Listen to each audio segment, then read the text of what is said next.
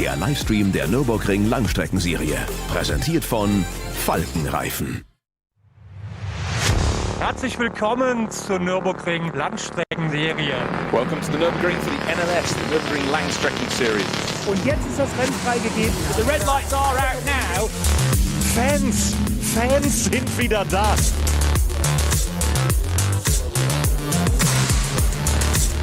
I would think that's very, very close. Jetzt kommt er ran, zieht sich ran.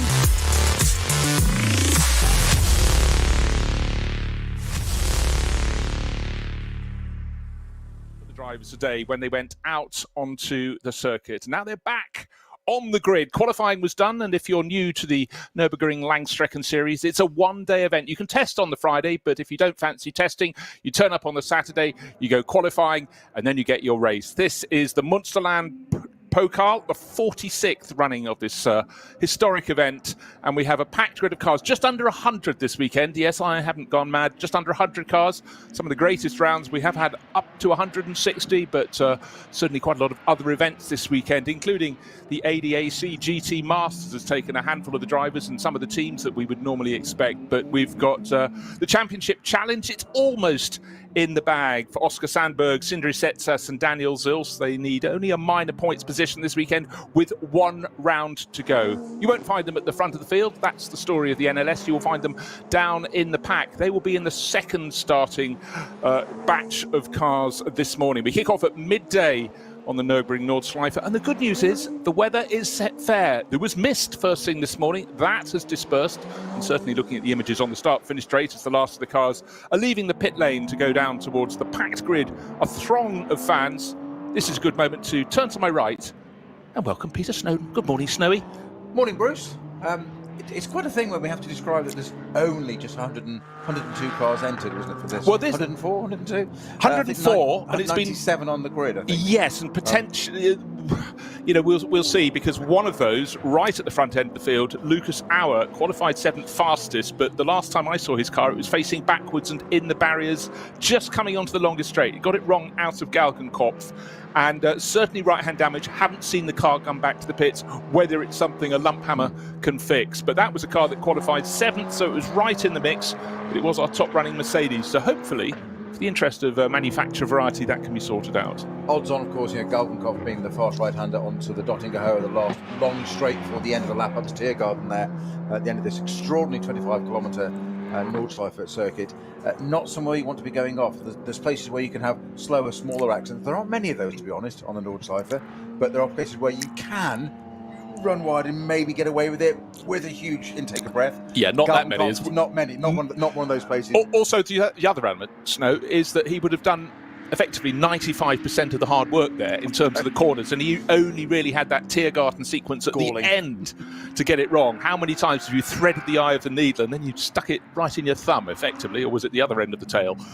But anyhow, we will see. But we can tell you that Frank Stippler has done it again. He's grabbed pole position this morning. It's very, very quick fire. You don't get a lot of laps. In fact, he managed to get more than most, got 7 laps onto the board, and qualified fastest 8 minutes 53.0 seconds. That put him 1.4 seconds to the good, and certainly that's very good. But really, it's all about just getting a fair grid position and then fighting your way forward from there.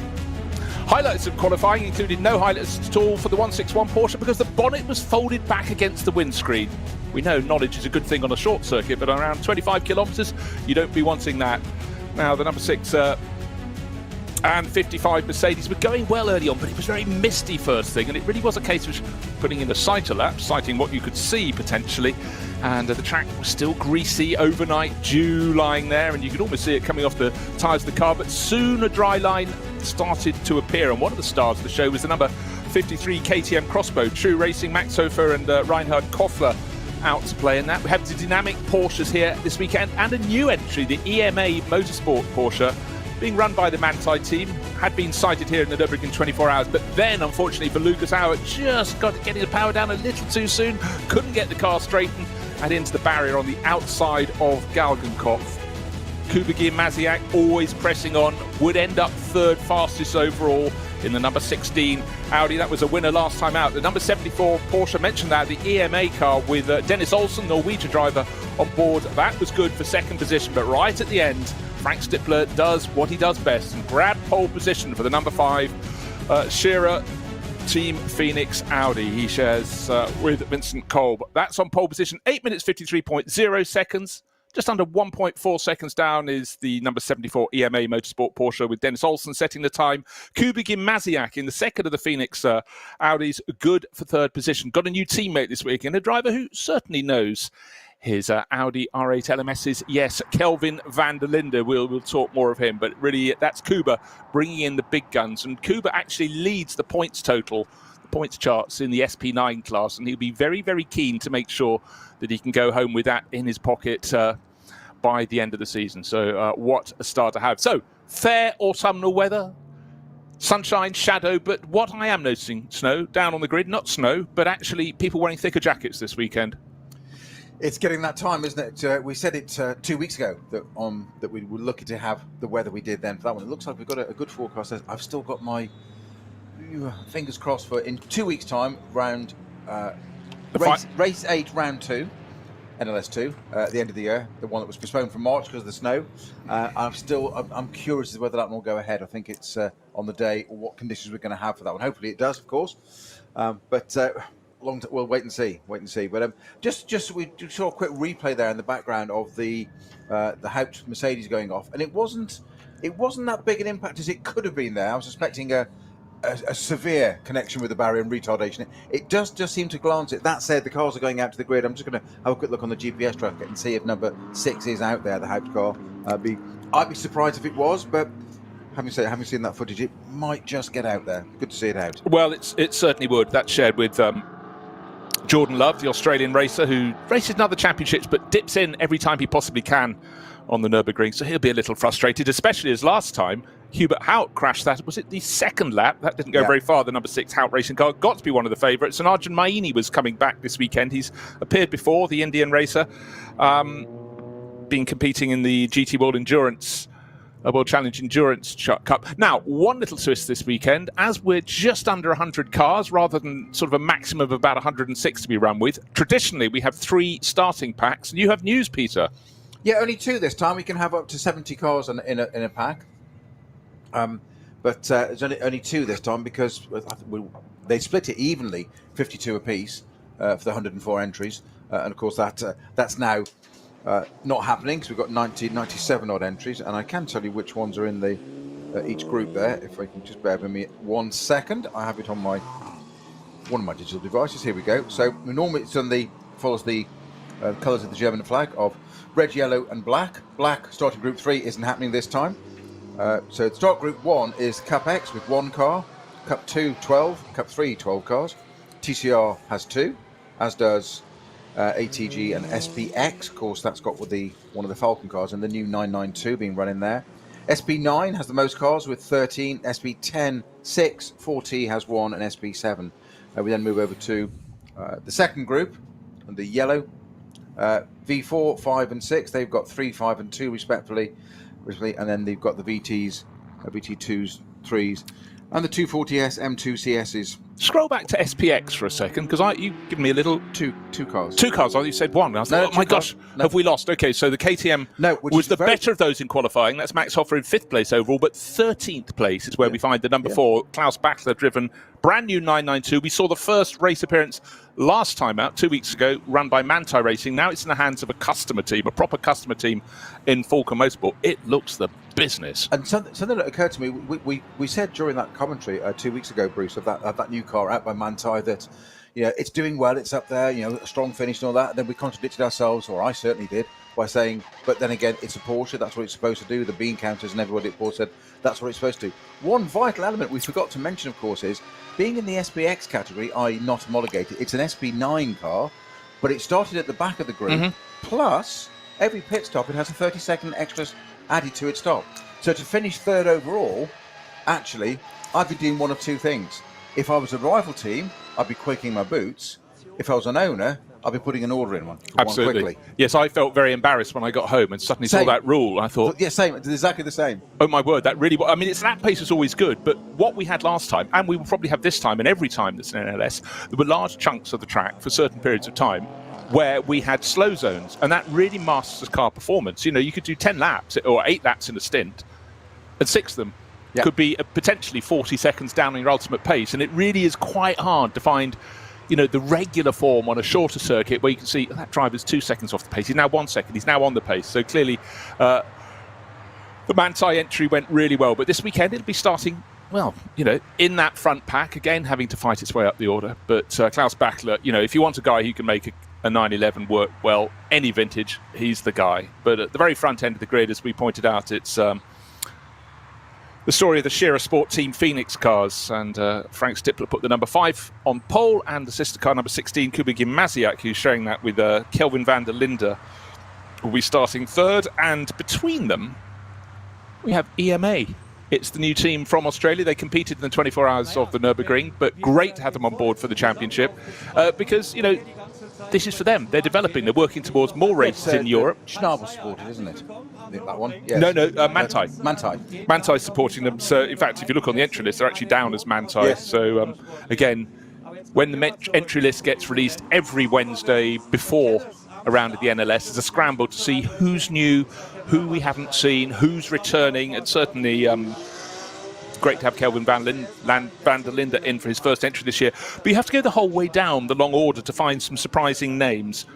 Reinhold Reng, he completed already this year. Also, if you look on his entry list, on his name in various websites, he comes down as Randy Walls. But, so he obviously has one pseudonym in there. But another person to look for, I normally see him at the very front end of GT World Challenge grids, is Charles Weerts competing this weekend. And after 13 years with Audi, Team WRT in Belgium, of which Charles' father, Yves, is one of the founders, they're now going with BMW for next year. So what better than racing a BMW in this race? And just trying to look down my entry list, I did write it down, and I even put it... Oh, here we go. He's probably an Audi. What?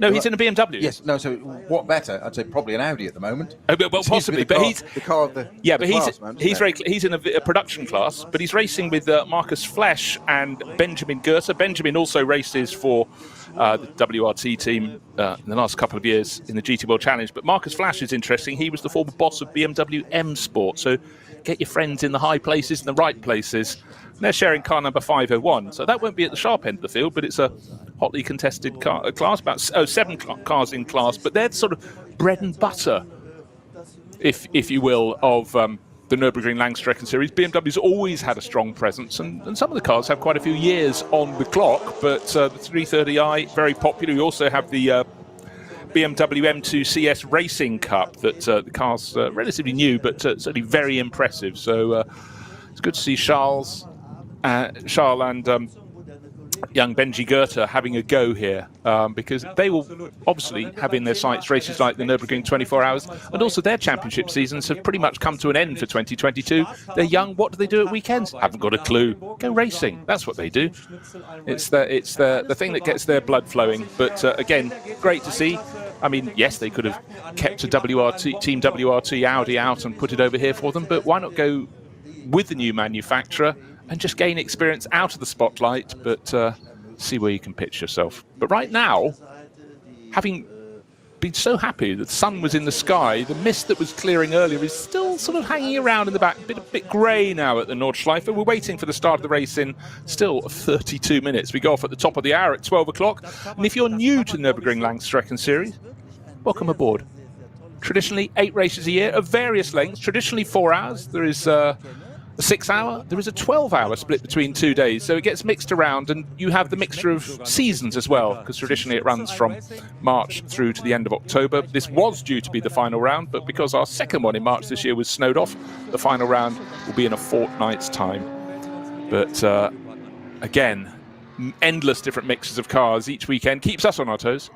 Those of you listening, if you think Bruce has gone mad and hasn't mentioned the 24-hour, he's quite right not to mention it, because it's not part of the NLS series. It's everybody, but there is a noticeable change in the entries over the year. Pre-24-hour, which was end of May this year, everybody's out there. I mean, 160 odd entries etc. Because they all come in, they all say, oh, no, it's not about the 24 hours, not about the 24 hour. Well, the entry list says otherwise. It certainly is. They're all using that time. And then just afterwards, it changes. It doesn't tail off or drop, but it's a significant change in the entry. Shearer, Phoenix, they're always up there. Regardless, they go through it for the championship. Walk and Horse with their BMWs. Exactly. Pro Sport have been really mighty running their Aston Martin as well. But for a lot of teams in the early part of the season, yes, it's getting prepared for the Nürburgring 24 hours, but it's giving them loads of track time. Time of year when testing still has been fairly short demand. When you get towards the end of the year, you start to see new faces in new places, people preparing for the following year. And there's definitely a feeling of that this weekend. And also for an awful lot of drivers, they want to be competing in the next class up. This is a chance for some of them to sort of move up a class, see if that would suit them for the following season.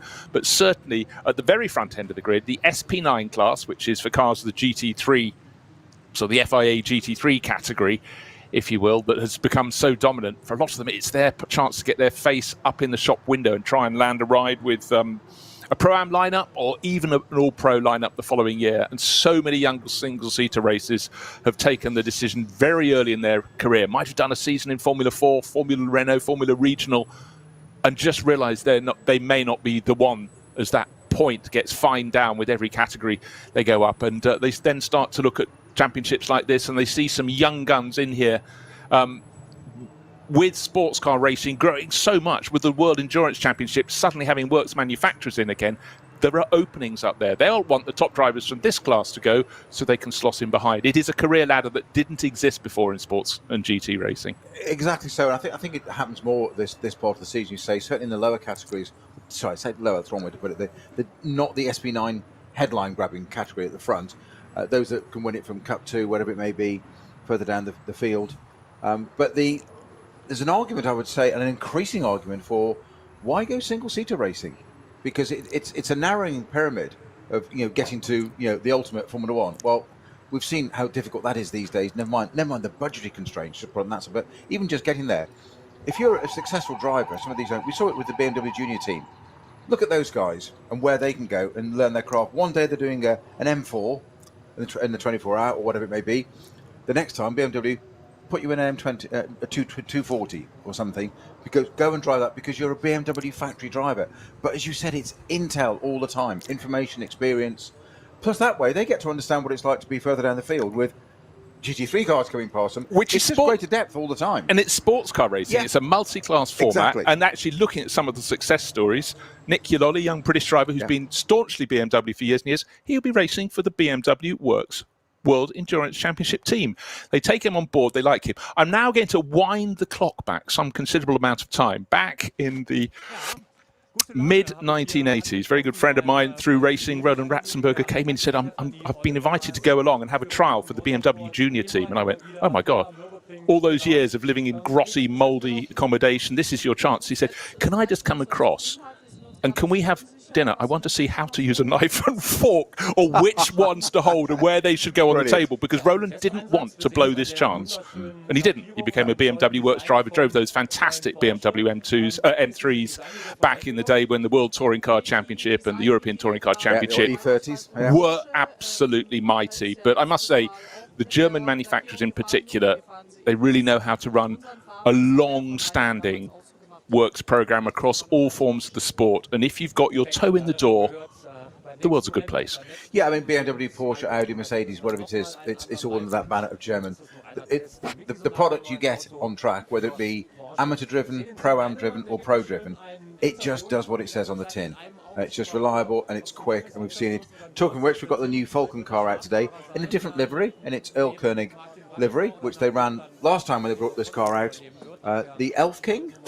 Yes, indeed. I'd love to know why they do that, but their traditional sort of turquoise and blue colours on the number 3 car, but the Adenauer Bachler car in this, what is it called? There's a word for it when they use it on camouflage on new model cars, when they disguise them. There's a phrase for it. It's the same colours, but just like somebody's tripped over the 2 pots of paint next to it and paint dropped it all over the car. Yeah, no, someone had left a ruck in the rug, but certainly great looking. So when that comes on screen, you'll know. But whereas the traditional one, the number 3, the current standard of car is starting 6th on the grid. Martin Ragginger qualified, but young Tim Heinemann who's got a very impressive record as he's joining him this weekend. He's been in the team before, but Tim has been DTM Trophy champion in 2020 and this year. This year, though, he did that in a ring racing Toyota, but he is in a Porsche. But young Tim, a new face in ever higher places, so he'll be starting at the sharp end of the grid. And again, having extolled the virtues of one Austrian driver, Klaus Bachler, as being a star in a 911, so is Tim's teammate, Martin Ragginger. You know, just got so many years of experience of racing a 911. But here's an interesting stat for you. Go on. We mentioned about the number of cars on the grid. 98 are actually out on the grid. Okay. 43 front. Yep. We've got a couple of KTMs, a few Audis at the very sharp end of the field. Not but that is series, quite that is quite an astonishing thing. And so the grid's starting to clear. And one of the big things of the Nürburgring Langstrecken-Series in recent years has just been the accessibility for the fans. They've got a chance to move around the circuit, but why not at the start of the race? You know, later they can find the vantage points, get down, walk around the paddock, get on the grid with the cars. It's something that is very rare in a lot of sports. There's a massive Australian flag waving up near the front of the grid, so maybe Jordan Love's car has been restored. I would expect it's probably near a Porsche somewhere, isn't it? An EMA Porsche, perhaps, in second place on the grid. Yes, it is towards the front, but with the sort of thronging mass down there on the grid. And this weekend, wearing slightly thicker jackets than a couple of weekends ago, but it may warm up. But certainly it was a misty morning at the Nordschleife. And again, just talking, Snowy, about the one-day format, qualify first thing. Who knows what the weather's going to do in the final round in a couple of weeks' time. Again, it could be completely foggy, misty, and the track will invariably be slippery. And if there's any sun hitting, it'll only be hitting part of the circuit, so I have that wonderful mixture, primed for failure rather than success. Dry one side of the track, wet and damp and horrible on the other. If there weren't enough reasons to tune in on the 5th of November, there's another. We'll bring you fireworks. That's the Australian flag, of course, for the EMA car, because it's qualified P2, hasn't it? Indeed. Yeah. Qualified right up there, front row. By Dennis Olsen, that famous Australian from Norway. Yes. One car that qualified really well, SPX class, is starting 5th on the grid. Extraordinary. KTM Crossbow. We thought it's absolutely brilliant. Reinhard Koffler knows these cars forwards, backwards and sideways, but don't forget the KTM Crossbow keeps becoming refined, and Max Hofer driving it alongside, and I believe set that the pole time in class, 5th overall. And just to give you an idea of that respective pace, just under 5 seconds, just over 5 seconds down on the ultimate pace of the driver who knows this circuit forward, backwards and sideways, Frank Stippler. So when conditions were greasy, slightly poor visibility this morning, with all those years, when I say years, I mean decades of knowledge around the Nordschleife, Frank was able to just do what he did. So he's in another class in many ways, but and that makes Dennis Olsen's lap good for second on the grid in the EMA Porsche all the more impressive. He has experience of the Nürburgring, but nothing like your Frank has. So fans moving away. 4 hours to play from midday in Germany through to 4 in the afternoon. And in fact, if you think another few weeks, it'll not be quite getting dark when they finish, but certainly the light will be starting to fade a little bit from the day. There could be some dramatic end-of-season shots. We may even get some lovely shots this afternoon. The sun will be going down. It won't be anything like sunset, but certainly the sky will continue to change. But good news is the tyres out around the grid, but the tyres without any grip on them whatsoever. Any tread, they are the slicks. So it's all set fair for the moment. So nervous times for some of the crews down there as they contemplate, but it looks as though for now it's going to be a more uniform track. But don't forget, just at the previous round, the cars went around from a dry grid and they got halfway around the track, around to sort of, I don't know, nowhere particularly serious, somewhere like Adenauer Bridge, and it was wet, so that led to a lot of cars coming in before they even took the start of the race to change tyres. Today it looks as though it's an easier choice. You'll be starting, come what may, on slick tyres. Yeah, I mean, I think that's if you're not in a production class. Sorry, Bruce. I think that's affecting qualifying as well. Just looking at the Valkenhorst BMW. Jake Dennis there getting into P20 with a 2 minute? Different circuit. He's 9 quick. minutes. He's always been quick. He'll be very quick. That was first sector. 9 minute 43. Just bear in mind that 19th is a 9 minute 19. So that tells you the story of who gets caught out on the weather there. Fastest lap or pole position, of course, Frank Stippler on an 8:53. So some, 50 seconds up the road. But Jake Dennis, I was about to come to him. I mean, just want to let you know, he was the Intersteps champion, a very minor British Formula single-seater series 2011, but he's been an absolute star in Formula E in recent years. He's always been quick. He's raced, he got off the single-seater train quite a while back, GP3 back in 2016, but really since then he did a bit of World Endurance Championship, lots of GT racing, and then Formula E. So expect him to work his way forward. And just to let you know what he's driving, car number 34, showing with Christian Cronjes. It's the 34 Walk-on-Horse Motorsport BMW. That's one of the M4 GT3s that have been so effective indeed since they were introduced. And that will be black and white race livery on that one. Always one to watch. Certainly the two entries there, 34 and 36, of course. They've got Jörg Müller, Mario van Bolen and Dennis Fetzer in the 36 car as well. Well, Dennis has jumped across. Last time out we saw him in one of the Lion Speed by Car Collection Audis. I think actually was his the one that we saw backwards against the barriers. It could be. Do you remember partway through the race we thought it hit the barriers on both sides? I could look back through my entry list. It was car number 24, I seem to recall. Right, Frank Stippler will be starting from pole position. He's handed his banana skin to the mechanic to take away. A little bit of a... Yeah, thank you. Just the one today. Is that to place under the wheels of the EMA Porsche alongside it? It's too quick. Put banana skin under it. It's an old joke, but it works. Sorry, Frank. I do believe it was Dennis Fetzer who had the moment that took the 24 Audi out. So he's across the board this weekend and trying something a little bit different. 1 minute until the cars will be released from the grid to go around their formation lap. The race will be starting at, well, 19 minutes from now. But the grid... I always love this moment where you can finally see, and for EMA Motorsport with their Porsche being run for them by Manthey here in Germany, well, we've got a clear line of sight on the left of the grid from our point of view, looking back towards the pit building. So the pit wall side is the pole starting number 5 Audi from Phoenix alongside the EMA Motorsport Porsche. And so a clear view to its two shades of blue, bit of black and white livery on there, and right behind another Porsche tucked in 4th place on the grid. Alessio Picari yellow here in a green Dynamic Motorsports Porsche. So blue Porsche second on the grid, green Porsche, bright green, sitting tucked in behind in 4th on the grid. And it's the two Phoenix Audis on the pit wall side. The green flag is waved and we're waiting for Frank Stippler to get it a-rolling. Safety car leads them away. Be Frank Stippler doing the first half of this race. Well, the first part of this race. It should be 4 parts.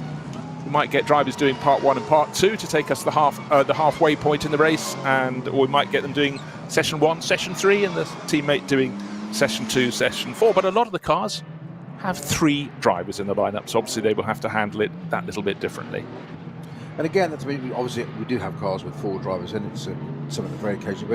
But again, it's something that changes notably throughout the season, quite early on. Well, a lot of teams, even the top, rotate 4 drivers, and it's just finding out weaknesses, strengths, whatever, data information, data building, putting it to one side. Right, you'd be better paired with that person, or in this conditions, who's good in the dry, who's good in the damp, who's good, and that's the key one. This morning the circuit is still quite damp out there. That certainly sort of on the pit straight, you can see it as we go get a video of going through the first turn there. Still a little bit of a few damp patches. It's not much to slow them down, but that's the driver's worst nightmare, is that halfway house. Another one or the other. You either want it completely dry and sunny, or totally wet, because you know exactly what you've got. That's it. You can just reset the brain. Slightly odd phrase with a racing driver, I know, but bear with me. This bit, when it's in between, you're never really sure. And in this place, you've got such a long lap as well. And you can't get complacent either. Not on the Nord side. No, because there's always going to be someone soaring away at your heels, snapping away. But right now, as the cars are being led around rather gently, the track looks fully dry on the Grand Prix loop. But as the first of the 2 starting groups, yes, 2 today, not 3, because we don't have as many cars as some of the ultimate rounds we have earlier in the season, so we can get away with 2 starting groups, which would be a big benefit, I would suggest. What we comment, when we have 3 starting groups, it does mean the lead group, the leader of the lead group of car, catches the slowest car in the slowest group really rather soon. This time with just the 2 starting groups means that it should take a little longer until the lead car comes around and catches the tail of the field, and then the remainder of the 4 hours you're overtaking all those ones many times indeed, because certainly an SP9 class, anything, whatever, insert name of manufacturer here, is a very quick bit of machinery, and however you cut it, the Dacia Logan, try as they might, ain't quite as good. Just under 14 minutes for the best lap there for the Dacia Logan, bringing up the rear of the grid. But at the front end of the grid, we've got, of course, the SP9 class cars, and just on their heels, just as quick in the straight line, sometimes actually a little bit more acceleration, the cars running in the Porsche Cup class. Cup Cup 2. And we've got a good field of those, a dozen of those. And they can get in the mix. We've seen them getting towards the tail of the top 10. And this time we've got the True Racing Reinhard Koffler, Max Hoffer KTM starting from 5th on the grid. So again, a mix of cars up at the top, and immediately behind that's lead group of SP9 cars. You've got that phalanx, that dozen car field in the Cup 2 class. Right, the second batch of cars now being led down into the Mercedes complex through turn 1 into turn 2.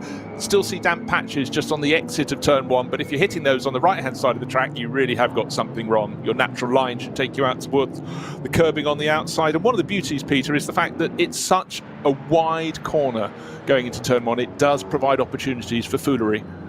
It does, and we saw our 6th place starter last race just 2 weeks ago, being the Racing 1 Ferrari with Jody Fannin at the top of that. He got up 2 places to 4th, doing exactly that, using all the outside and running it around a little bit.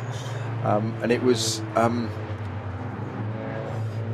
he got onto that bit there, you say, over the curbing to go into the Mercedes loop, but then it's that nanosecond, it just got away with it, but then pulled back in again and couldn't, and lost 2 places back again.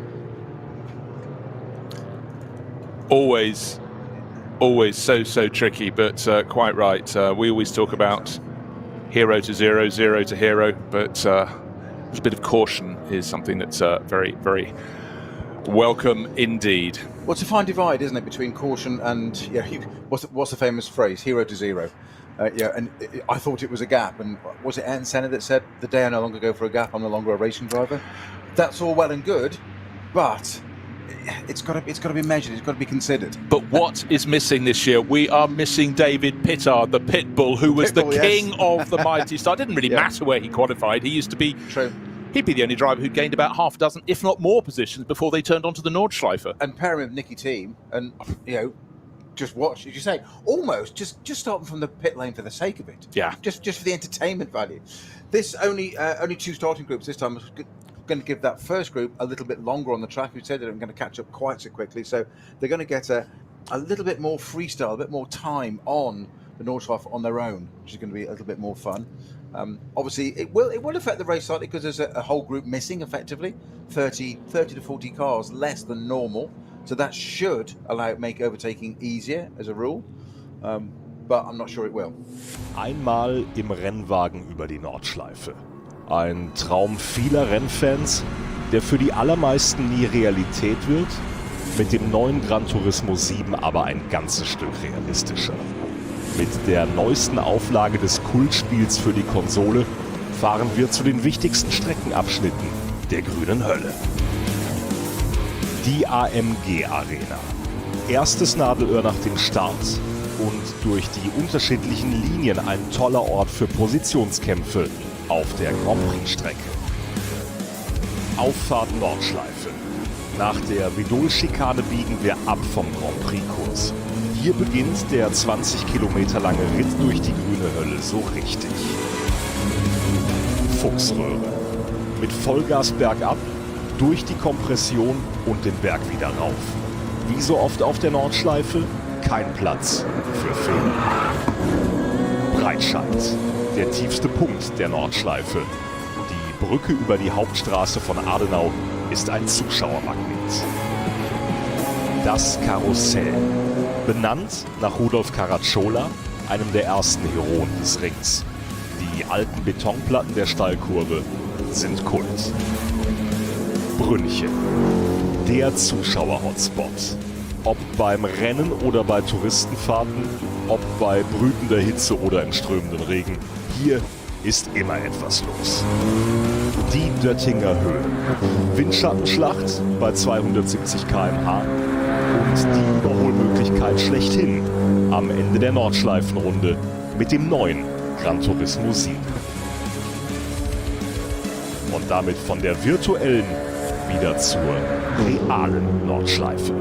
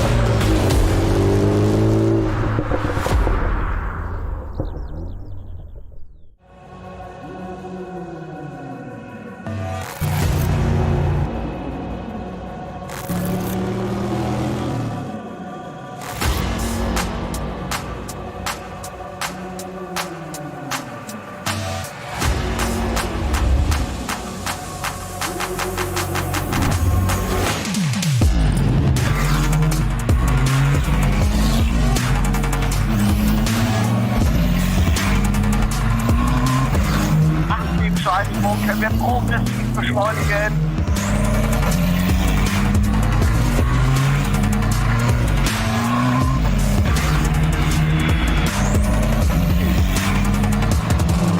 Schön gefühlvoll, wird eingelenkt.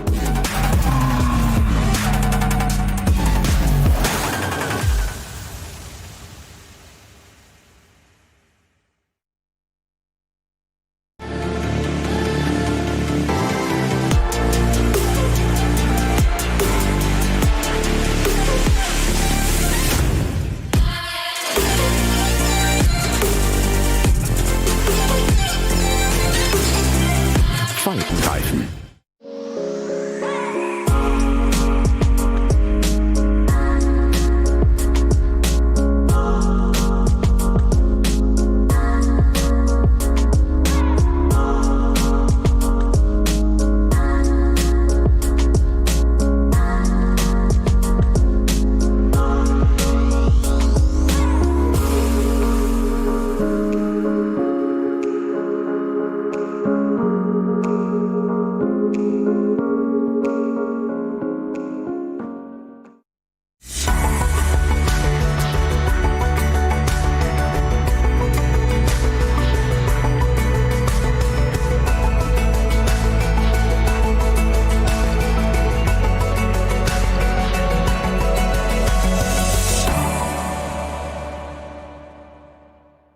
World's First Asphalt Watch.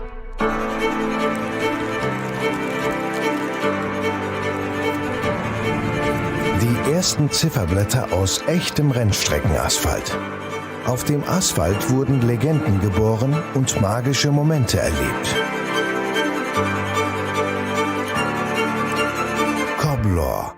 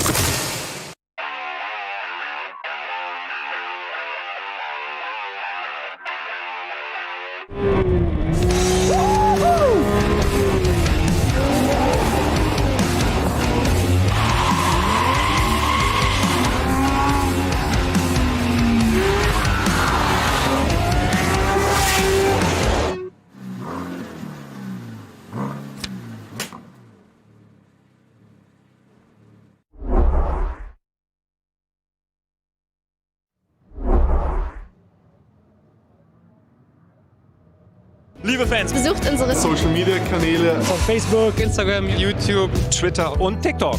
Willkommen zu NLS.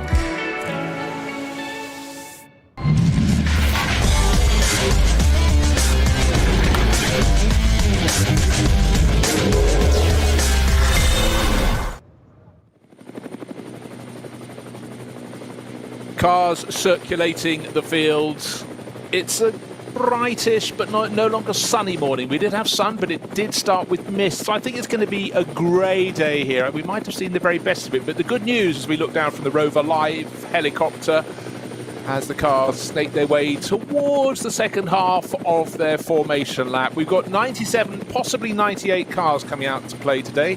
and we'll have just the 2 starting groups rather than 3, which means it should be slightly longer before the very fastest car in the field, the car that's leading that lead group, catches the tail of the pack, giving a little more time for a bit of pure racing at the front. And then it will turn into effectively being what it is: sports car racing, multi-class racing. So you can have people considerably off the ultimate pace, not their fault, they're driving a car of production class, versus these front-running SP9 cars which run to the GT3 specification. They are very, very quick indeed, and at the front of the championship. This is the penultimate round for 2022, and a high shot over the circuit. The Nürburgring does look magnificent, every shade from green through gold to bright, bright yellow as the leaves are turning here in the Eiffel Forest. But certainly, Peter Snowden, it's a day in which drivers will notice there's rather less heat in their tyres, in the track, less grip. The outlap is going to be, the first racing lap is going to be very interesting indeed.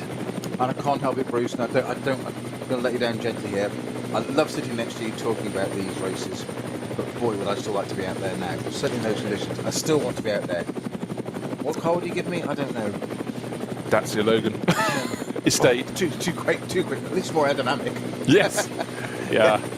I mean, one thing that really mustn't ever be underplayed is the level of the cars running at the front of the field. The SP9 class cars running to GT3 format. I mean, it's been a global phenomenon. GT3 has had its ups and downs. It's had its GT1s, and then everything gets recalibrated. But here, as the cars go down the Dottinger Höhe, snaking all the drivers in the front dozen cars, know they've got a real handful under them. It's a beast. And then behind him, you've got a dozen cars in the Porsche Cup class car, which dozen of those they'll be tucked in behind. And then, of course, we've got GT4 class cars, we've got production-based cars, we've got specials. And for the second meeting running, we've got one of the 992-based 911 GT3Rs. It's the next generation, and the first time out, run by Manti Racing, it finished 3rd overall. That was from starting from the back of the top class, and each of its 3 pit stops taking an extra 30 seconds that was mandated. So very, very difficult, but good enough not just to finish the race, that was a tick, to come through 3rd. So looking very good indeed.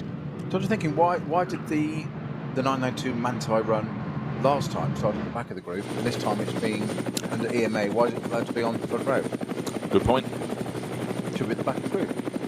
Maybe No. The EMA one is not the new one. The new one is the number. Sorry, yes, correct. It's the Falcon car, number 74. Sorry, it is the Falcon car. You're absolutely right. That's right. Yeah, sorry that you. Not 74. 74 is the one second on the grid. There. It's the one with the fabulous Falcon livery, but sort of redefined. But right now we've got Frank Stippler on pole positions. Alongside will be the EMA Motorsport, the Porsche entered from Australia, and all the cars on their little air intakes are covered in leaves from that outlap. Hopefully they will disperse, but those won't be a helping hand. Those further back in the pack do not have the leaves, so slight problem possibly for the EMA Porsche and the Frank Stippler, and Kubicki Maziak's car as well. So there's a little interesting factor. Maybe temperature won't be too much of an issue today. It's cool at the Nürburgring, but it most definitely is autumn. But the first 2 cars, their grills are packed with leaves. A beautiful colour they may be, but of no use at all.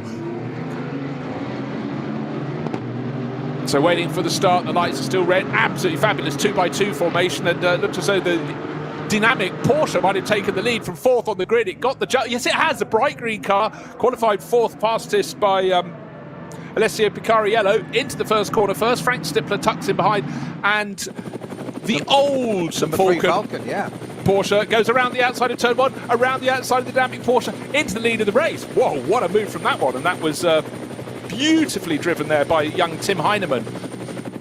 However, he's on the inside for the 3rd part of the corner, and Picariello, having had that brilliant start, doesn't want to give it up. Poor Frank Stippler is back into 5th place, and the KTM Crossbow tagged the end of Kubicki Maziak's Audi. Didn't spin it around, but suddenly it's very, very busy. We've got a Porsche Cup class car up into 4th place. 120, that's David Yarn, up from outside the top 10 into 4th place. Just trying to see if everyone's stayed on the track. He's just ahead of the KTM Crossbow. Frank Stippler's down behind it. So Frank being a little bit cautious, but he's got past again. It was David Yarn that squeezed Frank Stippler onto the grass there. Frank Stippler tried to take what he thought he was right for the position. It's like, I'm not expecting a Cup 2 Porsche to be there. So a bit of a shocking moment there, and Stippler took to the grass. He's now trying to squeeze by into 2nd place, not quite getting past the car, the Dynamic Motorsport Porsche that is using all the curbs coming up to these two.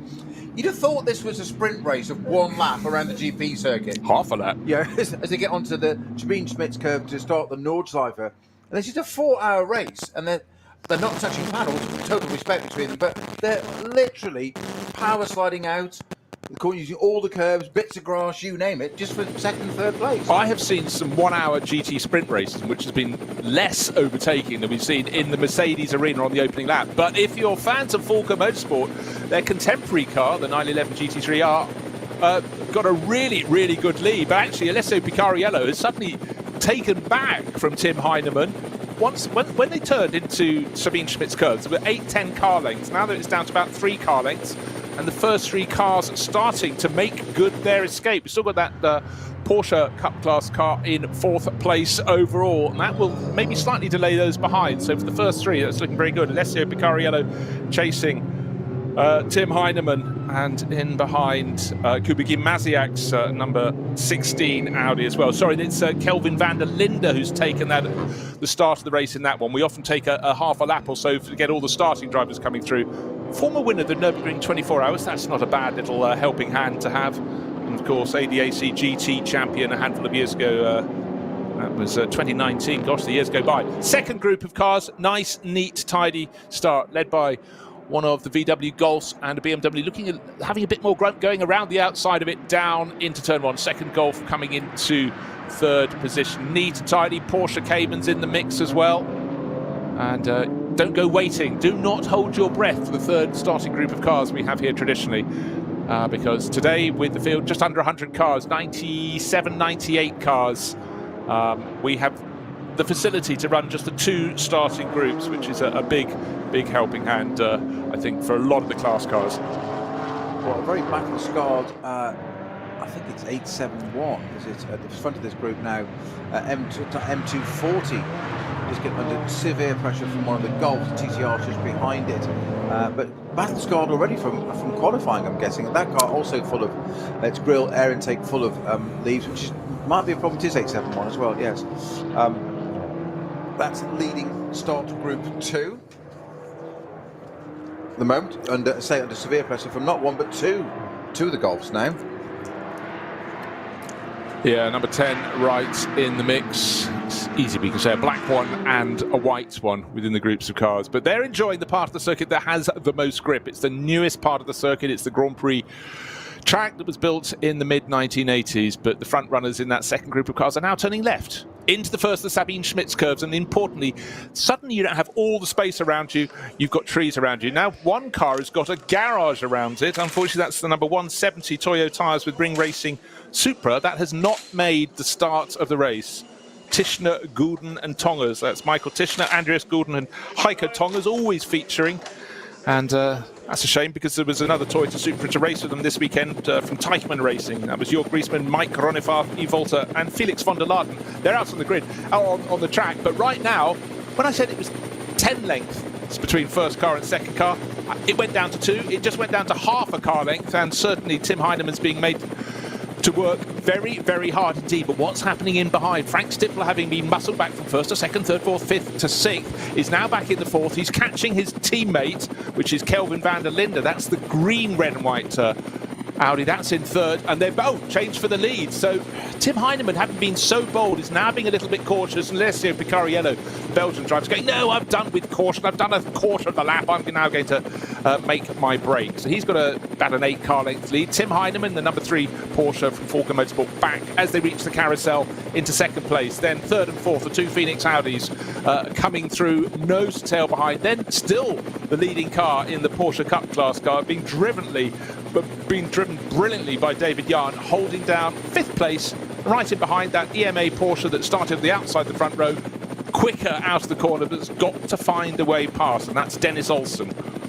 Yeah, the number 3 Falcon Porsche there, just we saw that bit coming up towards the carousel, Bruce, with Tim Heinemann, it visibly slowed. In the old days, and I said it missed gear. Yeah. Highly unlikely in this day and age, but it had that sudden, that just didn't continue to go forward, didn't continue to advance. So just keep an eye on that, whether that's going to be an issue or not. But it took a while for the number 16 Audi with it's Kelvin van der Linde at the wheel, isn't it? With Kuba Kumaziak to jump into that car second.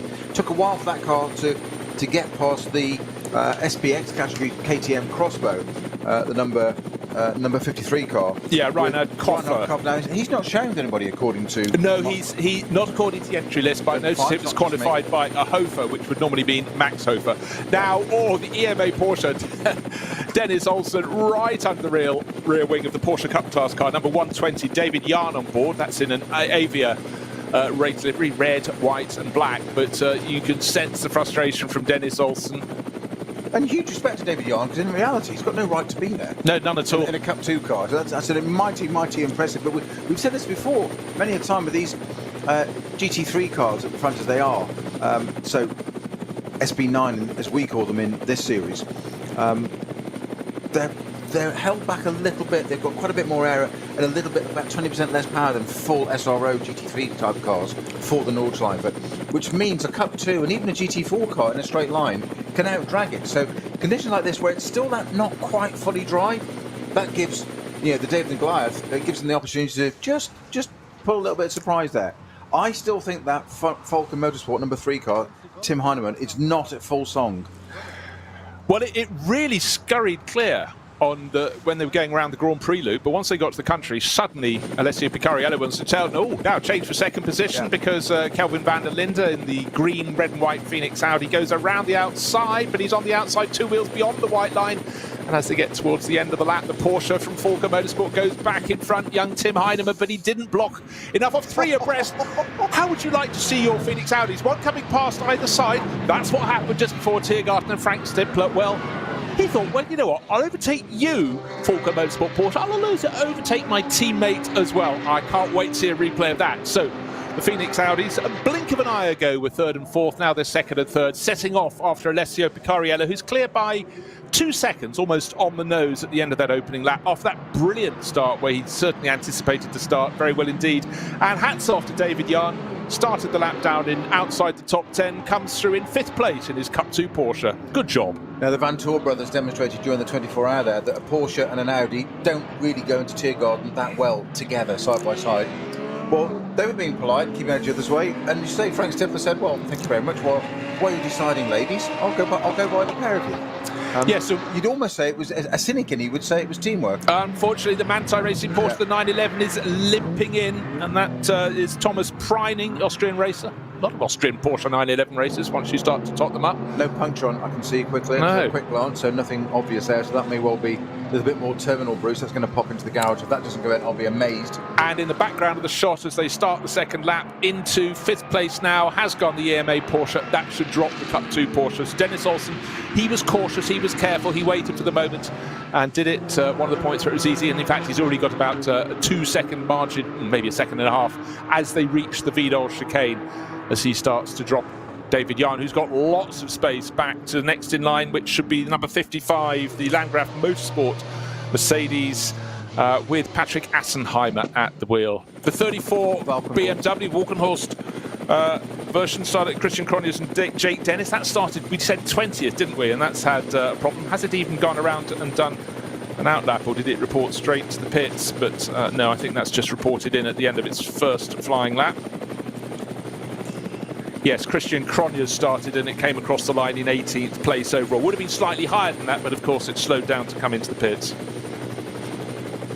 So, Frank Stippler having produced that brilliant move, just as Kelvin van der Linde thought he was pulling off a brilliant move to pass Tim Heinemann as they approached Tiergarten.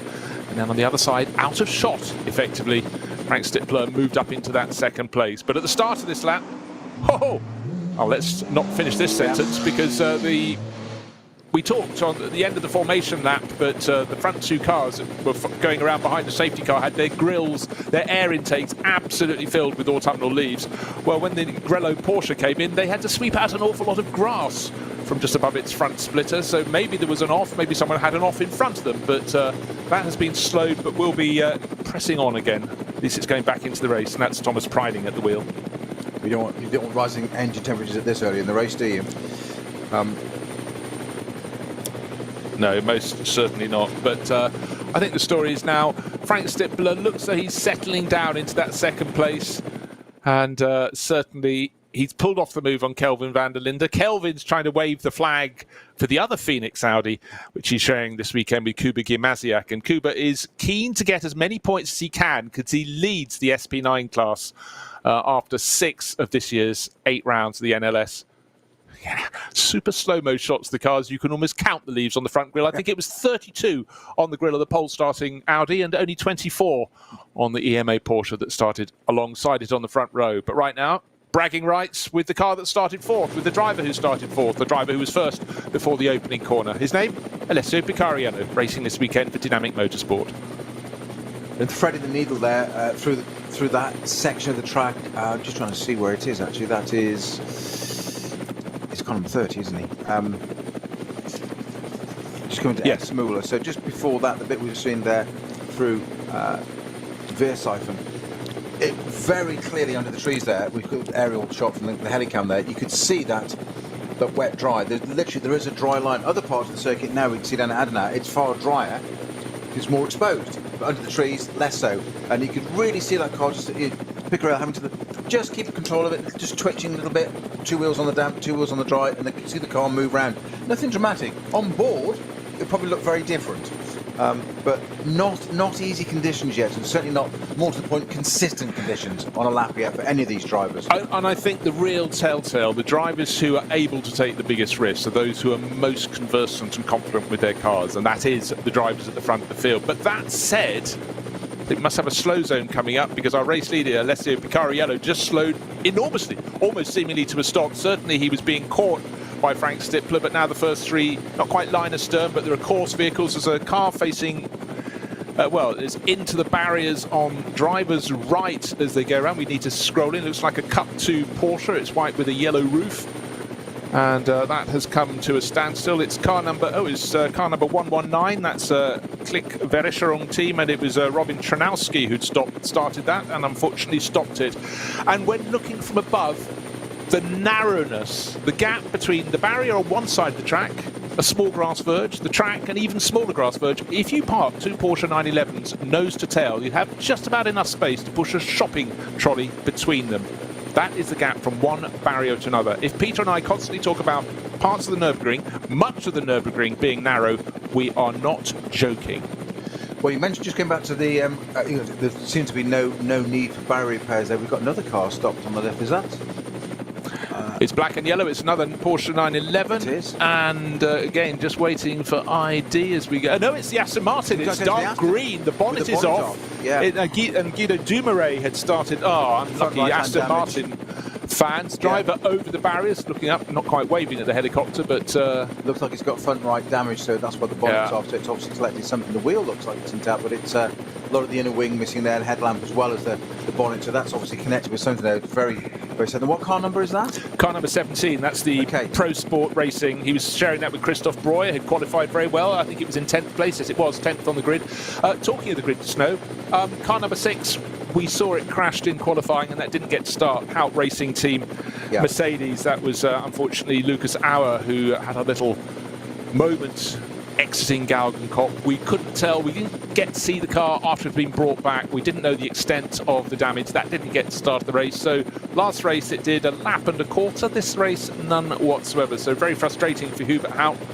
The team based just across the road from the circuit. In fact, if they looked out of their left-hand windows when going down the Dottinghoe, they could wave to the team base.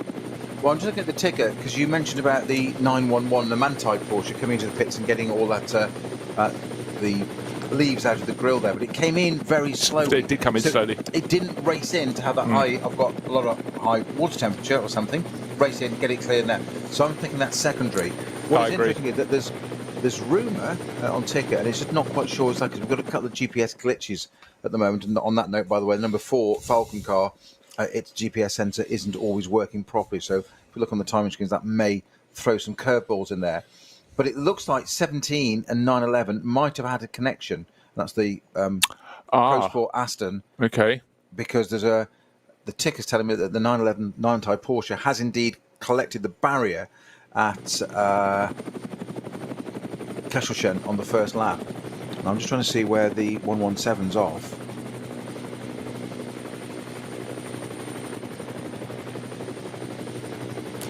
119, my apologies. Yeah, I was Yes. I was doubling back. I suddenly thought, is it 119, 117? But again, and what I must say... 17, my part, I'm getting myself... Oh, the Aston Martin. And completely confused everybody. The 119 Porsche was off on the 17.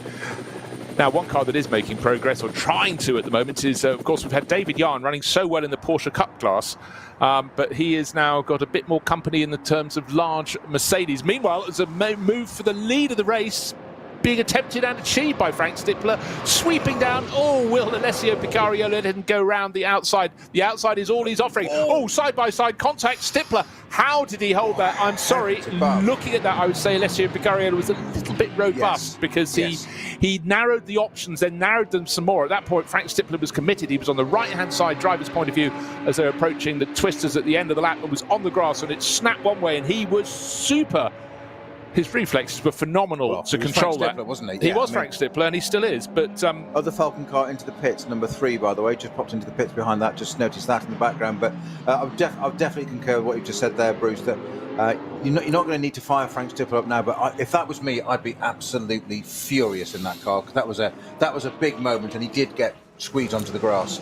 Right, what's Tim Heinemann in for in the number 3 Porsche, the car that led? Oh, well, Frank Stippler saying, you rub me and I will rub you. They're going through the second and third corners of the Mercedes arena, and Frank Stippler, always cool, calm and collected. Well, he nearly was collected, wasn't he?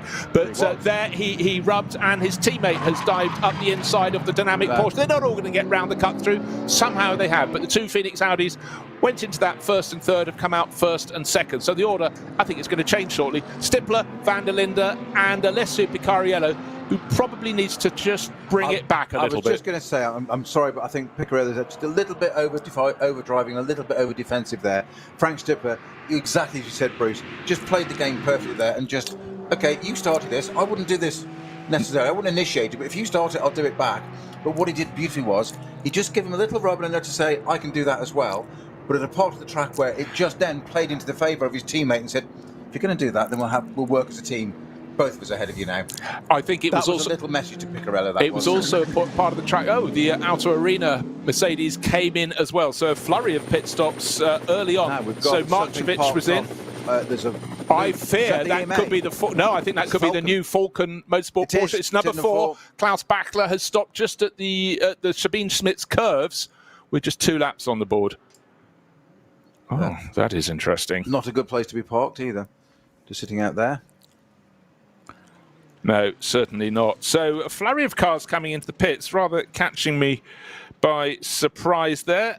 And let's just run through. So Tim Heinemann came in. He did fleetingly lead the race in the contemporary 911 from Falcon Motorsport, the sister car, now off the track. But Heinemann came in, standard pit stop, out again. Patrick Assenheimer in and out of the number 55 Landgraf Mercedes, and also in and out car number 11, Schnitzelarm Racing Mercedes. That's Marcel Marchevitz staying on board. Didn't hand over to Marek Bockman. You don't just do 2 laps and hop out. Don't deserve your coffee for that.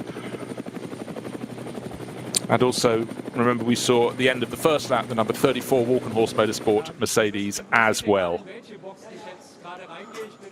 So for Landgraf, that was probably a standard pit stop, but just remember that a handful of cars, 3 of the front-running cars coming in after just 2 laps to make their pit stops.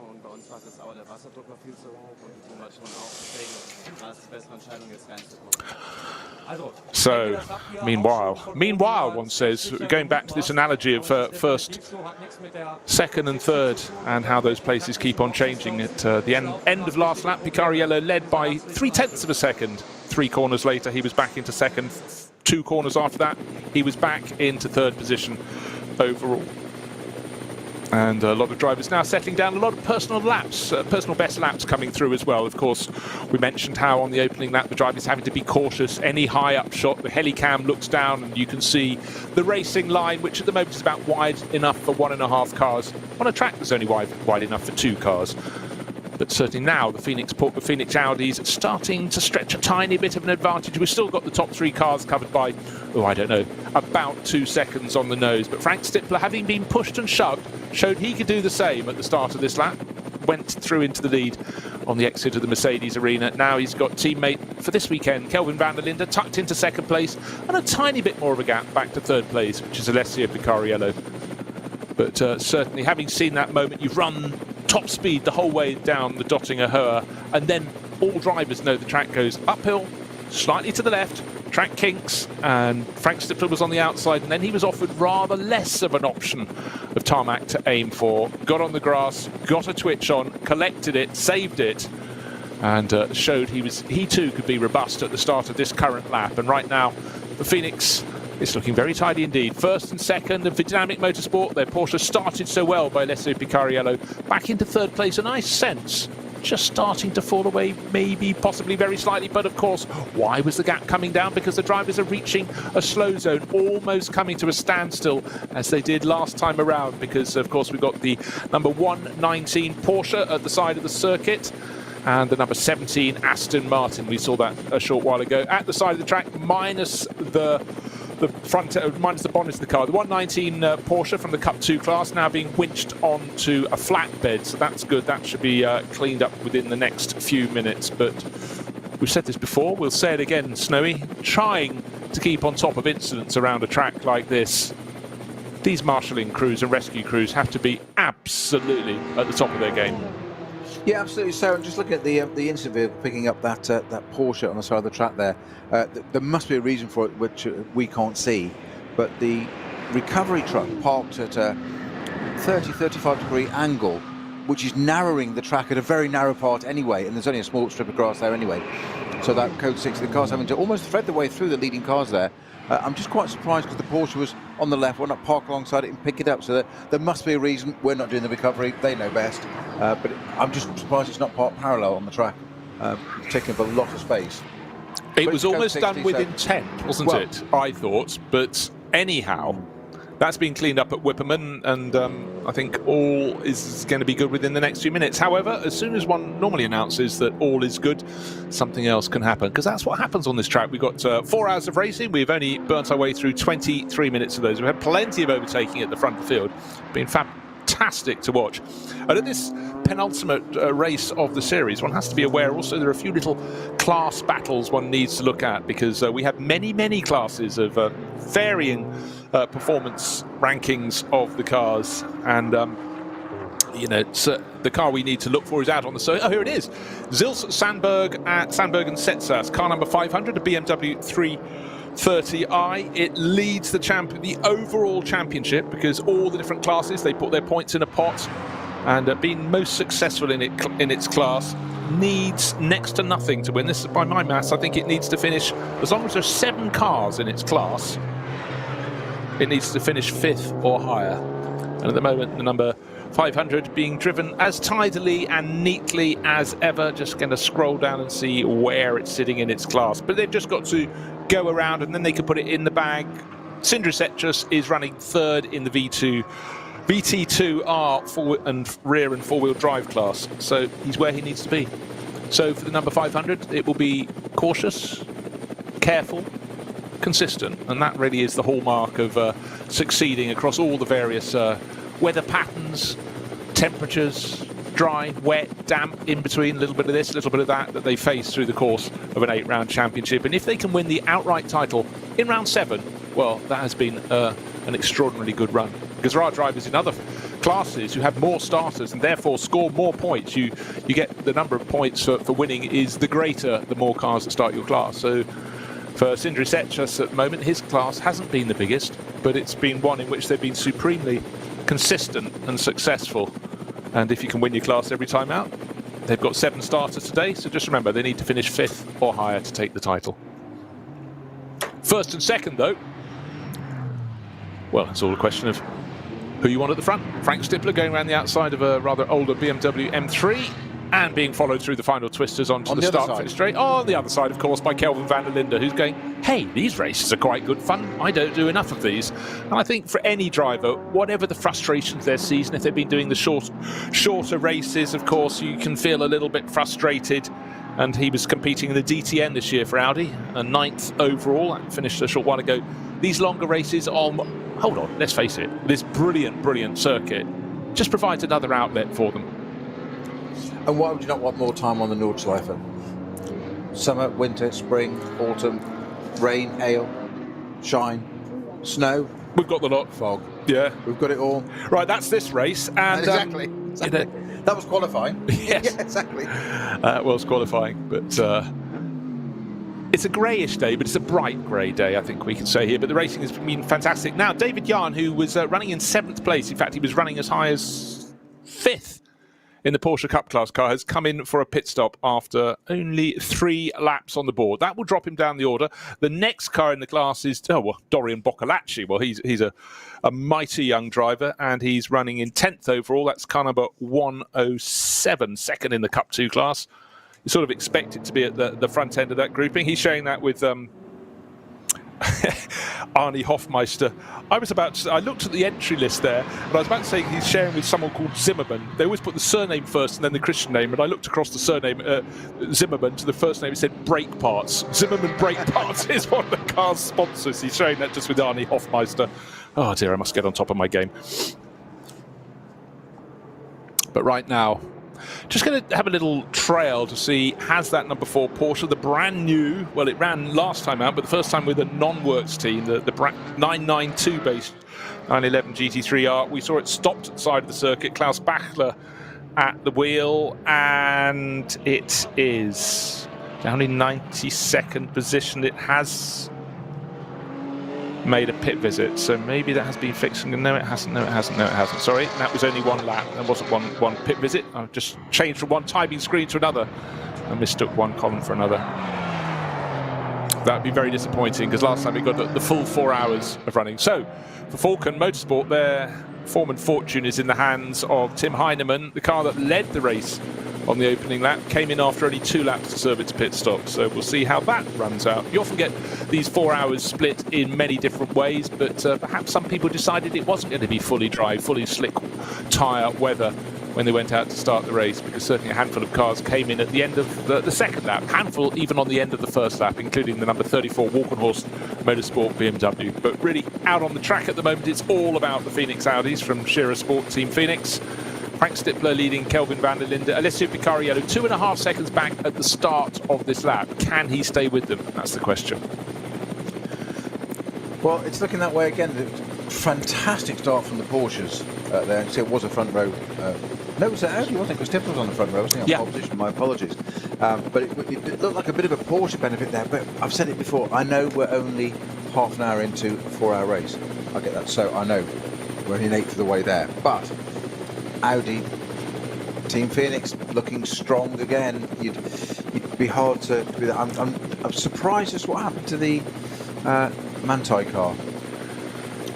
I still think there's going to be more to that story, and I've got a horrible feeling that in the Pro Sport Aston have had a little bit of arguing for the same part of track. And I think I hate to say it, not proportioning blame to anyone.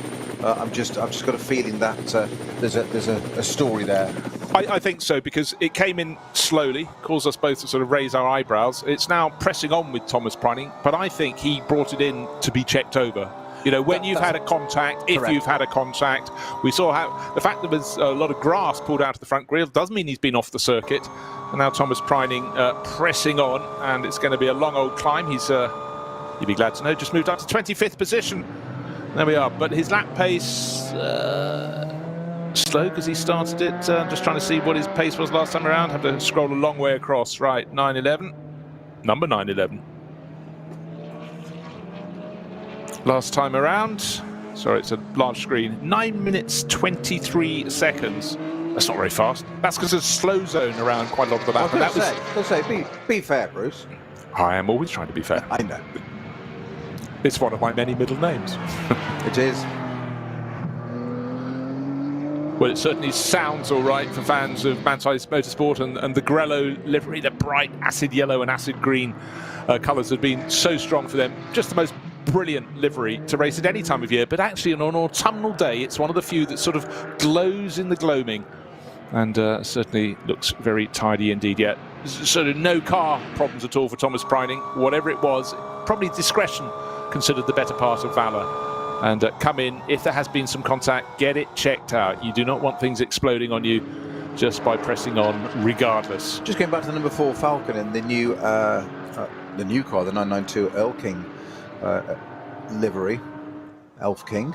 That did stop on, it said Sabine Schmidt curve, just as it's gone on to Nordschleife. However, it had stopped before that with, looked like steam coming out of it, pitted and went again. We missed that completely, but it had pitted, gone out again, and obviously got that far. So it looks like there's some kind of, I've got to say, if it's steaming, that's going to be an engine heating, water, temperature related issue, isn't it? Yeah, and we saw a lot of the cars that on a warmer day might have had concerns with that, because the cars, their front grills absolutely caked in autumnal leaves, but I don't know if that was enough to do that just in such short order. But then again, a lap here is 25 kilometres. You can certainly heat things up indeed. Klaus Abelen's Fricadelli Racing Porsche powering back into the race. So a lot of early pit stoppers here. We traditionally get sort of 7 laps on the board, 8 laps on the board on before a pit stop needs to be made. But there is an adjustable scale that Snowy reads every night before he goes to bed. That is adjusted. My secret is out. Yes, his life is it's come to this. I don't think it was ever any better. Oh really? Oh, sorry. It's just been a constant. I cut you some slack there. They started at the bottom and liked it. So Klaus Abelen back out. So that will drop the. It came in from 5th. Well, no, it was 5th in class when it stopped at its pit garage in the Cup class car. 17th overall, but that number will be rather larger against the team's entry next time around. But Klaus Abelen, such supporter of all VLN before it, and then now, the last couple of years, the NLS, based just across the road, and that popular livery, and with Fricadelli, meatballs sponsoring one team, and Schnitzelarm, Schnitzel sponsoring another. You can tell that it's a championship for colder weather. No salads required. We won't make any comments, any observations. No, because where I'm leading on that one, of course, when you're here for a day, a weekend, and if you're doing it properly, you're going to be walking around for different vantage points. You need things to warm up on, and certainly everyone appreciates good race catering. You might have to go off-site to find a Schnitzelarm restaurant, but there's certainly plenty of those around this part of Germany. So intervention vehicle on the Dottinger Höhe at the moment, bringing back, I'm guessing that... the 119 Porsche, one would think. The Klipp-Berischerung one. Of course, by the time we get a view on it now, it's going to be the Atten instead, isn't it? But there's not a lot of point bringing that car back, I wouldn't have thought. Now we've got the Porsche facing the wrong way there, which is the...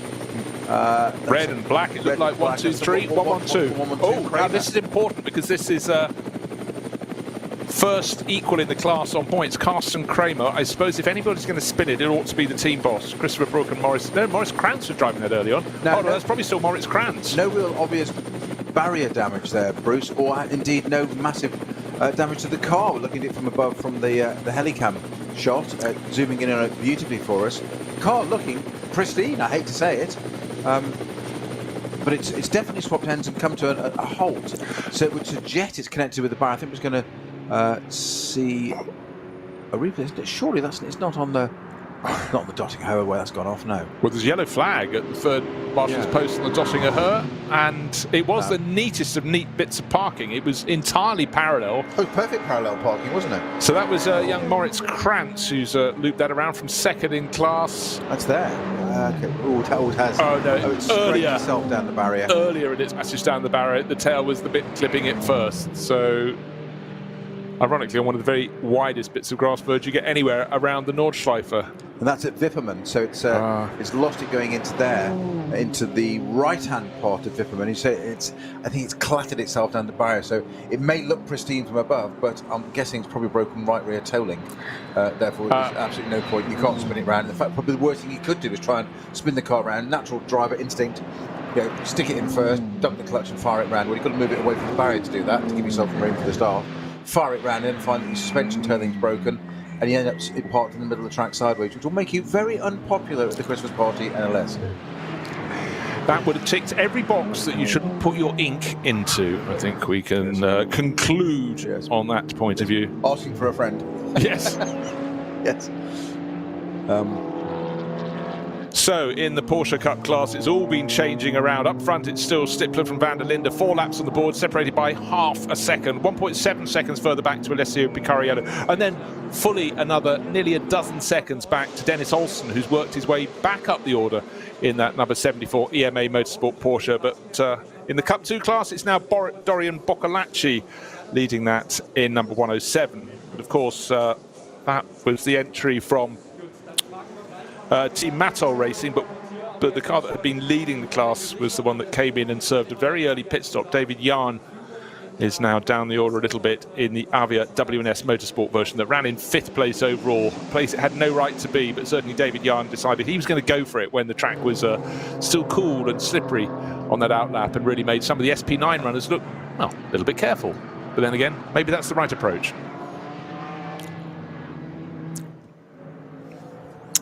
I'm just speculating. I know you'd be very careful on doing this, but that 119 Klick-Scherung, the Klick-Scherung car and the 911 Manthey car and the 17 Pro Sport Aston were all a grid row apart. I was, yeah, just wondering. I'm trying desperately not to do 2 and 2 and put 5 or 3 or some other round 7.25 recurring or something.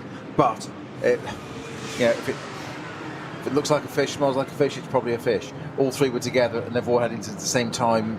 It seems a little bit too much of a coincidence. I just hope it's nothing too nefarious.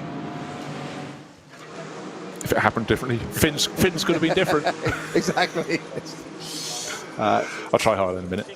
So every car that comes in, even for a standard pit stop, you have a mechanic down the front just trying to fish. See, I'm still on the fish theme there. The leaves out from air grills at the front of the car. 976 is the latest in, one of the many Porsche Caymans. It's always quite an easy one to find, the ones in the 900s, because they're right at the end of our entry list, because that's the final class. That's FK Performance, Jens Mertfinder, Moritz Oberheim and Torsten Wolter. It's a team from Bremen, so a bit of a journey for them to get down to the Nürburgring. But they'll be back, I'm sure, in 2 weeks' time. And certainly the Porsche 718 Cayman, the GT4 class Porsche, has been such a hit, worldwide since it came out. It always, when you look at it around the Nordschleife, it just looks so neat and tidy and balanced. Of course, there are, other makes of cars are available to race in GT4, but this car, the 718 Cayman GT4, has its own class here, Cup 3, and it's really well supported. A dozen cars in that, and one of the cars in class is the car that's with the crew that's running 2nd overall in the outright championship. It's car number 969, Schmickler Performance, powered by Ravenol, and that's Mauro Calamia, Ivan Chacoma and Kai Reimer. Right, repairs are happening down in the pit garages. Walkenhorst Motorsport, one of their M4 GT3s is sitting there. Jörg Muller, young Jörg, 50-something years, is in. That's the Alpecin car. It was very late out onto the grid. This is car number 36. The 34 car, the sister car, came in at the end of the opening lap. Christian Cronjes at the wheel. Jörg Muller sitting on board, still explaining to anyone who'll listen, frankly, that all isn't good. He's sharing his M4 GT3 with Mario von Bohlen and Dennis Fetzer this weekend, but rear bodywork repairs. You know what? That was probably around the same point on the grid as the 911 and the 17 Aston Martin and the 119 Porsche. So maybe that opening lap was just a little bit too busy for a handful of cars. Well, it's rear bodywork damage on the rear bumper stroke PU there, I noticed, on the left-hand side. But we talk about attention to detail, Bruce. The mechanics down there with, of course, the most prerequisite you need to have in a toolbox, gaffer tape. Yeah? No car should finish a race without gaffer tape on it. What I absolutely love is, though, it's silver and black, this car, silver and red predominantly, this car. Red being the bumpers, Alpecin sponsorship on it. Whilst he's sitting there in the car, they're busy repairing it with black gaffer tape. Immediately behind him is a man with red gaffer tape. The black is there for structure to keep all the bumper together, and the red puts it back in the sponsor's colours. I just love it. Oh, what I love, that eye to detail, is the fact that our race-leading trios suddenly got a whole lot closer again. I mean, it wasn't a huge gap between first, I think it was only 2 seconds first to 1.7 seconds first to third last time around. It's still Kelvin van Linde in the middle, Frank Stippler leading, going past one of the slower cars. No problem for those two. Can Alessio... Oh! Well, there was definitely a big problem for Kelvin van der Linde. Suddenly, the car in front was a car right in front, right across his nose. And that's given Alessio Picariello a chance to get onto his slow zone. Slow zone. That's why he took it. He did. Yeah. Alessio Picariello nearly did, and he was absolutely right, van der Linde, to sit there and not do that. That was actually very, very, very sharp, because it would have been so easy to carry it on through, follow your teammate through, in the groove, in the zone, bump, and all of a sudden... Totally. And very difficult also for Alessio Picariello. Here's my moment. I've caught them, now's my chance. It was still waiting to go past that spun K. Kramer Racing Porsche. Equal championship lead in the Cup 2 class. That's Kramer, Brook and Moritz Krantz who had the moment. And that's alongside Avia WNS Motorsport, the car that started so fast. David Yarn and Daniel Blickel. Blickel's had the points in that car for the championship, so all very close between them. But suddenly for Blickel, things looking very, very good. So if he can go home and take a lot of points out of today, that means the final round will be a whole lot easier for Avia WNS Motorsport. And for Kay Kramer, who'd been such a feature in the races this season, clearly so, having got up to equal lead of the Cup 2 class car. Suddenly things not looking good, but the right colour tape has been applied, and now the right foot is being applied because Jörg Müller has accelerated out of pit exit in the slightly tattered but beautifully repaired Walkenhorst Motorsport M4 GT3 he's showing with Anders Buchart this weekend, and also with Dennis Fetzer. In fact, I had Mario van Bolen down in that car. So I was just thinking exactly the same. Yes. It's not just me then. Yes, you sometimes have to second guess because it's always a movable feast, we like to call it. Here in terms of driver entries. Still the leaves on the grille of the race leading Audi R8 LMS. It's still Frank Stippler. He started from pole, and get this, before he'd even got out into the country on the opening lap of the race, he was down in 6th place, but he's dogged, he's determined. He had that incredible side-by-side, pretty physical battle going to Tiergarten, in which he ended up on the grass but kept his foot in. He's just gone past that point now. Alessio Picariello, who put him there, has dropped back a little bit in 3rd place, but still the first 3 cars are really very close indeed. It should be Frank Stippler leading from new teammate this weekend, Kelvin van der Linde, then a small gap back to the dynamic motorsport Porsche of Alessio Picariello. Already some of the front runners have pitted after just 2 laps, but first 3 cars, no such concerns. The second between first and second, and now a further 2.7 seconds back to Alessio Picariello. And one of the things, Peter Snowden, that stands out for me is when the drivers come across a slow zone, as they did, some can gain some lengths going in, and every time there's a restart, it's almost as though they've got extra antennae. Frank Stippler and ergo the Phoenix team always seem to read the restart really well, and they've just opened that gap out. Just remember, start 2/3 of the way around the last lap, 3/4 of the way around the last lap, Alessio Picariello was right on the tail when they got into the slow zone of the green, red and white Audi of Kelvin van der Linde. He's now 2.73 seconds further back. Snowy has gone into the inner workings of his machine. He's looking at a screen of hieroglyphics. I've told him not to do that, but they pay attention to Snowy. They lure him in. Yes, I know, easily distracted, I understand. Yeah, just looking at pit stop strategies, Bruce, we're thinking of 5 laps in, aren't we? So we've seen 6s. We've seen 7s. We have even seen 8s. That's exactly what I was just double checking myself before I said it. That we have seen 8s. I don't think they'll run that today. I've just got a feeling. Although it's nice and cool. Yeah, it's in the zone where you could do an 8, and maybe some of those that did the very, very short first stint, just the 2 laps, may go for other options. One of the Falcon Motorsport cars still going in the front end of the field. Sadly for the team, it's not their new one. It's their one that is the regular one. Tim Heinemann, who led the race, had that very early pit stop after 2 laps. He is in to 7th place now. And again, as often happens in the Nürburgring Langstrecken-Series, it's a real story of waiting to see how it all unfolds. If it's a regular race where people come in at predictable times, like a lot of GT races, you might have a 1-hour race. You do the pit stop between 20 minutes and 40 minutes. But here you can mix and match.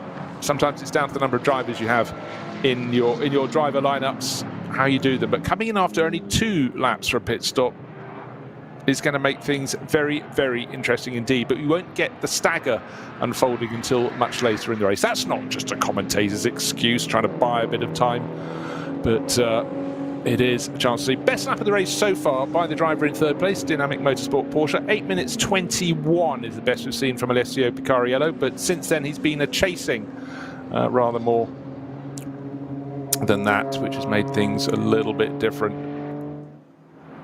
And unfortunately, a Hyundai coming in I-30, flashing its left tyre, front left, flailing away, leaving great chunks of rubber flying into track. So these little things can just upset your race if you're giving chase, trying to close in your own battle.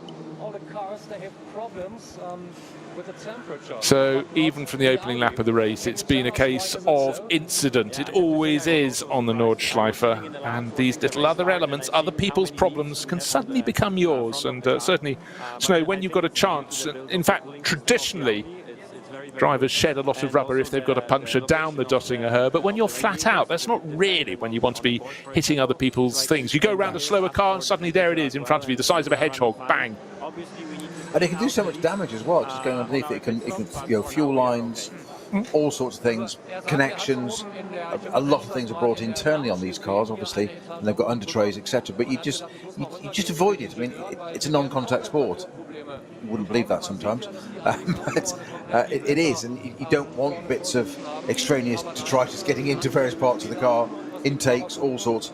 We saw it earlier with just the leaves alone, just nature having its say. Now, we had this at a few years ago at Le Mans. Was it 2020 when they ran it in September? And that the teams there all said we're picking up leaves and having intake issues and whatever, so and so that they didn't normally have because it's run in June. But NLS, they're used to this. So I was quite surprised to see, as you say, just how much on those two front cars was the Phoenix Audi and the the number 16 Audi there, just under a slow zone, and already very strangely slowed down and got to the right pace, and then suddenly accelerated, almost as if it was a glitch on the throttle, and nearly went up the back of Stifler's teammate, his teammate Stifler, and had to jink far to the right to miss him. Great avoidance there from Van der Linde, but it looked almost as if somebody just pressed go forward button on a sort of a games console or something. It was very strange manoeuvre. But had he clashed with teammate and race leader Frank Stifler, he wouldn't have had the erase element. He'd have had the long, embarrassing drive home, think of an excuse. They've got out of the slow zone, and Stifler again has accelerated very hard. That was an extraordinary one, but I'm starting to sense that Kelvin van der Linde doesn't feel like playing teammate anymore. He wants to be going past. Right, the 91, well, all you can see in the door is half of a number on the Hyundai. 81, 91, 31. It'd be 100 and 400 and something one, but anyhow, it's back in the pit lane. This is the one that was flailing its front left tyre, or the remainder thereof. And also that wheel not wanting to let go of its Hyundai it's attached to in a hurry. They're getting the wheel nuts off. Of course, these cars at this class, they don't have the single central locking nut. They have the standard 5 nuts holding on. They've finally got it, but again, the damage there. Black gaffer tape coming into hand once again. Tape up the front of it, get the splitter in its right place. Why is this important? You don't want to lose any time. You want the car to be safe when it goes out, and you definitely don't want to lose time if your name is Daniel Mertens, driver of the 491. He's leading the class, and to say there is effectively a wheel rim with, well, a fringe of messy, ripped rubber, a bit like my hairstyle most morning. Kind of decorated, isn't it, that wheel? Yes. Decorated with a bit of rubber. Well done, Form 3. That's whatever it is. It's beautiful. Thank you. We'll put that in the school display. It's not. It's not. Well, cameramen being arty, drivers being arty, but slow zones, they are very much a feature of the racing on the Nürburgring Nordschleife, and it is certainly something the drivers have to learn how to react to. And again, the Shearer Sport Team Phoenix Audi drivers, Frank Stifler, who started from pole, fell to 6th, and Kelvin van der Linde, who's on board this weekend, the sister car sharing with Kuba Gimasiak, getting things under control. Need a higher up shot to see how far away from them has gone the driver in third place, Alessio Picariello, driving the green and black Dynamic Motorsport Porsche. It's the 2 Audis from the 1 Porsche at the front of the field. And it does seem, I have good news. I have good news that the sky is suddenly has gained a bit of sunshine. And from first thing this morning, it looked as though we were going to have sun. It started in mist, it cleared. At those 3 corners, anyway. At those 3 corners, yes, indeed. Such is the scale of this place. That's the problem, isn't it? Meanwhile, in the sandstorm out at Bergwerk and the snow at Wipperman. Yes. But now we'll take the sun, we'll take the autumn leaves, we'll take the racing. The racing so far has been absolutely fantastic. Just a second between first and second.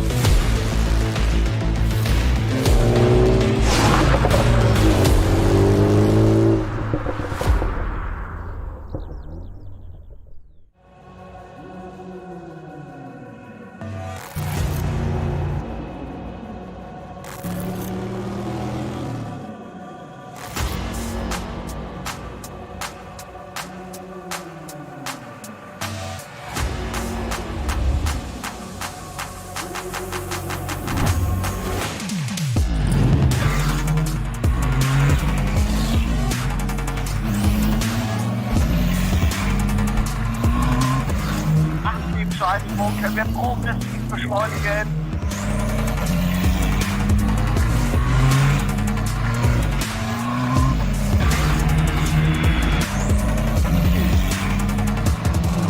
Schön gefühlvoll, wird eingelenkt.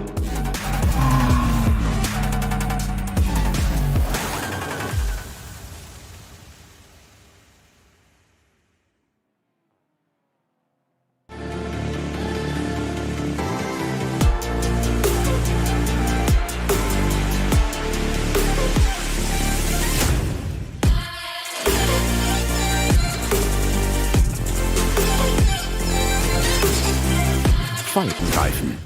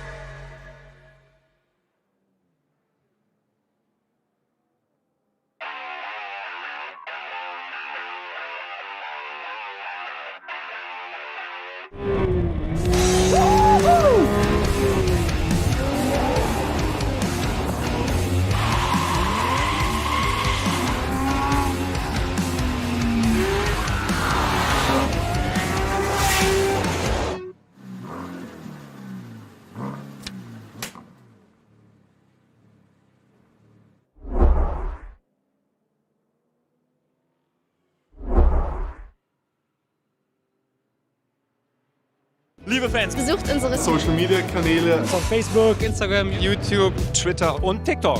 Willkommen zu NLS.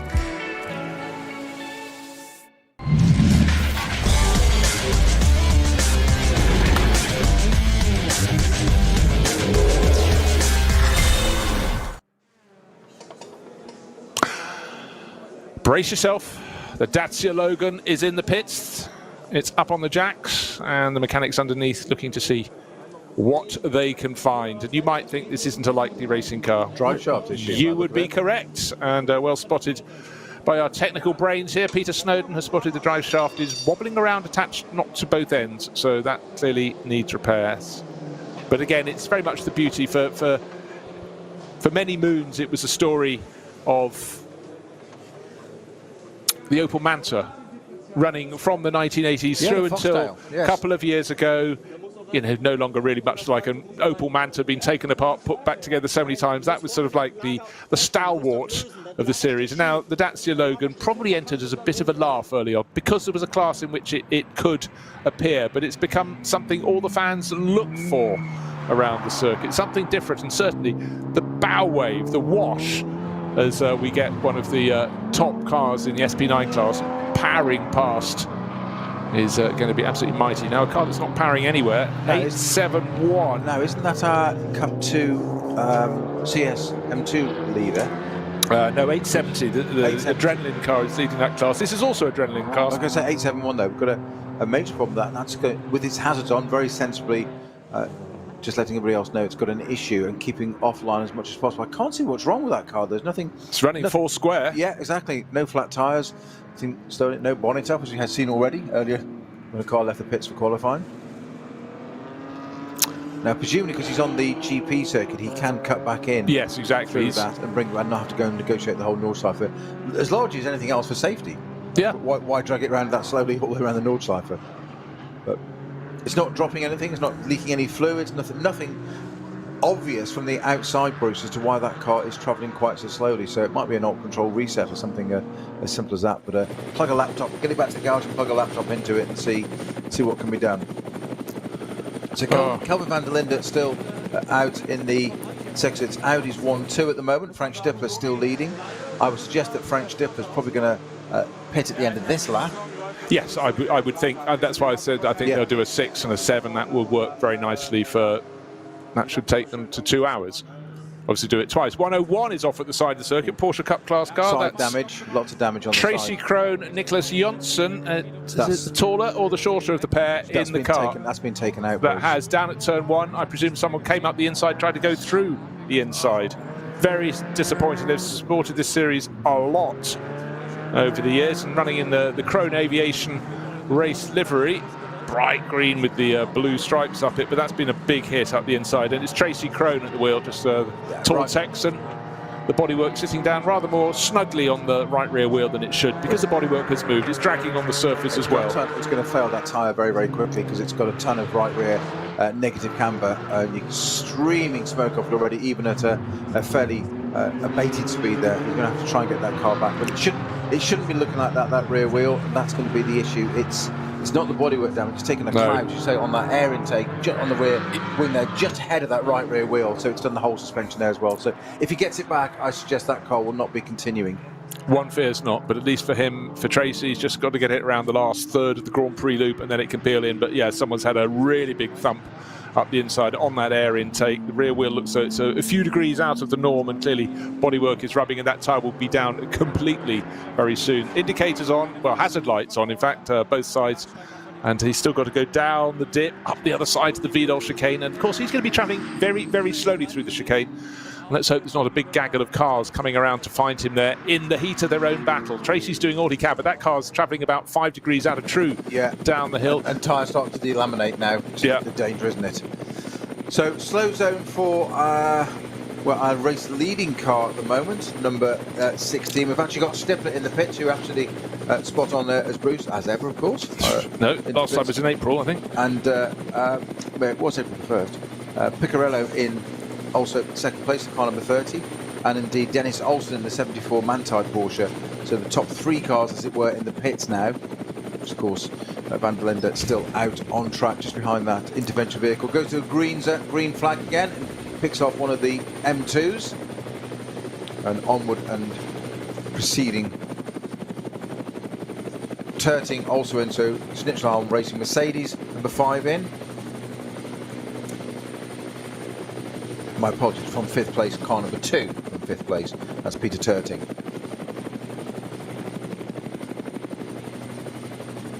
Yeah, so we've had the flurries, so that pretty much means everybody in class will have come in. Some came in a whole lot earlier. And of course, their story, they will be ahead on the track now. But by the time the pit stop is served, of course, the order will go back. But we'll see really the story of how people choose to split their 4 hours. It unfolds and it unfolds as you get towards the end of the race. You just try and make sure you've noted down everybody's pit stops. And for Walkenhorst Motorsport, one was the end of the opening lap, that was car 34, and then we saw Jörg Muller sitting for an age in the pit garage, because clearly something untoward. There had been some contact, the left rear of his BMW M4 GT3. So for Henry Walkenhorst's team, not a dream start to this penultimate round of the 2022 championship. We press on. Now, the other car that might have been involved with the 87101, I don't think so. It was the 871 we saw at the end. It had no damage on it at all, did it? So I don't think it had collected the 101 Porsche. Right, interesting there. Tim Heinemann's made a second pit stop for the number 3 Falcon Motorsport Porsche. Everybody else pretty much has done in the top class SP9. Yes, they all now have served 1 pit stop, but it was after only 2 laps that we saw the number 3 Falcon Motorsport car come in. Remember, that got into the lead of the race, past Alessio Picariello, who sort of got the jump at the start of the race. Then it got, by the time they left the Grand Prix loop and started turning down towards Hatzenbach onto the start of the Grand Prix loop, he had about 10 car lengths clear, but further around the lap, suddenly it came to 3, to 2, then Alessio Picariello on his tail. Then he went past. Frank Stippler still sitting in the pit lane. The pit stops do seem to take a time, but now he gets rolling down the pit stop, still remaining within the timing limits of what time you're allowed to be in the pit lane, and minimums and maximums, and well, there's no maximum. You can stay all day if you feel like it, but then of course it's not very efficient though, is it? It is. Teams have worked this out over the years. They've done got a scientist on board and found it's better to be out on the race circuit. But Vincent Kolb out in the number 5 Phoenix Audi. So driver change there, Bruce. There is. He said looking for his blue pen, which means second driver in car, but on the basis they're in a 2-driver lineup, it tends to work. I could use orange, I suppose. Yes. Don't confuse yourself. Don't confusion. No. Adrian Delina taking over the Dynamic Motorsport Porsche from Alessio Picariello. Picariello, sorry, my apologies. It's the wrong form of pasta being used there. Right, and also Matteo Caroli taken over the number 74 from Dennis Olsen. So they're all sort of not going for, like, you do the first half of the race, I'll do the second half in the driver lineup. They all seem to be just flipping them around. I do hours 1 and 3, you do 2, and hopefully bring it home after 4. That's the score. Matteo Caroli taking over the Manthey entry. When you say the Manthey, that's Manthey Racing and running for EMA Motorsports. Go out, I look down the entry list. What happened to EMA? Oh, yes, there they are, of course. Again, many of the teams think if you're coming to the circuit, why not speak to the experts? And Manthey Racing, they do know this circuit rather well, it must be said. As does Carrie Schreiner. Schreiner has just taken over the Schnitzelhalm Mercedes, number 2, which is actually running 4th on the track at the moment, and in 5th place we still have Tim Heinemann stays aboard the Falcon Porsche. Yeah, he did that pit stop after lap 2, another after lap 7, so his teammate Martin Ragginger will have to wait. A bit more pressure on his shoulders because the sister car from Falcon Motorsport, the brand new to the team, only one other team's run it so far, the brand new 992 based 911 GT3R, of course didn't get to go very far, so they're now carrying the team hopes, and Tim Heinemann is carrying one of our race cameras. As he goes around the circuit up to the Vidal chicane, it's a grey autumnal day, but at further points around the circuit there has been sunshine. But the good news for the drivers now, the track looks uniformly dry. It's not a warm day, but it would have warmed up a few degrees when they went out this morning. Also, when they went out this morning, there was a thing called mist hanging around the circuit, just to make qualification that little bit harder. Now, I do love, we were just talking about the ambitions of people going racing. We talked about the Dacia Logan, and David Edwards Racing just tweeted in the blah blah blah. I was thinking how his car, Ford Car Enduro DKMS UK car, would go. Momentum would be the key. The track rises and it falls. Keep your foot in there. I think you should, come what may, you should go drive it around the Nordschleife. Of course, anybody, yes, if you've never heard of it before, anybody can go to the Nordschleife, pay what used to be a few marks, not pfennigs, it's not cheap, but it's to go and drive this circuit any day of the week. Phenomenal. You can go and put your euros down on the counter and go out and enjoy the finest stretch of racing tarmac, to me, in the world. 100% should go and do it. And think in the Ford car wouldn't use many brake pads, would it, around the Nordschleife? Brake wear minimal. Absolutely. You know, there's always a silver lining. There is. Right, again, a feature of races on the Nordschleife is that they are very, very good at cleaning up the inevitable incidents on a tight, twisty circuit with very little space around the side. But when you have a flatbed coming in, lights ablaze, flashing away to indicate, you will have a safety car in behind, just a course vehicle, to keep drivers from getting in too close to the tail of that. And that should come in safely. Car 500 is a BMW we keep looking at through the course of this race. Its drivers need to finish 5th place in their class of 7 starters. And last time we looked, the championship leaders, Sindre Setzer, kicked off in car 500, was running in 3rd in class. With so many classes, you think, how can the overall championship leader be down in 43rd position? I'll tell you how.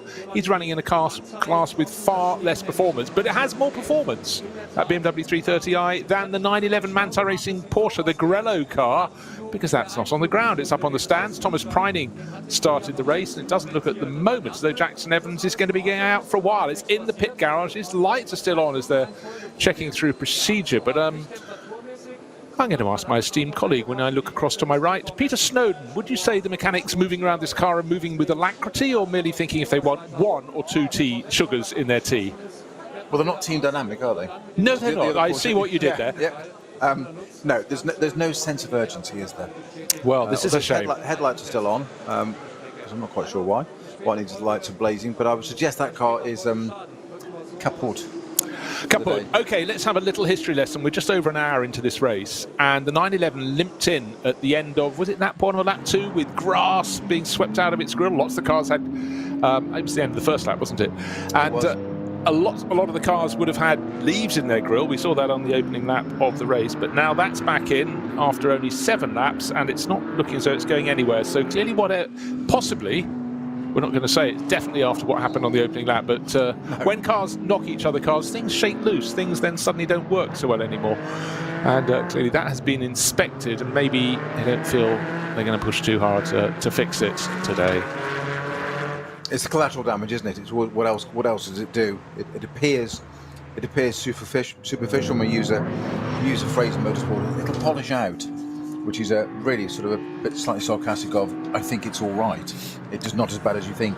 Mechanics, technicians, whatever terminology you want to use, always have a very different view.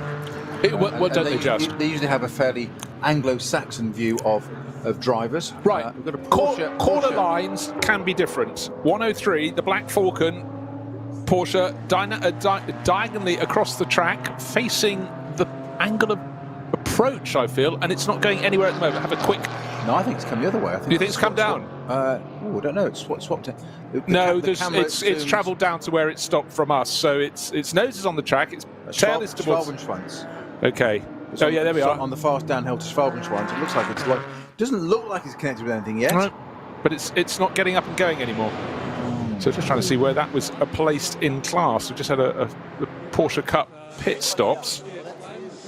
But, and again, we still haven't found out who clattered into Tracy Crone, because certainly we saw him limping back, well, I couldn't tell if he's disconsolate, but I bet he was, at the side of the track. Just seen a Porsche Cayman in, it looked like My Little Pony colour scheme a short while ago. It was sort of pink, pale pink with lovely gold swoops on the side, but it's an important car. Mauro Calamia, even Giacomo Kai Rima, second in the overall championship, leading their class, which is the Cup 2 Porsche class. They've got to try and ensure they win their class again, and to give them another chance next time out in the final time to catch up maybe have a tilt at the overall leading car in the entire championship, which of course, just to confuse things, Peter, runs in a different class, VT2R. Now, have you found something on your screen? Well, just about the 103 car, which had the Black Falcon car we just mentioned, that's stationary. That had Noah Nagelsdijk at the wheel of that, and that's a Cup 2 entry. I'm just trying to find out where he was. I think that's third. It was 30? Oh, 86 overall. I was going to say quite a long way down. But I think it's second or I think it's third in class, Cup 2. No, fourth, fifth. It's fifth in class. Well, it's usually been a feature. It's a very, very competitive class, Cup 2, because not a great level of variety of car there, because they're all the same. But they do run every round. So, step forward, Patrick Assenheimer leading the race for Landgraf Motorsport. Hello, what happened to the Phoenix Audis? Well, they're in a different pit stop sequence, because Assenheimer will be coming in next. Marchbitz leading, etc., etc., Kelvin van der Linde. But this will shake out because we had the late pit stops after 6 and 7 laps from the front-running Phoenix Racing Audis. Number 5 came in after 7. Number 16 came in after 6. And they'll be back at the front, as will the Dynamic Motorsport Porsche. But, of course, running different pit sequences. So, lights are flashing. Number 16, Kelvin van der Linde did the first stint of the race. 6 laps. He's on for the second stint of the race. He's going through the cut-through on the Grand Prix loop. And pressing on, of course.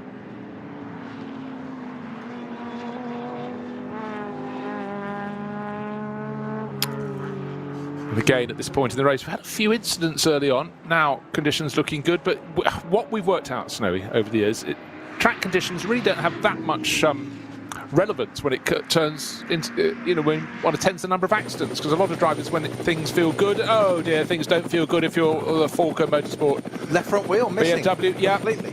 So this was a car that came in after 1 lap. I think it's probably had further pit stop now, and maybe it's just after the pit stop. And was this Jake Dennis on board? Let's have a little scroll. Christian Krohn, wasn't it? Christian Krohn is still on board. He did the opening stint of the race. They've had just the 1 pit stop, so actually was probably due in this time around. Came in at the end of the first lap. Oh dear. Well, I hate to say it, Bruce, but we're getting a very close zoom in from the helicopter, from the Rover helicam shot there, and even though it's slightly pixelated, one of 2 things are going to cause a wheel to come off. There's 1 of 3 things. Accident damage, tick. No, it's not that one. The bodywork's all intact. That's what's going on. You can tell how stiff this car is, though. It's not touching the ground. Not touching the ground at all, which means it's not having any damage. But back to the point. The wheel's pointing the right way, so it suggests either it's lost its wheel nut or a hub failure. The hub looks like it's there, so it's got a horrible fit in there. That wheel nut's failed. Now, normally they have a little spring clip on the end inside the wheel there, it pops out, little loop opens out that way, so it goes onto the end of the hub. Just that if the wheel nut does come loose, it can't actually unthread itself off the end of that little bit of spline and get away. That's slightly surprising. So, but things can fail. Let's hope it's a mechanical error, not a human error. Well, I feel the fact it did, I think, 1 lap, pitted, and it hasn't had its second pit stop means it's at the end of a long stint. Was probably coming in this time around anyhow, but for Christian Krohn, he should just be approaching Tiergarten now. He's limped it back as fast as he can, but not too fast to cause any further problem. But again, the helicam shot was phenomenal, just showing that front left wheel. If you looked at it from a distance, you might not have noticed the wheel was missing, just because the car seems to be sitting almost 4 square. No, it's not as bad as having a tyre floating around in a wheel arch. No, it's not going to do that kind of damage. But the issue with it is, of course, it's all very well where we just saw it on the Dotting Hoe. It's under power, so the front's lifted up, so it's keeping that wheel off the ground. When you lift off, and you have change of momentum, and it puts weight transfer, puts it back onto it, let alone braking, as you've got to at some point. So the trick here is to try and use the slope of the Tiergarten to slow the car down naturally, i.e. not use the brakes, and dip that corner in. So here it is into the pits. We can hear it now scraping away. Now it's bodywork. There it is, scraping away. Now we've got to try and get a jack under that. Oh, now notice the wheel. No, the wheel has broken. The wheel's failed. So there it is, absolute wheel failure. They're pulling off a pretty little sort of snowflake star design that they can put on the Christmas tree, can't they, at Valkenhorst in the reception area? Well, that you do not see that very often at all. The wheel has shattered right around the middle. It's like a little crown, as you say, isn't it? Yeah. But it's off the car. The driver's staying on board. Christian Krohn as well. These things don't happen too often. Well, they happen too often, clearly. Once is too often. But now, the underside of the car clearly was dragging when it reached the pit lane, but on speed, it was sitting up in the air to an extent. The front splitter, no, that's I can't tell if that's actually the livery of the car that has No, I think it is actually the livery of the car that makes it yes. looks tattered. It's not tattered at all. It's like black splintering. I'm not sure I'd put that graphic on a car because basically when the car is black and splintering, then you wouldn't be able to pick it out. But for Jake Dennis, this is not his dream debut in this year's NLS. That's for sure. Hasn't got to drive the car. No, it's going into the box. They've got it up onto the go jacks, and they've had a quick inspection of that front left wheel arch in that area. There's obviously something a little bit untoward, so it's going into its garage to have further remedial attention. I'd love to see some onboard of that, or just to where that came off, and a replay of where the 34 Valkenhorst M4 BMW lost its front left wheel. I mean, look. There's another thing in that, Snow. Someone was following that car. More than likely, and even if someone was 20 seconds away, that wheel will still have been bouncing around. Between the confines, the barriers on either side of the circuit, it might have gone over the fence. One hopes not, but you know, we all know that wheels bouncing around are not things we want in motor racing. Not something you want to collect here, but I mean, that's the first time in our 3 years of covering this together that I've seen a wheel failure. I automatically went to nut or hub. Yeah. Because of just unexpected, not seeing a wheel failure. So, of course, now it can be a faulty batch. It's alloy. It could be something simple as that. But just looking at the sister car, the number 36 Valkenhorst BMW with its Alpecin advertising on it, we saw that having rear damage there. I don't think that was a tyre or wheel failure. But that was in the garage as well. So I'd like to know what happened to that car. But immediately, do you tell your other driver? No. Well, no. You wouldn't. You know, I would think any wheel breakage either has to have really be the result of severe consequence, such as hitting some of these very sharp curbs at certain points around the circuit, very, very hard indeed. Contributory factor, perhaps. But if, you know, you could probably do season after season without having severe contact. And I really think metal fatigue is, you know, in the 1970s, I could sort of imagine it. Now, not so much. It's likely to be something like a manufacturing, not throwing the manufacturers of the wheel under the bus, but it's most likely, you say, that there isn't a lot of contact here. There's not many heavy curbs. The cars are designed for it. They take it time and time again. Things will be lifed and stress tested relentlessly. So these teams at this level, certainly the Valkenhorst, Phoenixes, etc., and a lot of the other teams, most of them probably, are doing all that kind of stuff. It's a matter of course. So it's just you get a wheel that's from a supplier in this case, or whoever it may be, and you take it as given. Yeah. You don't investigate it. You'll look after it and maintain it and life it through its use with you. But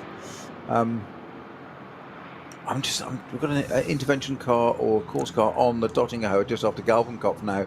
So I'm just wondering if that's to pick anything up, just where that wheel came off. Well, we saw it coming onto Dottingerhohe. Yeah. There's a flash of the glorious trees just on the exit of Galgenkopf where the Hout Racing Mercedes went off this morning, unfortunately. But that's the first time we saw it, but that's not necessarily the first time it was there. The first time that the point at which the car had lost the tyre. Lost the tyre, the centre of the wheel, beg your pardon. Right, I'm just getting a message that the Evans Prining 911, the Grello liveried Porsche, Thomas Prining brought in, will be measured and will then go out onto the track again. Interesting. So always things you can possibly discover. Yeah, but it's a test session for it now, exactly. Isn't it? That's effectively what it is. You've paid your entry fee, go and use it as a test session, but quite why it needs measuring, I'm not sure. No, it's an interesting one, isn't it? So just waiting for that sit down, but really it's the story of can the dynamic motorsport Porsche match the pace of the front-running Phoenix Audis? And at the moment it's in the hands of Adrian Delina. And we'll see what he can do. That car has actually got the fastest lap of the race, 8 minutes 21.418 seconds for the driver who started, the driver who leapt from fourth on the grid into the lead of the race. That was Alessio Picariello, but now his fellow Belgian driver, based in the States albeit, Adrian Delina at the wheel of that number 30 Dynamic Motorsport Porsche. Now, Patrick Assenheimer into the pits. Okay, that's the second pit stop for him. Okay, so that came in after, I've got to find my notes, after 2 laps. So they're doing 2 laps, and now they've got 9. So they're doing 2s and 7s. Okay. 7 seems to be your staple standard pit stop amount that you can do. So maybe those that came in after only 2 at the start of the race were ones who, unless they think they can do 2 and then 3 7-lap stints through to the end of the race, I don't know how they think they're going to do it. But some of them might have just simply decided it might have been wet and they might have been out on intermediate tyres. I really wouldn't understand otherwise why you do just the 1, as some of them did.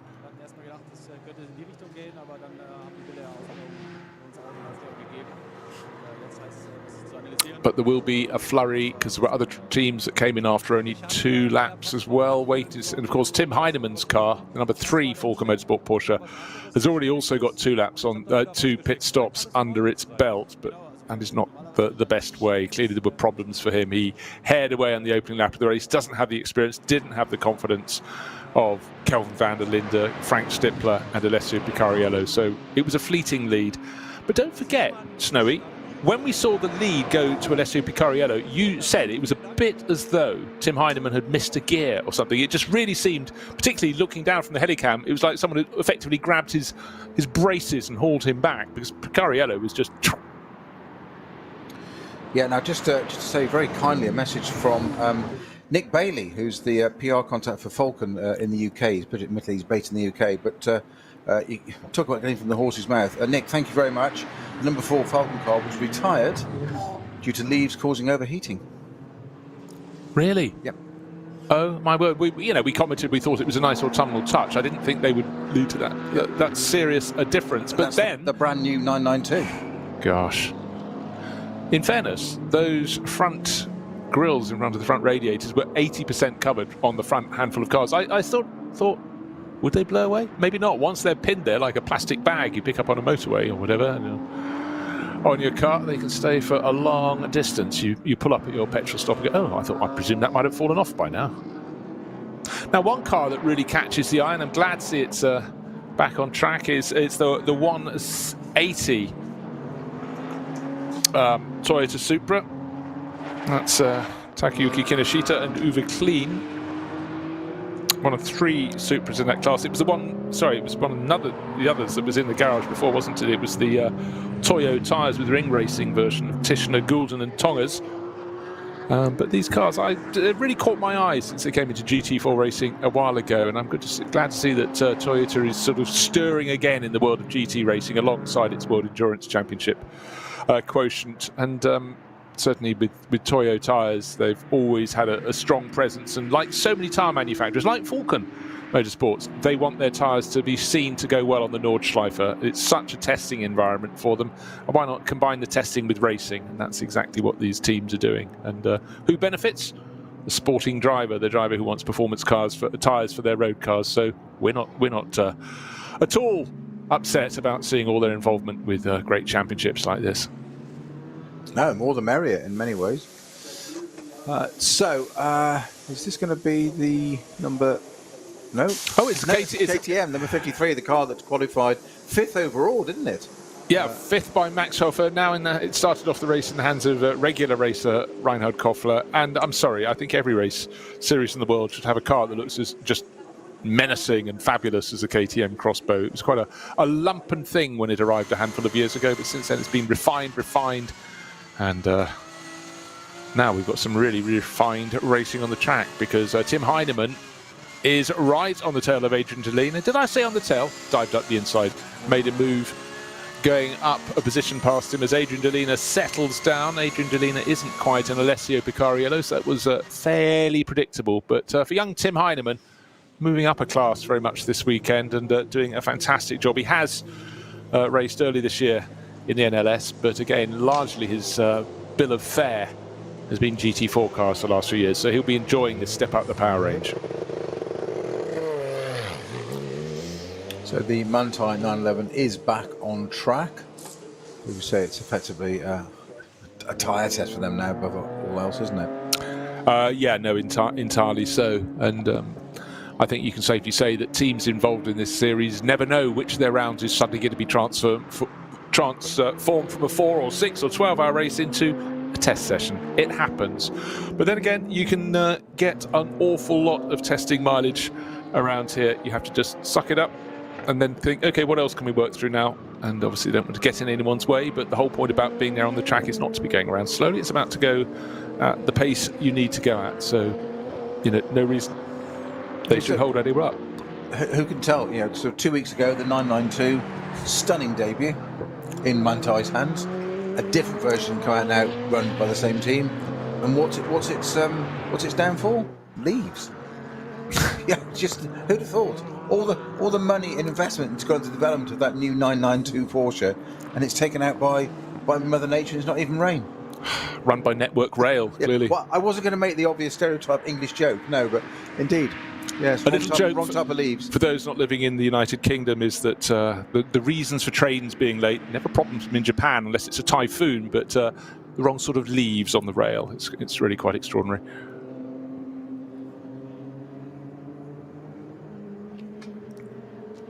I did come across an old school friend I'd seen a couple of times since the 1840s. Well, all your school friends are old. Yes, indeed. Thank goodness I stayed so young. But he was a real sort of enthusiast of the public transport, and he put his money where his mouth is. He owns a railway track and 5 stations, so he's got a full. What scale is your train set? Oh, full scale. Full scale, exactly, 1-to-1. Yes. Stockton to Darlington Railway. There it is. So 2.5 hours or thereabouts remain. We've got a dry track, we've got a good track. And we've got Phoenix Racing looking strong in this race. But as ever, if you're new to the NLS, people can go. They can split their 4 hours very, very differently. And the order is still showing Marcel Marchewitz leading the race with 9 laps on the board. Only 3 and a bit seconds clear of Kelvin van der Linde. But van der Linde will have passed him on lap number 10. You can be sure about that as we look at a pit stop in the pits, because Marchewitz running a different sequence in the Schnitzelam Racing Mercedes, and he will be passed for sure by the South African. We're also just featuring the 914 numbered Teichmann Racing KTM Crossbow going out of the pits, and that canopy it has that comes out, clamshell that comes down. Just before it went, close that down. Quit looking at the overalls of the driver, and they look bright orange. And I thought for a minute they put a marshal in there to drive it around. Like, talk about a tourist lap. And by the way, Kerry, the answer to how much the tourist lap is: €25 in a weekday and 30 at a weekend. However, don't be lulled by that. Well, you say that cheap and motorsport don't go together. So you have to sign the insurance bit, and if you go off and damage any part of the Nordschleife, including the grass, the curb, the paint, the barrier, the bolts, the washers, everything, it costs you thousands. So just pot around slowly. Get your €25 worth. And then off to Schnitzelam. Yes. For a meal. But anyhow, that is the fact. One of the things that I found so extraordinary when we were commentating on the digital NLS a couple of years ago, when all racing was in lockdown, people coming to it from a gaming background, they didn't know this was a real circuit that had been used as the model. They thought this was some ultimate fantasy. 25 kilometers. Get away, a normal circuit is 5 or 6 kilometers. And then they found out it was the real thing. And we had real racing drivers, regular racing drivers and race engineers, then starting to race and engineer cars for the digital NLS series. Really? Yes, absolutely really. It kept them sharp and they learnt a lot of things. And equally, we had drivers and people who have been involved with the digital side then coming over, drifting into proper full metal racing again. So it was a fabulous thing. It kept us entertained, but it has had further benefits since then. That has been sure. Of course, it'd be wrong of me to not mention that the barrier repairs I mentioned during tourist laps, it applies in NLS as well. It's in the rules. So not only do you have the ignominy of going off and totaling your precious whatever car it may be, if you clatter down the barriers, go across the track and clatter the barriers the other side, or unknowing just go down and take 2 or 3 and do 3, 4, 5 lengths of barriers, you get a bill for the barrier as well. It's just, yeah, that focuses the mind, doesn't it? It's all right. Kerry's still signed up for the trip. Yeah, I know she's there. Yeah, she's that kind of girl. She's out there, brave. She's not known as a wallflower, is she? in the wallflower. Oh, that was mean, Jones. That was mean. Life is a player with words. Just looking to see who is setting decent lap times. Always a tricky thing to do because of slow zones around the circuit. Pretty much from lap 1. One of the cameras this weekend is being carried in the number 3 Falcon Motorsport Porsche. That's the contemporary car. It was the right Falcon car to put it on, wasn't it, ironically? Oh, totally, because, well, I've told you this before, that I think one of the very first round of the VLN I got to cover a handful of years ago, I think we had 8 cars carrying the camera. One failed to take the start, and after the first lap we only had 2 left, and of course they tell a lot of the stories, and because there's no way you can have a regular TV camera on every corner of this circuit. With 170 or so, even by clever splitting and telling your camera person they've got to look one way and then the other to cover 2 or 3 corners, the big advent in recent years.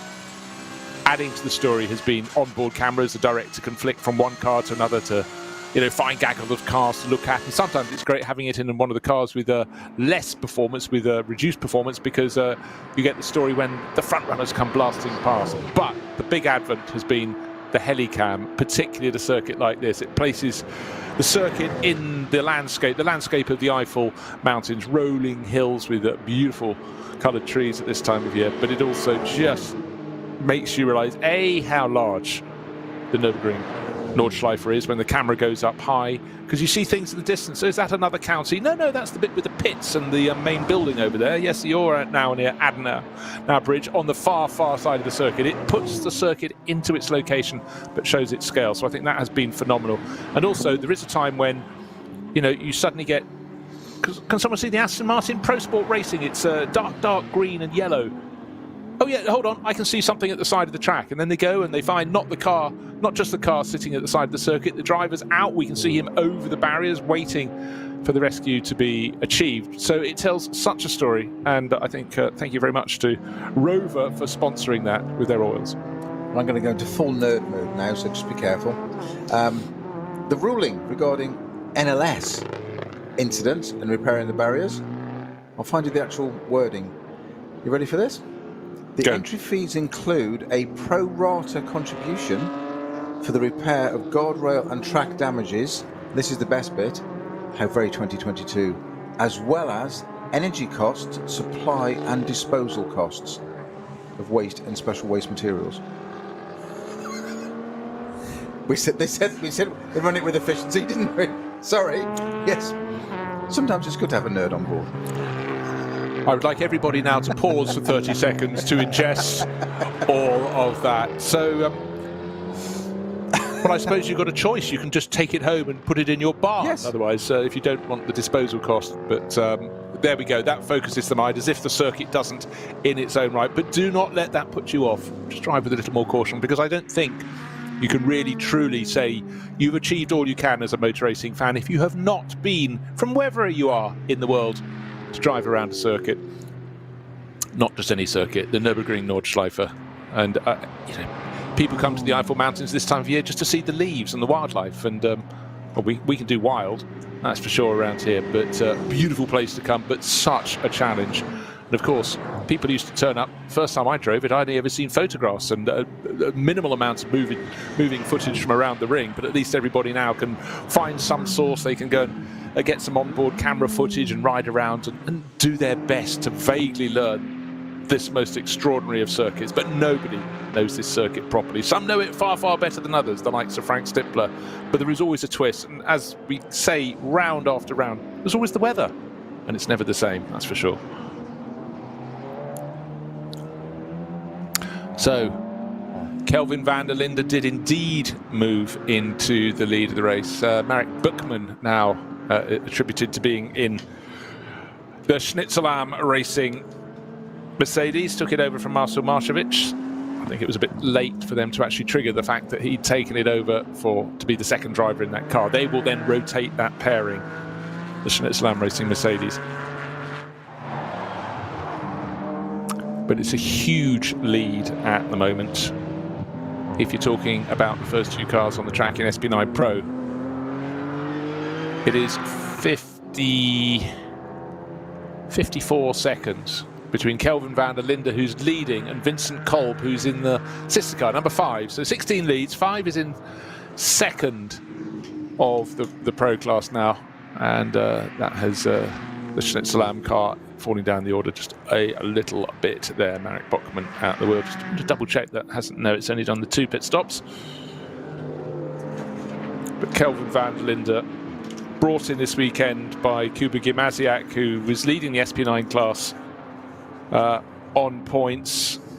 And when you bring in a driver of the calibre of Kelvin van der Linde, came to Europe having won the South African VW Polo Championship 10 years ago, came to Europe and immediately won the VW Sirocco series based in largely in Germany. Then the following year won the ADAC GT Championship, Nürburgring 24 winner back in 2017. 2019 ADAC GT champion again, always at the front end. And this year, for good measure, he won the Nürburgring 24 hours here on this circuit with Robin Fries, Dries van Tor and Fred Verbisch in a Phoenix Audi. Just for good measure. Just win the Nürburgring 24 hours.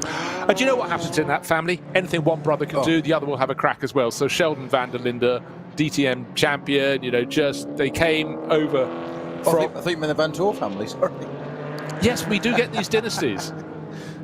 No, indeed. Well, the Van Tor family, of course, didn't quite win the Nürburgring 24 hours with the clash. One did. No, the previous year. Right, the Grello Porsche back onto the circuit, but you have to scroll quite a long way down your order. We thought the car was not, they weren't really bothering to work on it, but it's now in a test session because the 911 scroll. It's in the top 83. That's good news. Mitch Evans is getting a go. But a lot of time lost in the pit garage with that repair going on. Haven't really got to the foot of exactly what it was that needed the repair, but anywho. And Cup 2 cars still running strongly in the top 10. We've got the. Well, hopefully there are 10 cars running strongly in the top 10. No, Cup 2. Oh, Cup 2 cars. Top 10. Aha. Yeah, the 120 via Motorsport 911 is the leading one with De Vian at the wheel, and of course we've now got Hofmeister, Marcel Hopper at the wheel. 123 Müller Motorsport car. That car was sorted by Nick Slawuski. That's still running in. It's just outside, so that's 11. That's why I misread. It's Hofmeister that's in the Team Maffel Porsche just ahead in top 10, but I think that's because of pit stop as well. But great runs for these Cup 2 cars, which is what we said earlier, that it's dominated. We look at this, we focus on SP9 and X and whatever and so and so, but these Cup 2 cars on a day when it's less than perfect, a little bit cooler, they can still have a great run. And they're still, as we said quite a few times, that the overall lap time might be not as quick, but in a straight line from the speed traps, they're the quicker cars. Yeah, and I think if they can have a clean run, and certainly if the field has been scattered as the lead field was, we've just seen the number 911 Porsche still going after its long pit stop. Something happened to that on the opening lap of the race. Keep out of that trouble, keep it clean, and they pit very late indeed. They can run nice long stints. You can find a well-driven Cup class car from Cup 2 in the top 10, but more than that, you can find them actually in race weekends when we have slightly slimmer entry at the top end of the field. You can easily have 3 or 4 of them in the top class, in the top 10 overall. So yeah, do look out for the Cup 2 class cars. Cheaper way of going racing, the SP9. I mean, the SP9 still doesn't leave a lot of change from whatever you put into the pot coming back its way, but obviously phenomenally enjoyable to drive. But a real challenge. These are not easy cars to get around the circuit.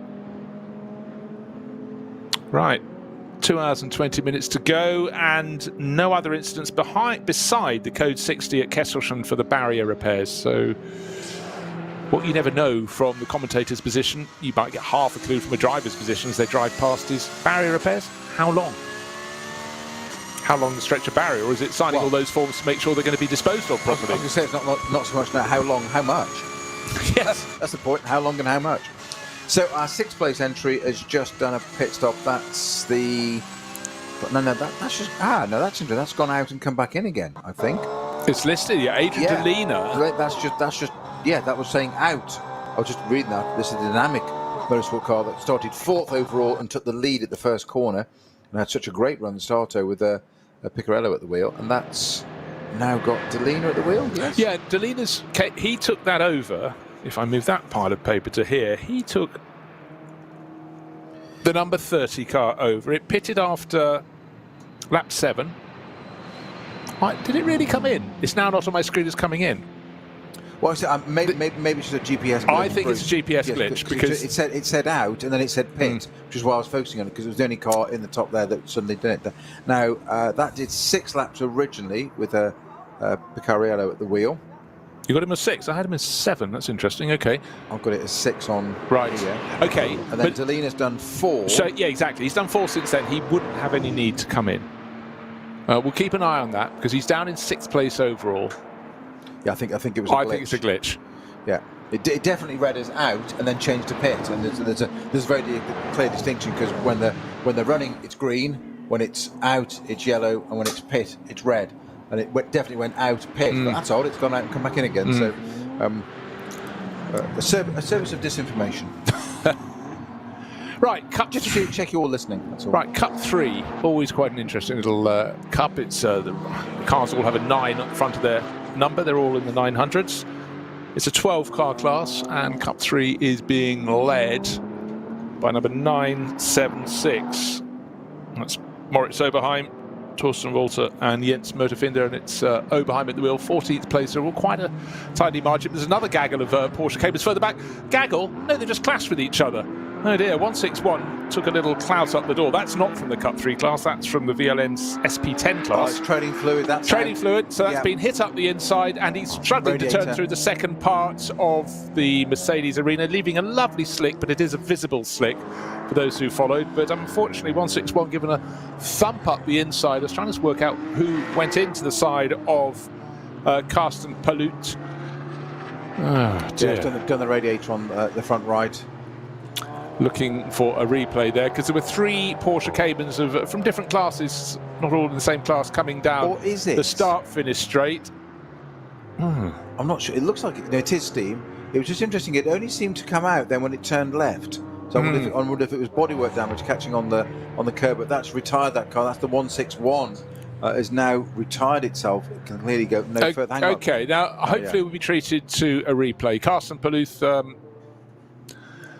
knocked off the circuit there. Blue and white Cayman came past, a white with a blue tail. They were running 3 of them together. I'm trying to work out, they were a lap apart, I think.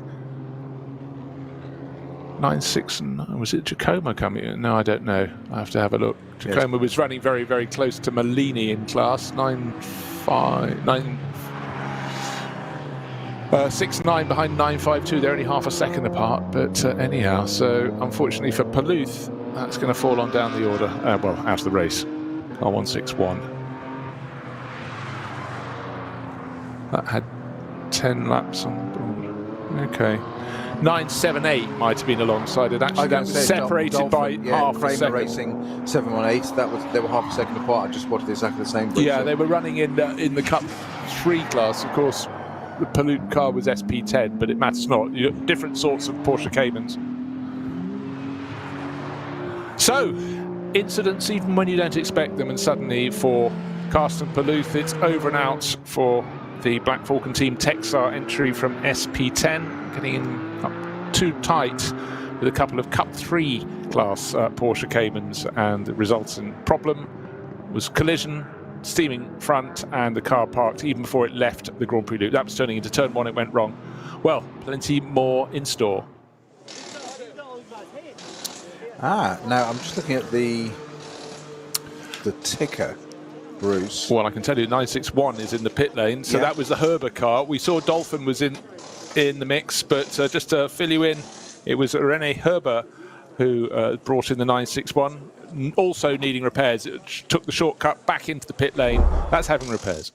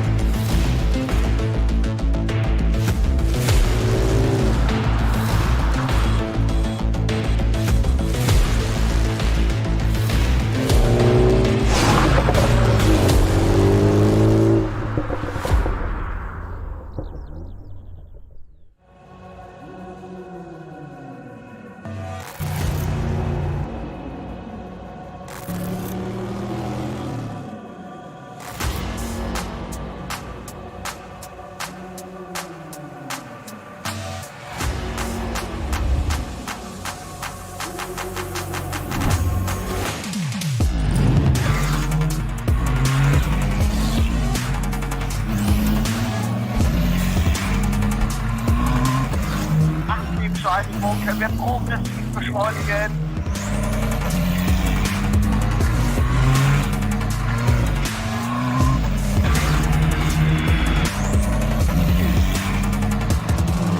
Schön gefühlvoll und eingelenkt.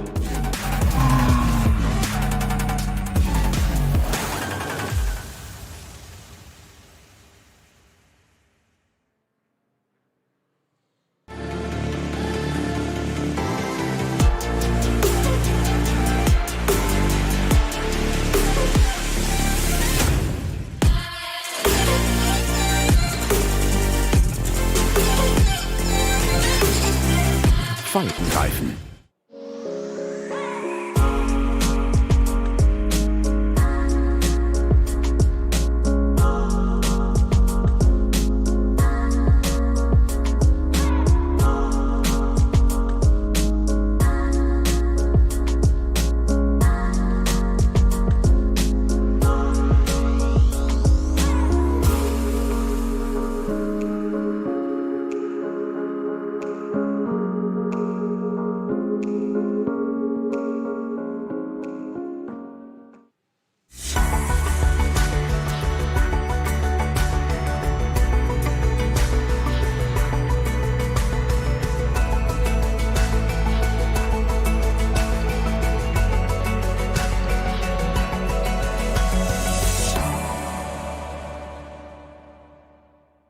World's First Asphalt Watch.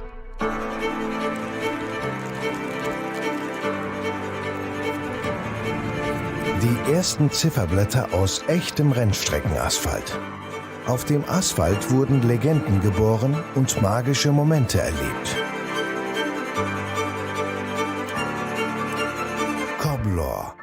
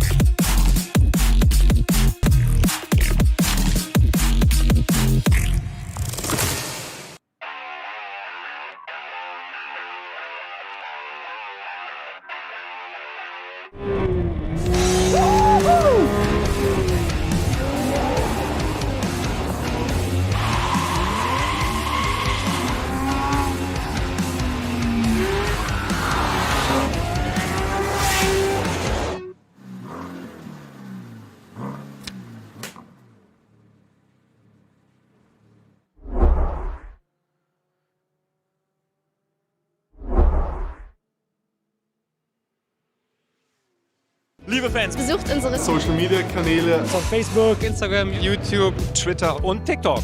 Willkommen zu NLS.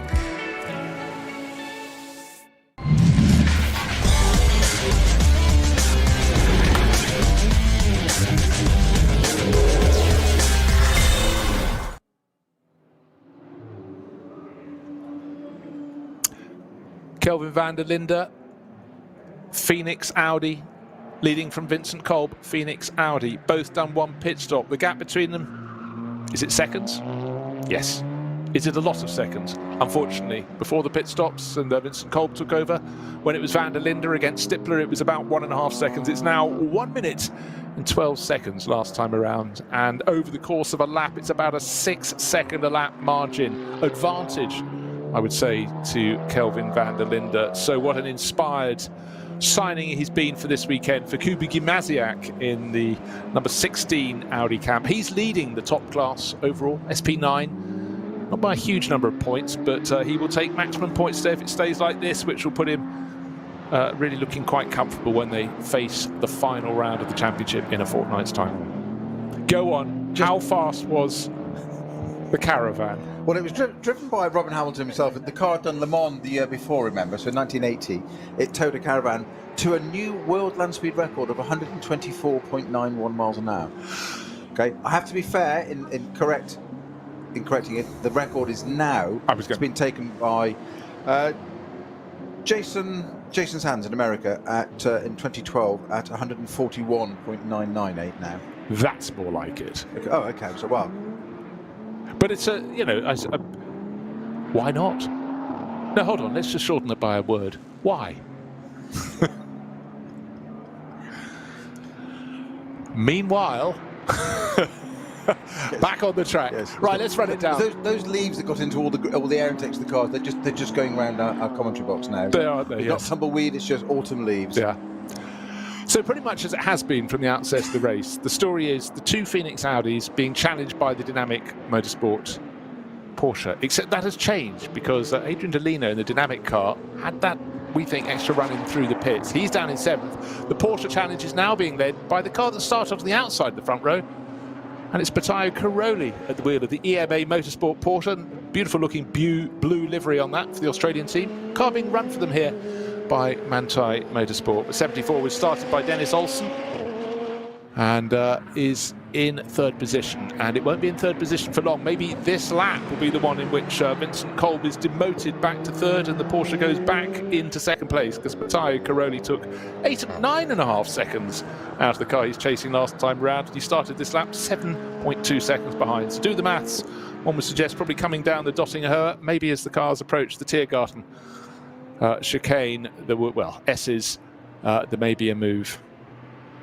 Top car in SPX is in 14th place. That's Max Hofer. The car was started, the number 53. KTM Crossbow was started by Reinhard Koffler, the regular driver. Max is on board this weekend, and they're down in 14th place. Only done one pits, sorry, not 14th place, 15th place now. Have done 3 pit stops though, so that was a bonus one and the 2 regulars, so they've got those out of the way just before the halfway point in the race. But one extra pit stop is why that was no longer in the top 10. It ran in the top 10 at the start of the race, qualified 5th, started falling back. The SP9 cars kept coming past. There were problems for others.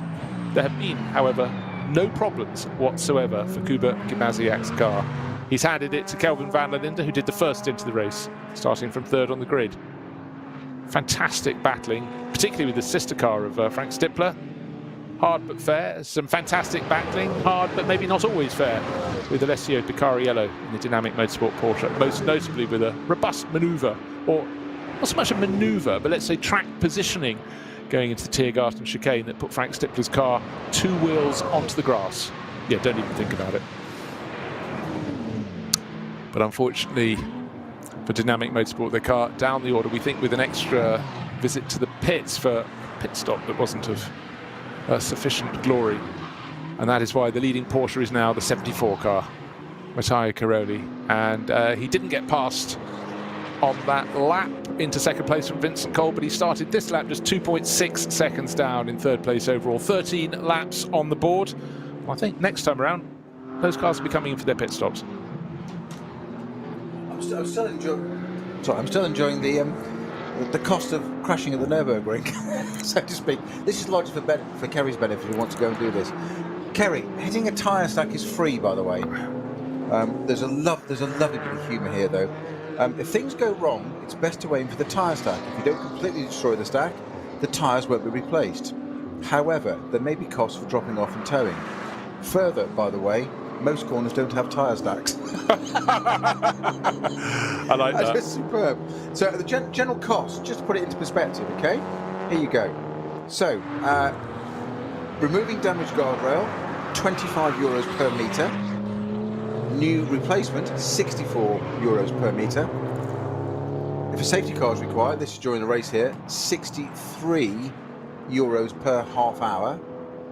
Towing costs for the car back to the pits, €285. Hourly wages for the staff, €55 an hour. Each of them. And staff holiday contribution? Correct. So you don't want to be going off, do you? Oh, I feel a bit queasy. Yeah. Feel a bit queasy. Actually, I must confess, I could tell you were deep in researching something. I presumed you were trying to find, you'd gone into the world of caravans, you were trying to find matching Tupperware sets to stack in your cupboards at the back, you know, for maximum storage efficiency. But clearly not. Oh, I apologise. I've let you down again, Jones. He's back. He's back in the room. Back in the room. Right, just looking at the terms of pace at the front of the field.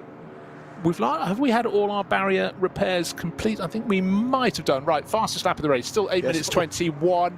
No, we're still getting drivers lapping. The front runner, Kelvin van der Linde, 8 minutes 37. Okay, so there must still be a little bit of slow zonery around the back because he wouldn't be backing off by a mere 16 seconds. Huge 16 seconds, but Kelvin van der Linde leading this race. Been in the race from the start. We're very nearly at the halfway point. We just have under 2 minutes remain and we will be at the end of hour number 2. That car number 16, pitted after 6 laps. And if it pits at the end of this lap, it will be 6 laps followed by 8. So 8 we always feel is the maximum stint. But you know what? If you make your pit stop pretty much now, you're bang on the halfway point in the race. So I can't see anybody of those who did a regular first pit stop. I'm not talking about the people who came in after 2 laps. I'm talking about the people who came in after 6 or 7. But what do we know about the 2 cars from Phoenix? That one of them, number 5, pitted after 7 laps on its first stint. Number 16 after 6. So number 5 could go 1 further lap. They could do 7 laps followed by 8 laps to go to 15. Or maybe they'll simply do 7 followed by 7. Whereas the sister car will be doing 6 followed by 8. Oh, I tired myself out going through that. I'm worn out listening. I know, it's phenomenal, isn't it? And you understood it. At the start. We'd lost it by the 6th lap, or was it the 7th? Or the 8th? It's taking my shoes off and adding up with all those extra digits. 6 toes on my right foot. It doesn't come as a surprise. Working motor racing. Indeed. You haven't seen my left foot.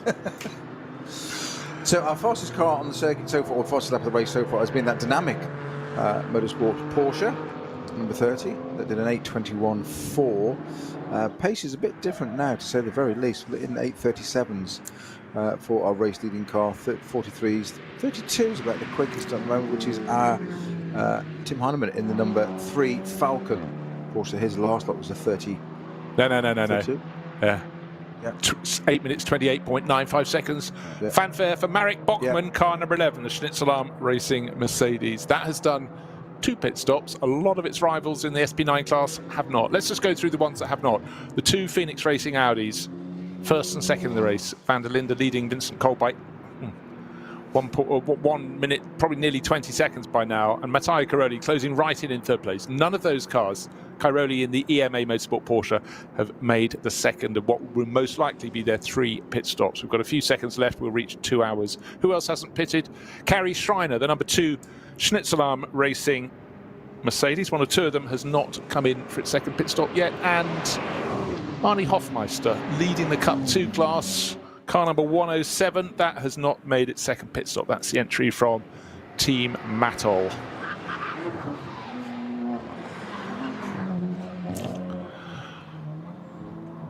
And yes, the zones have been cleared. The car that now has 4 wheels on its wagon, car number 34, bangs in the second fastest lap, the fastest lap recently, 8 minutes 24.5. And it is Christian Cronjes who has been flying in that. So this is a car that could and should have been at the front end, but at the moment is down in 11th place, having had to limp home with its front left wheel. Well, it was on the car, but only the inside part of the wheel. And clearly the wheel had fractured in some way and departed. I was going to say that was just bolted on and remained there. It was just the rest of it decided to depart. Breakaway group. Splitter, literally. Well, that's at the front, isn't it? Yeah, not always. Oh, no, exactly. So just looking for any further flurries of action, but right now I think we're just simply waiting for the Audis to come in and that EMA Motorsport Porsche to come in at the end of this lap. Possibly the race leading Audi can continue one lap further. Sorry, not the race leading one, the one in second place, car number 5, that pitted a lap after the sister car. Yeah, I did it 6 and 6 as well, didn't you? You said Van der Linde, Calvin's done 7 laps. Kolb is on 6 on this particular one, so just looking where they are on the circuit now.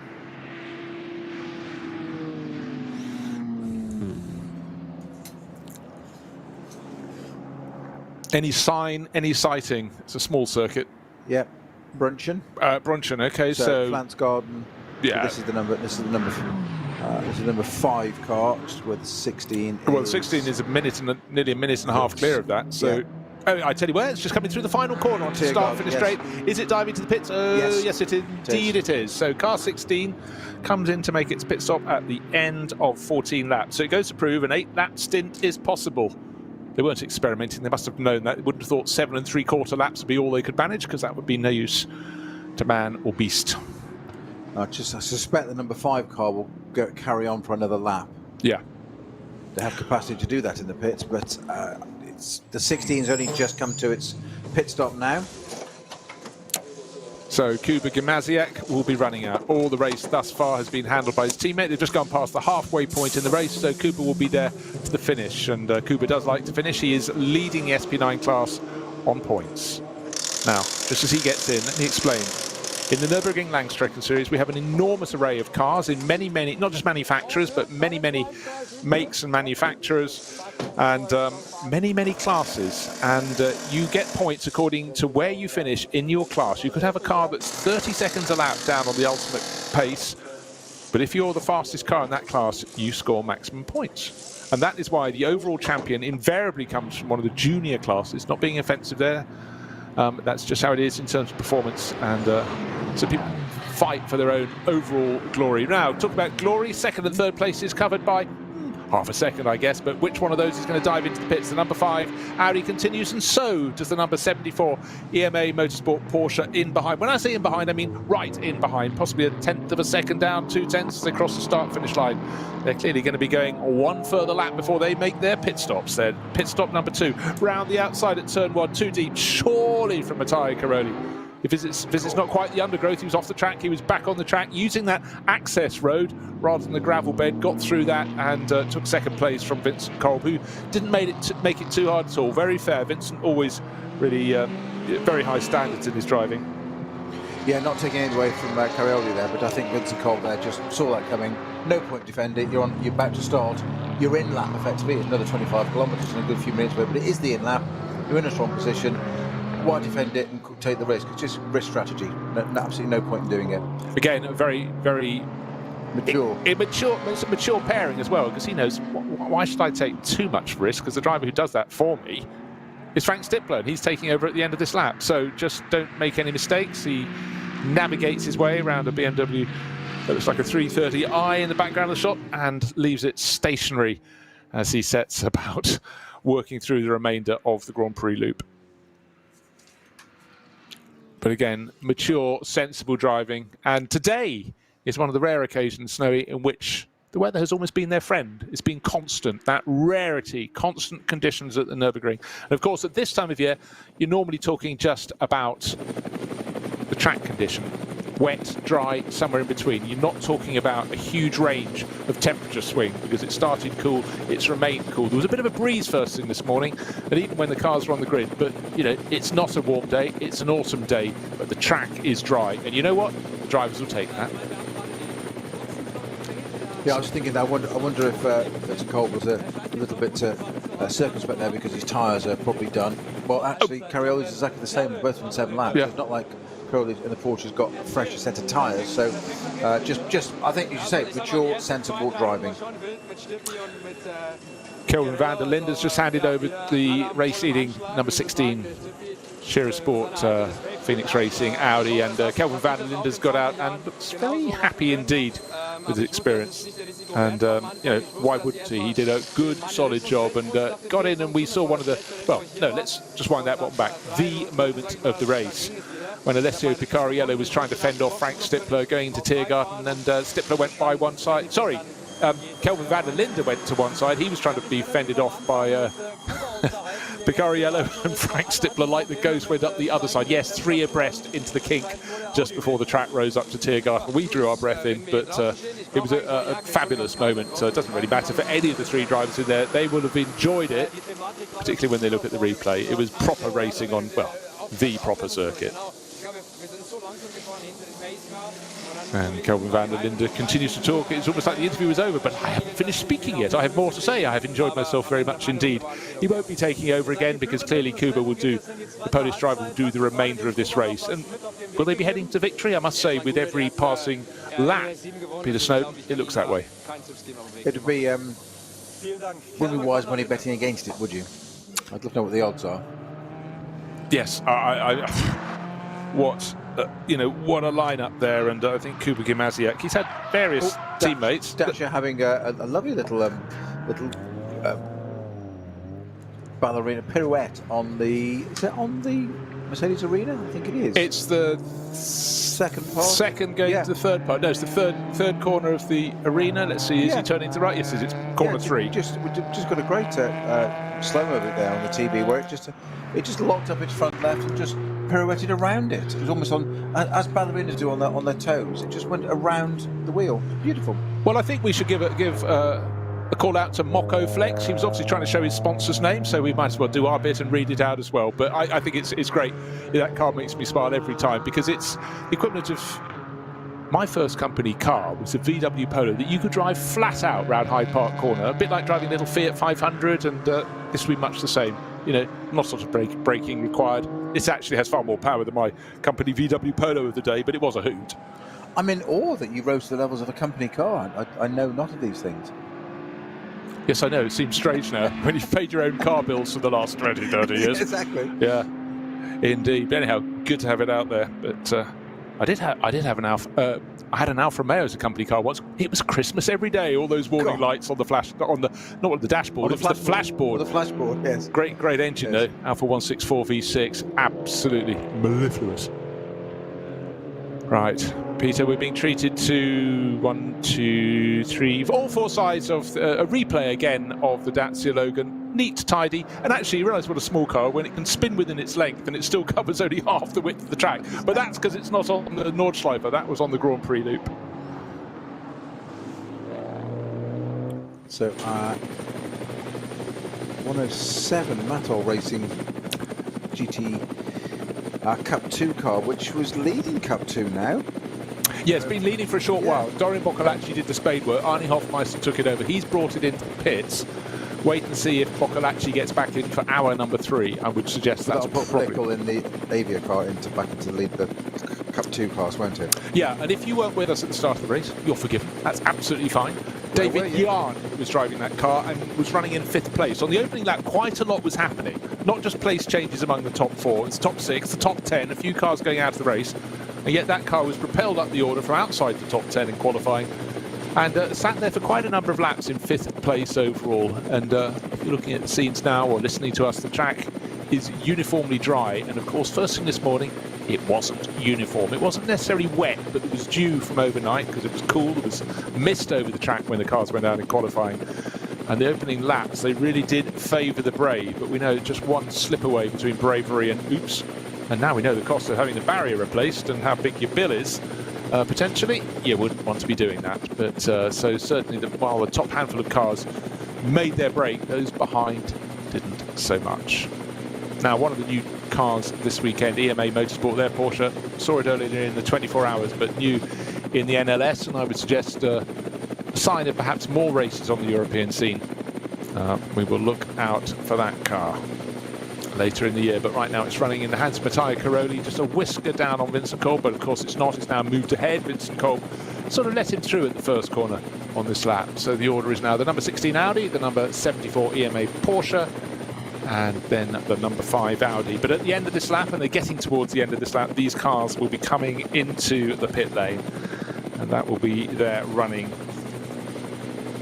for the first half of the race. Their second pit stop will be served, but right now the race leaders served the pit stop, but came in a lap ahead of the class rivals, so just keep looking out for that.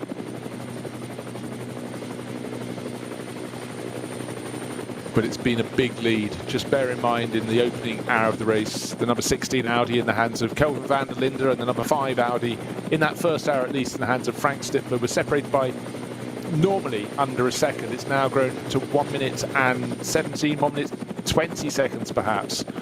But with the rear wing vibrating under the loading down the straight, it slips its way through the air down the Dottingher. Here comes Vincent Cole back towards the end of his first of should be 2 stints. They're doing a 1 hour on, 1 hour off in the number 5 Audi crew. So unless Vincent's doing hours 2 and 3, which could trip us up, he's nearly come to the end of at least of this hour. He could have a relax in the pit for the pit stop, but I would suggest he will get out and then he will bring the car to the finish. That tends to be how Stippler and Vincent Cole split their racing. In he comes. As predicted, indeed. And in fact, having been passed at the start of the lap, he only shed about 5 seconds, maybe not even that, to the car that pitted just ahead of him, the EMA Motorsport car. Mattia Caroli bringing that one in at the same time.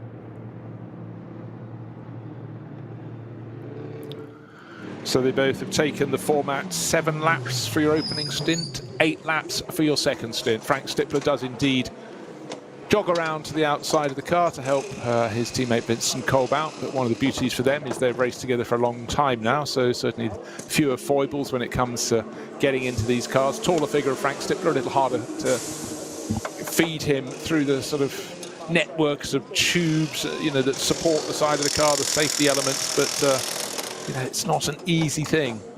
Lovely little touch. Now, very interesting map on the door, inside of the door of the Phoenix Audi, the number 5. It doesn't just show the corners and the twists and the turns, it shows where the course vehicles can come onto the circuit and what sort of course vehicle. Oh, I'd like to look at that map properly, because if you ever look at any of the notes for this circuit, Snowy, we get messages on our screen saying incident at Marshall Post 184. 184 Marshall Post, that's not even on the Dottinger Höhe so long is this circuit, but actually the knowledge of where course vehicles can enter and exit, including flatbeds, fire engines and so on and so forth, absolutely precious. And you can be sure, unless it was handed out to all the teams that would have it would be the likes of Manthey Racing, would be the likes of Phoenix Racing, teams that have been racing here year in, year out. It might seem small, it might seem only slightly relevant, but it's far more than that. It's where an incident gets cleared, you know, the traditional points, how long is that stoppage going to be? All these little things can add up. Masterstroke. Not that the driver could probably look at it unless they were stationary, in fairness, when it's taped the door alongside them, but when they've stopped, well, I couldn't. Why not? 184, by the way, is its Falkenschwanz, so you're right, it's not even on the Dottinger Höhe yet. I'll get my anorak. No, it's good, because, you know, a traditional race circuit would have 30 Marshall posts max. Yeah. Probably, you know, if you're under lucky, that, if you're lucky. So let's say normally 20. I nearly started at 20, but I raised the ante. Oh, you always raise the bar. So, one of the things we want to see is who's going to be getting on board. Frank Stippler will be replacing Vincent Kolb. Mattia Caroli, will he hand over back to the race start to Dennis Olsen in the number 74 EMA Motorsport Porsche? And Tim Heinemann is into the pits in 3rd position for his 3rd pit stop, because that pitted after 2 laps, the number 3 car, and then after 7, and then after 15. So it's had 2 normal length stints, and that short one very early on. Kuba Gimasiak will be the effective race leader after all of this. His Phoenix Audi, green, white and red, powering into, well, no, backing off to go into the Sabine Schmitz curves. There's the sister car, the number 5 car, the blue, white and red version, is just exiting the pits at the moment. Frank Stippler now on board after Vincent Kolb's stint. Kuba Gimasiak, well, all the first half of the race was done by his teammate Kelvin van der Linde, so he will go through to the end of this race. He will do this double stint. And looking very strong indeed. Vincent Kolb out of the car, smiling, happy with his stint. Doesn't even look as though he's really been in the car. Looks like someone's just sort of wetted his hair down for him. But So just double checking, number 11 has done its 2 pit stops now. That pitted very early indeed, but that's out of kilter with the others. That's Marek Botman taking over from Marcel Martowitz, but I had that marked down as a lap 2 pit stop, and then I would suggest probably about a lap 10, so that's out of sync. But the important part is the front 3 cars all have got a similar pit stop routine. That's the 2 Phoenix Racing Audis and the number 74 EMA Motorsport Porsche, which is indeed back out of the hands of Mattia Caroli into the hands of Dennis Olsen.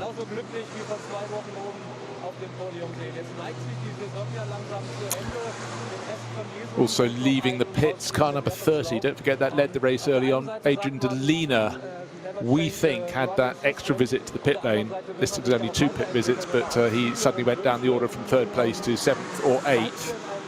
And that has just served a regular pit stop after 15 laps, which would sort of pretty much fit in with the mix. Car number 30, car 74 as well. Yeah, that's right, that 2, so that was a 15. Yeah, I think the standard way for most people to try and do this race is a 7-lap opening stint, 8-lap stints hereinafter. Certainly 7, 8, 8, 7 perhaps would be the way you finish your final leg of the race with a 7-lap sprint through to the finish. However, of course, that does depend on incidents. We've got an hour and 40-odd minutes remaining in this 4-hour race. So far, so good, though, Peter Snowden. Yeah, which is not so much good for Schnitzelau Racing the 666 numbered car. So that's parked at the side of the road. I don't know if it's gone off or not, but it's stationary, certainly, just picking up to Hohe-Acht, which is the highest part of the circuit, hence the name would suggest. So I would say, with that number, it's parked in the devil of the place. Just say that again. Yes. I'm just waiting for you to clash the cymbals. Kaboom! Blow the trumpet. Wherever is the monkey? I'd rather think somebody else would for a change. We make you work hard. I know. But yeah, so that car is stationary inside the track. I'm not sure why at the moment it has caused a code 60. We've also just seen number 3 Falcon Motorsport entry, which is car number 3 running in 3rd. Just exit the pits with Martin Ragener aboard now. Yeah, all the race thus far has been done. That's Peter and I get out our little coloured pens. He's in the race now. It's like being back at nursery with crayons, isn't it? Nothing's really evolved. Just your height. Yes, I'm now allowed pointed end scissors. Fabulous. Right, what's happening in Cup 2? Well, Peter pointed this out a while ago. Dorian Boccolacci's taken over the number 107 entry. That's been duking the lead. That's Team Mathol Racing, but the lead is back in the hands of 120, the WNS Motorsport entry, and it's Daniel Blickel at the wheel of that. David Yarn did the hard yards early on. Right, as the crews all settle down with 2 and unfortunately some of the 3 pit stops to their name in the top class. Wait and see at the end of the lap how it has shaken out, but it should be Kuba Gimasiak sitting pretty at the top of the pile. He came in a lap ahead of the other cars in the top class, at the front end of the top class. After 14 laps, the rest pitted after 15 for the second stop. But certainly his race pace is looking good. And what you get traditionally after the SP9 runners come in, you get the flurry of Cup 2 runners then diving in probably the next time around. But at the halfway point in the race and a little bit more, things are balancing out quite nicely. It's a grey day, flashes of darker cloud, flashes of blue sky from time to time, but it seems a couple of hours since we saw the last of those. And again, waiting for the pace to pick up. Drivers, of course, now have fresh rubber underneath them, certainly towards the end of their stints, doing 7 or 8 laps. Let's call them 8 laps. Let's call that 200 kilometres. 200 kilometres going around a circuit with 170 plus corners, pushing on, pushing hard. You can imagine the tyre life has really, really fallen away by the end of the session. And as Peter pointed out, when Vincent Kolb was challenged going down into the first corner, turn 1, he didn't make it too hard at all. And certainly for the EMA Porsche, that had Mattia Caroli at the wheel, he was going for it, but nobody had loads of grip left. And it was neat and tidy in a way, but particularly helped by Vincent Kolb going, yeah, I could go half a car length deeper into the corner, but what would be the point? Now, we mentioned the number 34 Valkenhorst BMW M4 a little bit earlier. Bruce had its did its loose wheel impersonation, didn't it? Leaving parts of it. Well, with Christian Krohn's at the wheel of that car now, he's just set the fastest sector 2 by a country mile, as it were. I know it's a short sector, but we're looking at 104s, 105s for that. He's done a 102 dead through there already. Wow. And I tell you what, a couple just of wonder. Yeah, but I tell you what, a couple of laps ago, I was saying it's such a shame because when Krohn went back out there, he was the fastest driver on the track. We were admiring someone for doing an 8-minute 28, and I just noticed further down the screen he'd done an 8-minute 24-second lap. So I mean, it's running 9th overall at the moment, and it's the highest placed BMW. One could, if one had time, dive back and see what the length of the longest lap was to them, because that would be the one where they were limping in. But the first time that car was picked up without its front left wheel, I can take a hint. I like to give him a challenge. I've got him back from caravan record setting, and but the first time we saw it was just onto the Dottinger Höhe. We don't know how far before that front left wheel came off, but either way, it was going to be a much slower lap. But as you pointed out, he was coming back with the front wheel off the ground because it wasn't really there, but also it wasn't with bodywork flapping as a tyre carcass flailed around. So clearly whatever they've done to the car, scraped the bottom a little bit, removed the barnacles. It's working very well at the moment.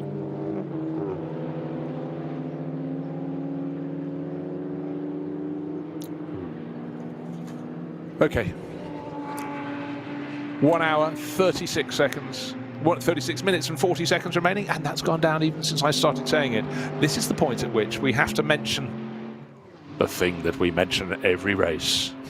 The length of your final pit stop is dictated. Not the aggregator. Yes, exactly. If you're new to this, the length of your final pit stop is varied. It's variable. Down to competence of the crew, perhaps. No, it's far more complicated than that. We have the chart of gain, the chart of pain. I'll make it simple as I can. Say you stopped with an hour remaining in this 4-hour race, effectively splitting it to 3 pit stops. Your final pit stop would have to be a minimum of 333 seconds. So we're talking 5 minutes and 33 seconds. If you could eke it out another 10 minutes, so let's say effectively another lap for most of these drivers, your pit stop would be 26 seconds shorter. That's phenomenal. It is. It's a lot of. If you eked it out another 10 minutes, so you came in with just 40 minutes remaining, you could also save another 26 seconds. But it's how you work the maths to get you into that scenario where you can do a late final pit stop. Ever since the summer, it's been perplexing me what to purchase you for Christmas present. I now know. Caravan Club membership. I can't believe you assume I do not have one already. No, you're quite right. No. We know we've got the caravan. It's whether you want the membership or not. Are you fully paid up member? Caravan Club of Great Britain. Which of the Marx brothers said any club that would allow me to be a member is not a club worth joining? Yes. I think it was Groucho. I have a feeling it was. Yes, not Swift Caravan, Marx. Right, okay. Now, I'll go back to the early stage of the race because it's not only the final pit stop that is a variable. The middle pit stop is absolutely fine in this. You can do whatever you want within reason. However, say you did your first pit stop after only 2 laps, and some of the crews did that. Your time at a standstill has to be, well, almost bang on the nose of 4 minutes, 239 seconds. If you did your first pit stop after 7 laps, you have to be at a standstill for a whisker under 6 minutes, 351 seconds. So you can see you've got to work the first variable and the last variable. And here endeth the lesson today. We like people to keep things as smooth and confident at the front, so it's much easier from our point of view. It keeps the cars together on the track if they all run identical pit stops. Oh, we've got a problem. The Landgraf, there's a Landgraf Mercedes at the side of the track, stationary off the track. It's been parked by a marshal's post. This is car number 55. The driver at the wheel is Julian Apostolos, climbing out now. Yeah, coming out of the Dottinger Höhe, onto the Dottinger Höhe, the Galvenkopf, isn't it? On the right-hand side. Yeah. Yeah. Again, Beautiful long shot, and you can really see the marshals not just waving the flags immediately behind the beach Mercedes, but the corner before, we can see the crews very clearly standing in front of those glorious coloured trees. Oh, shoulders up, sort of arms out to the side from Julian Apostolos. Almost a Gallic shrug, wasn't it? Who'd have thought? Yes. So, even at this late stage. So that was the car that was running in 8th position, had been setting decent pace. In fact, the last lap the car did was, get this, it was the fastest car on the last lap, the last lap that has been completed. Again, all these lap times can be interrupted by slow zones and other things. Great little scrap on the circuit at the moment. The purple and black Teichmann Racing Supra GT, just the GT4 model, is having to back off because someone has put half the tyre wall into the middle of the circuit. There's a wheel peeled off a car with a drive shaft with a drive shaft attached. We can't yet see the car. That'll be further up the track. There is a lot of debris, small debris beyond. It's peeled the tyre wall back and taken about a 4 metre length of it. That will cost a fortune, as Kerry said. She's far wiser to these things. It's tyres, don't forget. It's only tyres. It's fine. It's only tyres, and it's one of the Clios at the side of the circuit. Again. 283. Oh, 283 on the rear window. Well spotted. I was waiting for the side of the car. And it's a Renault Clio Cup. Yeah. Stefan Epp and Michael Ulwer. The Aufkleben car. Great race livery though. I'd rather see it at full racing speed. It's orange, it's black, it's white, it's yellow, but it's stationary, and other parts of its front end scattered across the track. Those will need to be swept up, and it only leaves a car width maximum between the end of the tyre wall that it's pulled onto the circuit and the gap to the shed wheel and drive shaft that are sitting there on the track. So very, very unfortunate for 283. Driver out of the car, which is good to see, but again, that's running in the SP3 class, 5 cars in the class, so you'd have been heading for decent points. But for 283, it will be going no further, unfortunately. There. I'm just wondering, the Landgraf Mercedes has pulled over on the side of the Dottinghoe there just after Galvenkopf. It's got its headlights back on again. I just wonder if it's they weren't on it when it was pulled over, is my point. They're now on. So I wonder if the drivers got back in and trying to do an alt control reset and whatever and trying to get that car back. He's only got the Dottinghoe to go. Yeah. What, get it into 2 kilometres? Yeah, well, yeah, okay, but 2 out of 25. He's done 20, He's done 23 of them already. So, yeah, to get it back to the pits and see if they can do anything with it. If not, finish the test session. We're only just over. Oh, we ain't got an hour and a half to go. Oh, thank goodness. Yes. A blink of an eye. Yeah. Now, looking at the pace of Dorian Boccolacci, it's always good. He's always quick. He's second in the Cup 2 class in the 107 Zimmermann brake ducts entered car, swinging it around. He's actually marginally faster than the class-leading Daniel Blickel, but not by a huge amount, by about a second. But, however, the ifs, the buts, and there will be slow zones around the circuit. Quite clearly, we've seen the cause of one of them, which is about probably firing in now, which will be all that tyre wall that's been hit at one end, separated, might have been a natural break in the tyre wall, but then peeled into the middle of the circuit, leaving only this narrow strip, and then there's a trail of debris beyond, and a front right wheel and a drive shaft sitting in the track, which makes things very difficult indeed. So lap times will necessarily suddenly become a whole lot slower. But as always with a slow zone, if you happen to get through before it's caused, and then someone who might be even 20 seconds behind you, the slow zone is thrown, they have to back off, you gain a free pass. And many a race here, you think, well, they've just not closed it down under normal circumstances. Then you get something that isn't a racing circumstance in terms of natural racing speeds. Suddenly there's a slow zone, and you can really, really gain. So young Jake Dennis at the wheel of the number 34 Valkenhorst BMW now. Okay, so he's finally got a go in that. He must be wondering if he was going to get one, because that pitted very early on, and so the number 34 car has just disappeared from my image, up to 6th place. Now the 3rd pit stop is done. That is 16 laps on the board. So it pitted after 2 laps. I say young, he seems to be around forever, doesn't he? No, he does. But he's only 27 now. Gold standard driver, gold rated under FRA, but he has done NLS before with an M240i last year with Adrenaline and Valkenhorst. To get what? To get his ring license? I guess, ring permit, yeah. Permit. And of course, he's done Formula E last year, didn't he? As well? Oh, he's done it for a while. He's been one of the stars of Formula E. Yeah. Yep. Of course, remember the days of the Aston down to Bathurst and stuff, wasn't he? Blank Pond, ADAC. Quite a stellar career already, age 27. So, you say itching to get a drive in that M4 GT3, and you were saying earlier that about if you had a chance to drive one of these SP9, as we call them, being very NLS possessive there, but of that series GT3 car, that car still just stands out to me. I mean, there's something I do like a big front-engined GT car, front-engine rear-wheel drive GT car. There's just something about them.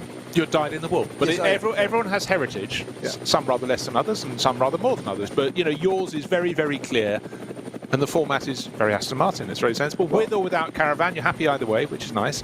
Yeah, well, okay. Well, you could have downtime, so you go on holiday. It's only fair. Take the caravan with you. Just use the same car. Wind the clock back to the 90s, let's say. Porsche Super Cup. Yep. Guest drivers at each of the rounds supporting the Grand Prix in Europe. And I remember being at Imola for the San Marino Grand Prix, and actually it might have been 1992, 1994, was that fateful time. And I went across to speak to Eddie Irvine, who'd just been driving it, and in his laconic way, without much thought to anything other than sheer honesty, he went, "It's like driving a car towing a caravan." I said, "How's the handling?" He said, "I think it's towing a caravan." I thought, epic, I don't think Porsche will like that very much. But then, if you welcome Eddie into your camp, that's what you'll get. And actually, you know what? A good PR will go, you know what? People will talk about that now. Well, exactly. And you turn it into a positive, yeah. So the Toyo tyres, 180 Supra into the pit lane. This is the car that was Takayuki Kinoshita, Unuva Clean. Looks great. Metallic looking blue very livery. clean, actually, for cars. Should have been out on track a lot. So Toyo tyres, we've got two of those. We've got car 170, 180. Go. Sorry, Bruce, could have cost you. We mentioned gaffer tape earlier, being high tech and all that. There, we just did a close up in the pit lane of our cameraman, very kindly showing us the refueling of this Toyota. All this high tech in the world, and they've got the fueling nozzle in there, in the rear window where it is, and we've got some paper wrapped around it in case it spills. I just love it. In case there's any splash, but bit of paper from the roll there, just like you're at the service station. There you go. Look. Wiping it up, putting it away. Yes, all very tidy. Well, I tell you, certainly a lot of the petrol stations and fuel stations I go to, I need something. Pill spilt. There's no tissue. There's nothing to clean up with when you've slightly dripped down the side of the car. You are on a different economic level. And you can afford to spill fuel. No. Wow. I did think yesterday evening there was a fault with the petrol pump. The price appeared to be going up rather fast than the number of litres. Yeah. It's bobbed back up. It's when it's got past your budget. Yes. Then you check and see if your feet are getting wet as it's filling the car up. Make sure it's not coming out underneath. Was that point you thought, I thought there was a quarter of a tank. I appear to have put a tank load in terms of a six-figure sum. Right. So, Marek Bachmann rose to second place, back in for that third pit stop. So that number 11, Schnitzelarm Racing Mercedes, he shares with Marcel Marshevitz. Will drop back down the order again, but they were one of the crews that did a very early pit stop, and then that was after 2 laps, and then 15 laps later, after a 7-lap stint and an 8-lap stint, they're in all over again. But that will drop them down the order. But Kuba Gimasiak, his lead over fellow Phoenix Audi is 1 minute. Wait for the end of this lap. 1 minute 16 seconds. Yes, of course, there was a gap difference because the number 5 Audi pitted a lap later than the 16, which will always keep things confusing until the end of the race. But in terms of pace on board, again, I better not talk too much about pace on board because we're going to have clearly a slow zone out around section of the circuit where a lot of the tyre wall has been ripped asunder from its mounting and pulled out into the middle of the circuit. A narrow track made even narrower, certainly to be clean up down there as well. One of the cars, however, that is pressing on is Adrian Delina, and he's coming to the end of his stint in that number 30 Porsche, the car that led early on into the hands of Alessio Picariello. And it should be the Belgian driver taking over from the American domiciled Belgian driver. Let's see, entering the pits. I thought he was, and he thought he wasn't. So on for a further lap for the dynamic motorsport Porsche, bright green with the back bonnet. Where do you think the 283 had gone off and done all that tyre damage? Was it? Was it fluke flats? I thought you said it was Schwalbenschwanz. Maybe that was something else you were looking at. I can't remember. Schwalbenschwanz was the Marshall Post bit we were talking about. That's correct, yes. I've got a feeling it was, you know. Okay, well, it's again, it's not the work of a moment to find a car if it has actually exited the circuit or gone off the field of play. It comes off our GPS tracker when it goes outside the road. They play the car, but there's certainly a long code 60 down through the whole Schwab. My apologies, Flugplatz area. So it does come out of Hatzenbach. It starts at the end of that. So you join, go down the first part, over the bridge, as it were, and then you've got the left, right, left, leading on to the run up to Flugplatz, and that's where the code 60 is. So it starts at Hatzenbach in a 120, becomes the 160. We're only 77 Marshall's posts in by that point. It is the extraordinary thing, and many a time when commentating on races on Nürburgring Nordschleife, you see a car resting against a barrier, and you've seen a bit of a replay, or might have even seen it happen live, but what you haven't found out, that was the end of the incident. They bounced off the barriers twice before they've even reached the point where you saw them just kiss the barriers. We saw that with that K. Kramer Racing Porsche, where I commented it was beautifully parallel parked, but that was because it had gone into the angle, but just got straightened out. Now, the combination that will more than likely put the overall title in their bag. BMW car number 500. It's a 330i. Oscar Sandberg, Sindri Setzers, who kicked off, and Daniel Zils. They need to finish 5th in their 7-car class to put it in the bag today. And they are running in, scroll down, Daniel Zils in 32nd position overall. Wait for the drum roll, wait for the drum roll. He's running first in his class. That keeps things simple, doesn't it? So that's how they've done their championship. Win, win, win. That's what you do. Maximum points, and that just puts you in the driver's seat. So Daniel Zils will not be too concerned about any slow zones around the circuit. Aerial shot down onto that number 500 BMW, and I saw a wash of the windscreen wiper blade across the windscreen, but only the one.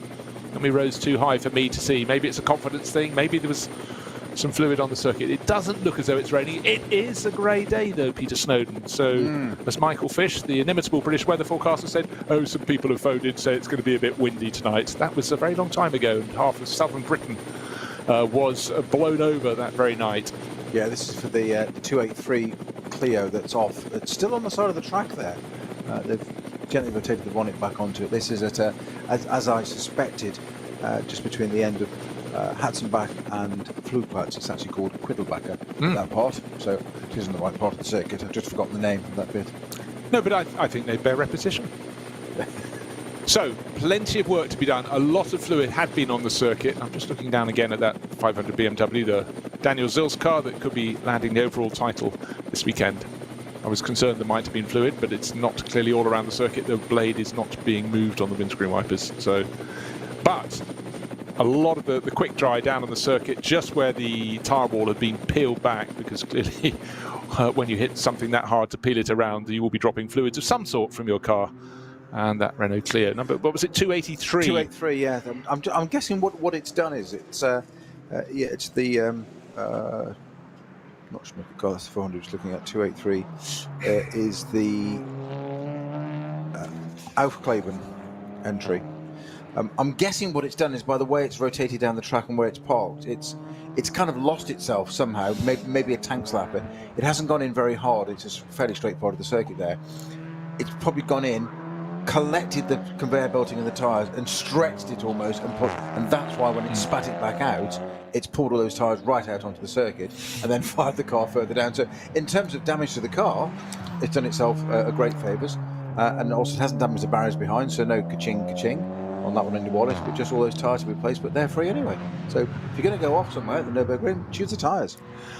Must be said, though, when it comes for the marshals having to tidy it up, suddenly having to shift that many tyre stacks all in one pile together, it's not like, you're quite a hefty chap, give it a bit of a push over here and a shove over there. It's difficult work, and they had to clear up an awful lot of fractured shards of bodywork and fluid, and it looks like they got the fluid under control with a lot of quick dry powder to soak all of that up, and then they've got to get the barriers back, and then perhaps only when they get the barriers back can they get the flatbed truck into position to come and pick up the stricken, broken Renault Clio. That's car number 283 from the Adenauer Motor Club, so local crew for local people, Stefan Epp, and the driver at the wheel, Michael Ulver, both from Wuppertal, up near Dusseldorf. Yeah, and just had a quick KW suspension, super slow-mo through the carousel there of the number 65 entry. That's the 9 und 11, so 9 und 11. Racing team Porsche runs in very British colours in terms of 1960s Formula 1 teams, isn't it? British racing green and a yellow stripe down the centre. Very Lotus. Very canary yellow. They've been running that scheme for a long time. I like it. It's completely understated. It's not as dark a green as on the Pro Sport Racing Aston Martin, which last time I thought, why is everything black and yellow this weekend? And only when the car was actually in sunshine could see it was very, very dark green. And today, alas, we didn't really get to see too much of that. We saw an aerial shot, Guido Dumouriez standing alongside, but certainly something on the opening lap was untoward. And a very short race for that Aston Martin Vantage, which is a shame. This is the sort of race it could have easily got a top 6 finish, I would have suggested, with other cars sitting a little bit of trouble. And also, not to put too fine a point in it, for Guido Dumouriez,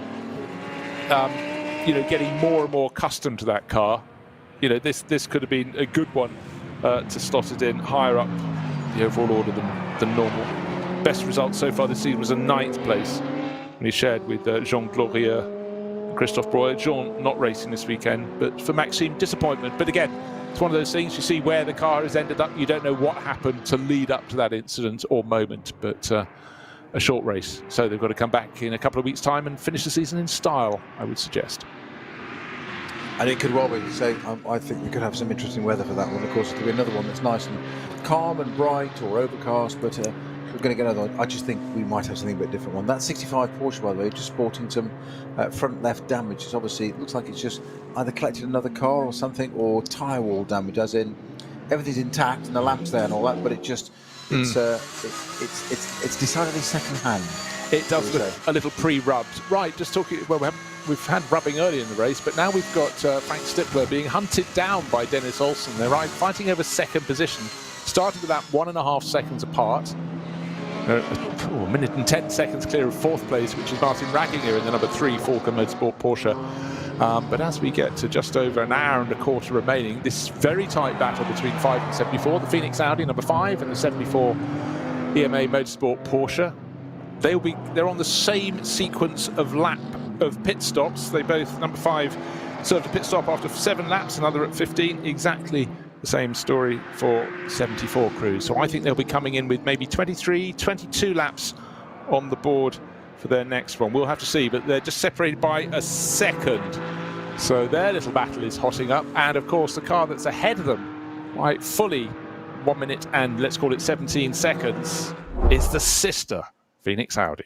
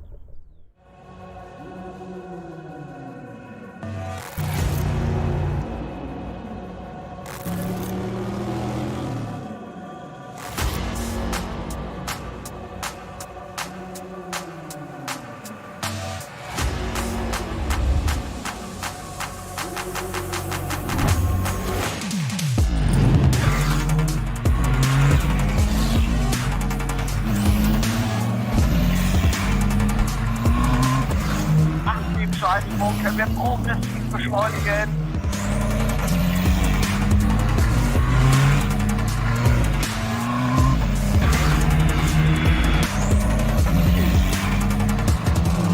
Schön gefühlvoll und eingelenkt.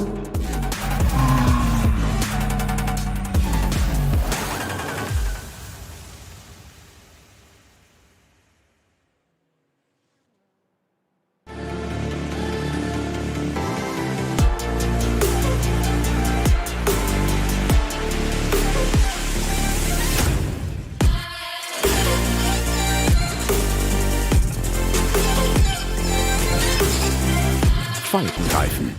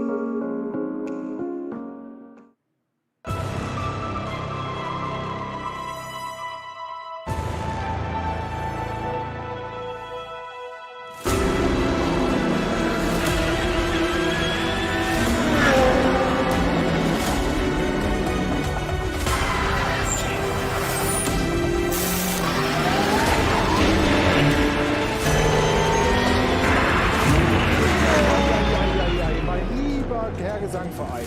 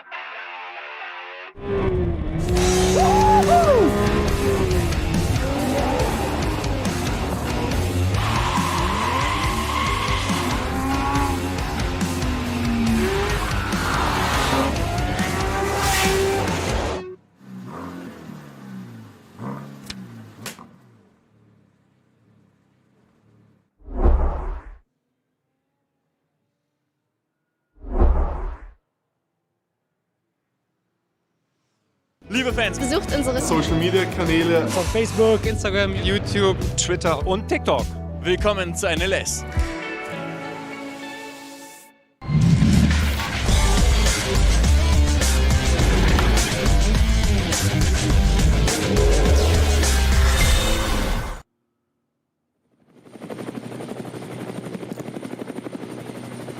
We have just under an hour and 9 minutes remaining. It's a 4-hour race this weekend, the penultimate round of the 2022 Nürburgring Langstrecken-Series.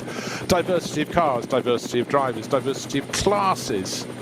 And now a little flurry of rain above the circuit, the windscreen wipers on. I thought I saw that, and then luckily there was a high-up shot from the rover helicam. So for the drivers who are coming towards the end of their stint, brackets most of them in the top class in the next 10 minutes or so, suddenly there is a different equation here.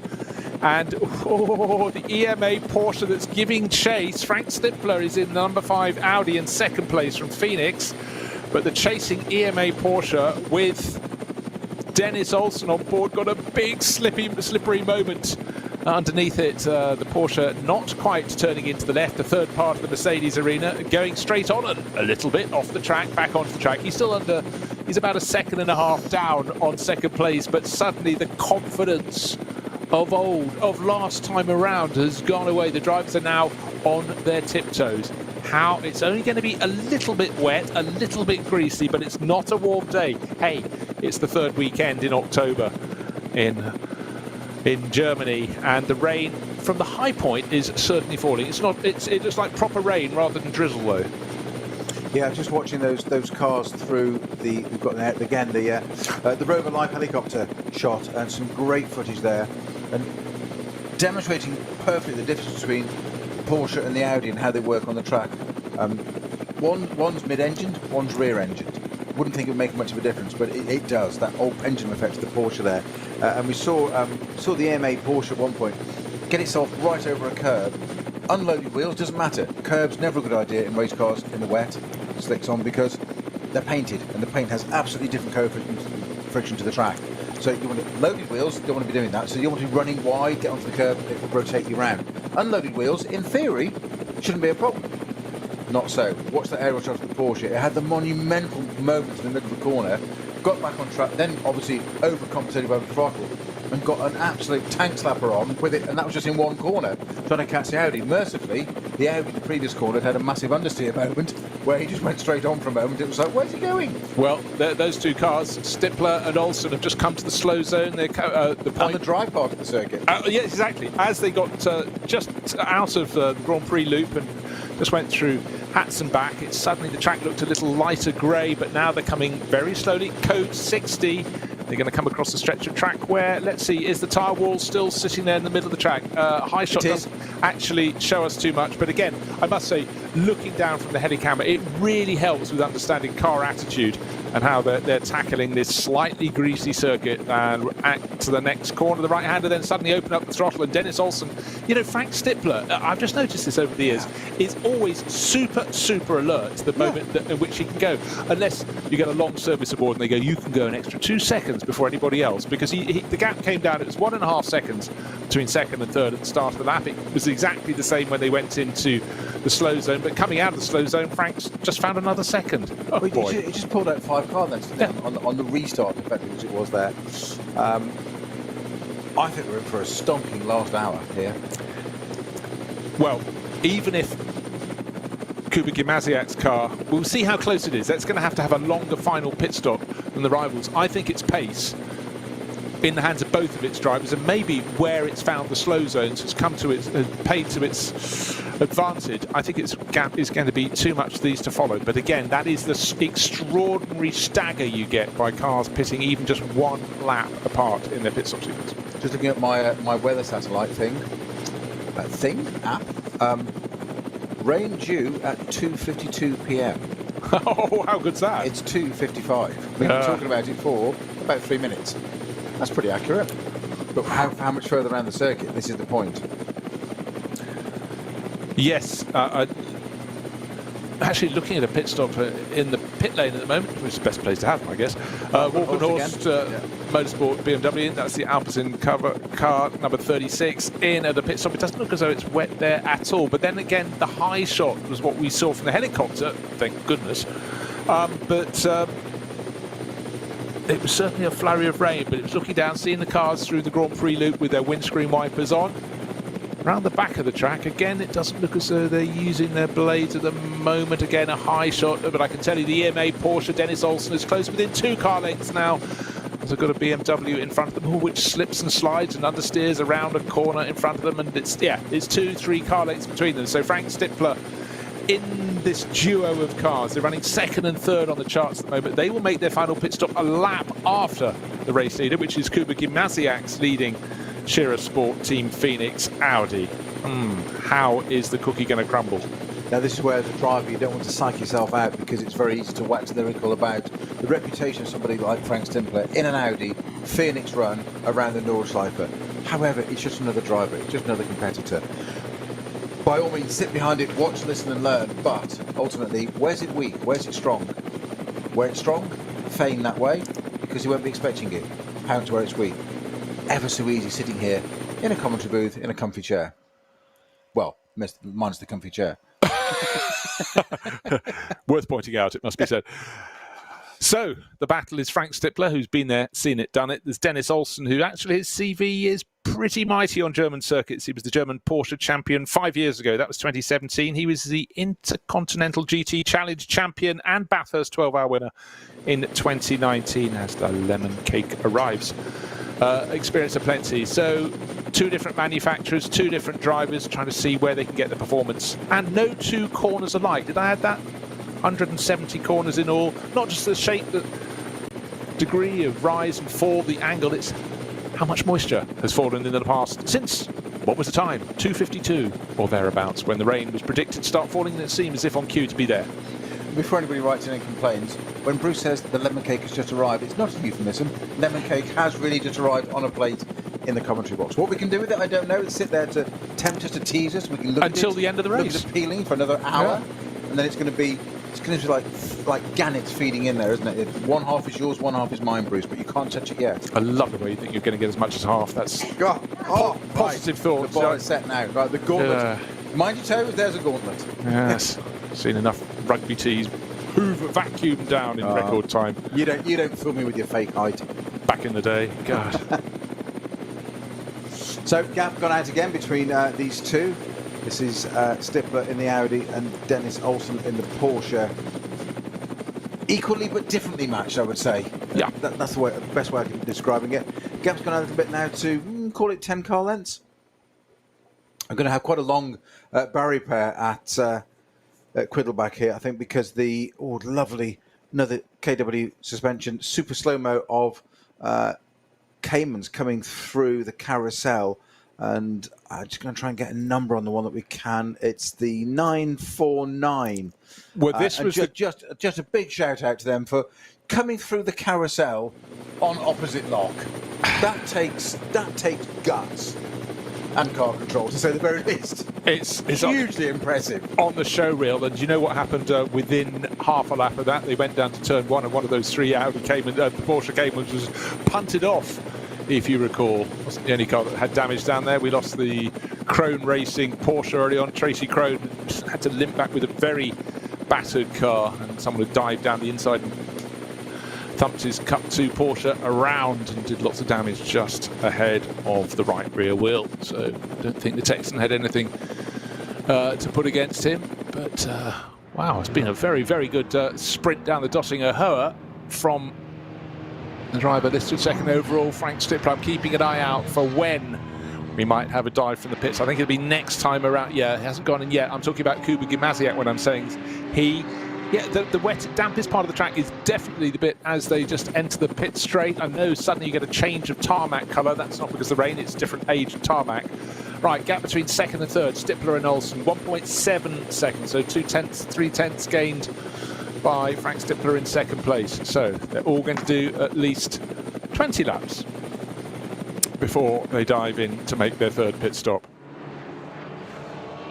It's looking for the tenths of a second here or there, because certainly, come what may, wherever Kuba Gimasiak comes back out onto the track after his third pit stop, we know that Dennis Olsen and Frank Stimpler are going to be very close indeed. But Frank knows that he's got to hand over to his teammate Vincent Kolb to conclude this race, do some of the final hour, into the final hour by dint of 1 minute precisely. But for the EMA Porsche crew, the handover will be from Dennis Olsen to Matteo Caroli. So you might think that's not an overall fair balance. You'd expect Matteo Caroli to be that little bit faster than Vincent Kolb, maybe by several seconds a lap. It is a long lap, but Frank, all he can do is try and stretch any advantage he can get. But you'd have to say, from EMA point of view, the new Australian Porsche team enjoying itself here on the Nordschleife, they must be pretty confident at this point. They can at least move ahead of the number 5 Audi. Well, indeed, so as you say, Bruce, these two cars, the 574 Audi and Porsche, mirroring strategies, 6, 8 and 5 laps respectively each. I quite like respectfully, actually. Yes, respectively. Yes, respectively. I'm just going to look at just have a very quick look at the times that they've done here. Let's have a look. So, best lap for Stippler is an 8:30.8, 8:30.854. Olsen 8:30.878. I find it quite extraordinary. That's on this stint? Correct, on this stint. I was going to say, because in the opening stint... Sorry, within this stint, I was narrowing down to this last bit, not overall. No. Well, average for Olsen is an 8:52, allowing for slow zones, and an 8:51 for Stippler. Because early in the race, in that opening stint, they would have done, I think, Stippler's best lap, 8 minutes 23.4. So two seconds down on the best lap of the race done by Alessio Picariello. So we've got the unusual shot of the two Schnitzelarm Racing Mercedes in the SP9 class, running not only in consecutive order, running 5th and 6th overall. They're within shot. They're 3 seconds apart. 11 ahead of 2, which is Marek Bachmann ahead of Peter Terting. So quite a nice one for them in the photos. I think Schnitzelarm would be pretty pleased with 5th and 6th overall. Certainly one of their better days around the Nordschleife. Good PR photo. Yeah.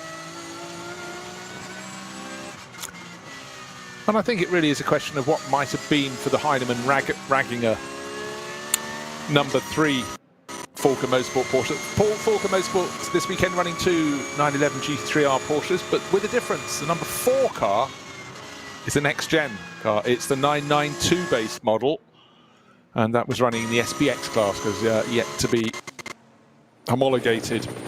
But alas, get this. We talked before the start of the race. It's awesome here in the Eiffel Forest and most of Northern Europe, and leaves fall off trees. And on the formation lap, we noticed a lot of the cars at the front of the field, particularly those on the front row, had their air intakes filled, or 80% filled with leaves, and it had dire consequences for this car for next year and beyond because it overheated. Number 4 was parked by Klaus Bachler very, very early on indeed. So 2 weekends ago, it was run by Manthey Racing for the first time in a race anywhere in the world. Did well enough to finish 3rd overall, having had to start from the back of the pack and serve an extra 30 seconds at each of its 3 pit stops. So a phenomenal run by that combination last time round. Shifted across to a privateer team for the first time because Manthey is effectively a works team. And for Falker Motorsport, how frustrating. Get their hands on the car that I'm sure they'll be running in future and only manage a lap and a little bit. Yeah, I think there's going to be something a little bit greater than that, isn't there, than just yes, it's going to be leaves, but it must have blocked or popped something else to just have done that. It's surprising, given how well it did, as you say, just 2 weeks ago. Just watching Martin Ragnar there on board, a lot further around the lap now, but just going out through Hatzenbach up to Quiddelbach. It's now completely full course green. So the barriers all repaired and done there, all those tyres taken away off the track. So we're back to full course green with 55 minutes to go of this final hour of 4 in total. And I still think we're going to see. I think we're going to see a couple of battles here in the end of this. I think certainly in the last 30 minutes. Yeah, and I think the thing is, and this is absolutely the story of any form of sports car or GT racing, you have more than one driver in each of the cars. Not at the same time, obviously, but of course they don't all have the same performance. And what we're seeing now is Frank Stippler knows his teammate Vincent Colby is not as quick as him. He's trying to gain every advantage he can, and over the last half lap he's opened out an advantage which had been 1.7 seconds at the start of the lap, and every time we seem to get a high up shot looking down at his car. He's worked the traffic very, very well indeed. And the car that may win the outright title overall, car number 500, the BMW, absolutely blocked poor Dennis Olsen. He's got another BMW blocking in this time around, and I think they're probably about 4 seconds apart. However, Dennis knows that he's handing over to Matteo Caroli, who is very, very quick indeed. So he has every confidence in his teammate. But from his point of view, he wants to stay on the tail of Frank Stippler because this is his bit of the race. I know you can break it down. We talk about it being a team sport, Peter, but you've got pride in your own sector in the car, your time in the car. certainly Dennis won't have liked this lap too much. However, last time they came around, they noticed it was raining on the start-finish straight and certainly made it tricky through the Mercedes arena. This time around, I think they'll find it. The rain has abated, has moved away. Here 1 minute, gone the next. But in fact, when did that come in? 15 minutes ago, wasn't it? It was. That seems to have dispersed. Fingers crossed. Or was that the end of not last lap? It was the previous lap, wasn't it? It was, yes. Yeah, Gosh, how time flies. Right, EMA Motorsport. We haven't talked too much about them. Came across, competed in the Spa 24 Hours. And being an Australian team, had an Australian driver. Don't have this weekend, but back then it was Matt Campbell, that famous Australian Mathieu Jaminet from France, and Felipe Nasr. But they're back, and they've got great plans. And beautiful Australian names. Yeah. Mitt and Felipe. Mitt? Made him in New Zealand. I did. I was dreaming of that lemon cake that's still behind. It's in the cage for another hour. Right. As the light brightens a little bit into turn one, not going for its final pit stop as yet, goes car number 16. How late will they leave it, or have they decided they can run? Just remember, this car pitted a lap before its two rivals, the number 5 and 74, chasing after the 16, but the number 16 Team Phoenix Audi, Kuba Gimasiak, who will take this car through to the end of the race, he has to serve another pit stop. They've all only done 2. They will all be doing 3, if not more, if there's problem, if there's sudden rain. But clearly he's trying to put this lap on the board. And for the number 16, that means at the end of this lap, it'll be 22 laps. He won't be able to go beyond the end of this, if I get my teeth in. He did a 6-lap stint and an 8-lap stint, which is the maximum you can really effectively manage around here. I don't think you can eat 9. And so this will be the end of another 8 laps. His lead, you have to wait. Frank Stippler in second place, Dennis Olsen in third. They haven't even reached the start-finish line, out of the Vidal chicane. And Frank Stippler has reached the start-finish line. 1 minute and 11 seconds, let's call the gap between first and second. And Frank Stippler has just done a lap in 8 minutes, 15.3 seconds. New fastest lap of the race. Dennis Olsen is 4 seconds behind him across the start-finish line. So the traffic did work for Frank Stippler there. He did an 8 minutes 17. Super lap from Stippler.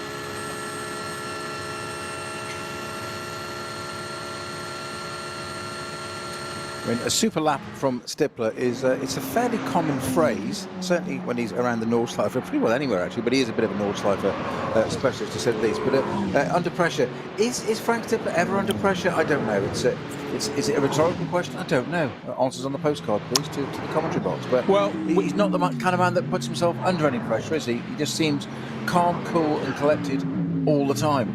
It's almost, I don't want to say boring, but it's just always the same. I'm thinking mono. It's just the same. But that is super, super reliable and what you want in a driver, which is why he drives for Team Phoenix, to say the very least. No, exactly so. Born in 1975, so he's had a few candles on his cake. Not that I want to talk. I've done talking about cake again. I must stop that.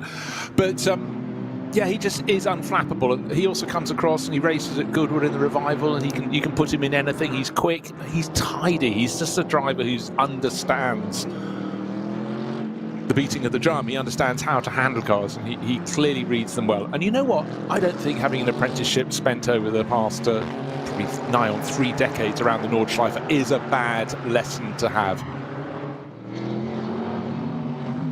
Right, just having a look. The number 2 Mercedes was fighting with the sister car, but the sister car, I think, it's just served its 3rd pit stop. So next time around we're going to have a real flurry, but after 21 laps, I think that was when we saw the number 11 car come in again. Does that tally? No, I'm not entirely sure. Again, actually, sorry, when we sometimes get a pink flash across the screen, I'll tell you what it does mean. Marek Botman didn't pit, that should have been a red flash. He just lapped under 8 minutes. Yeah. 7 minutes, 59 seconds and 0.962. Whoa. Again, looking at too many screens, looking up at a flash of colour, and I suddenly thought, is he still on the track? Yes, he is still on the track, and he has stretched his advantage, surprise, surprise. But a great lap from teammate Peter Terting, 8 minutes and 2, second fastest lap of the race. So Schnitzelarm, it's your moment. Your tyre changes will be coming shortly, but clearly that little flurry of rain made the track a little greasy for a couple of laps. It's now smoothing out, and the drivers are getting onto lighter loads. They'll come in to get their final batch of tyres, but under 8 minutes, by anybody's reckoning, is a very good lap around the Nordschleife. Obviously not raining on that part, was it? to say the very least. That is quite strange, because that is the ADAC that run all this and VLN. That's the magic number. 8 minutes. That's where they want to peg the top category cars, and we talk about balance and performance in different categories. And I mentioned earlier about these GT3 cars, which we call SP9s in this series, but they are GT3 cars. They're not quite the full GT3 spec you get in other FIA events.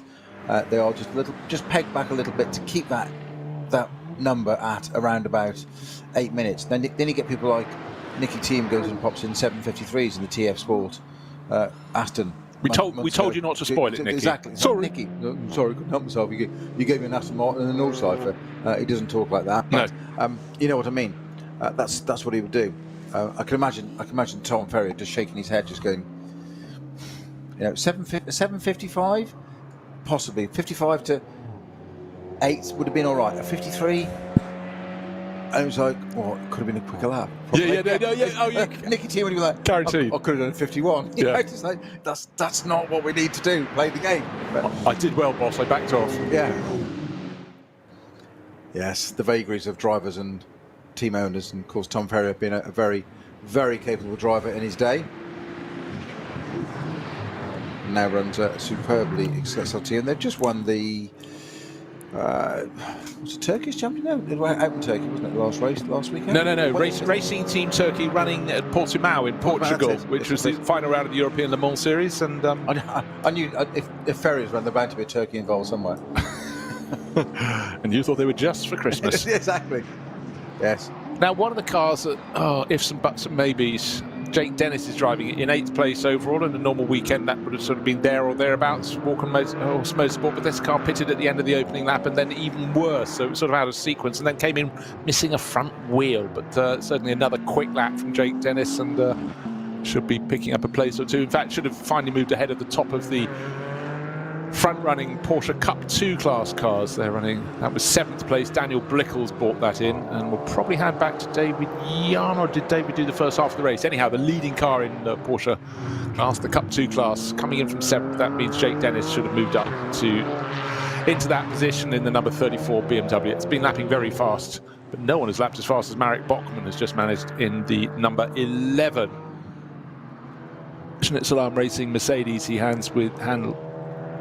sharing with Marcel Marshevitz, so anything under 8 minutes is very, very good indeed.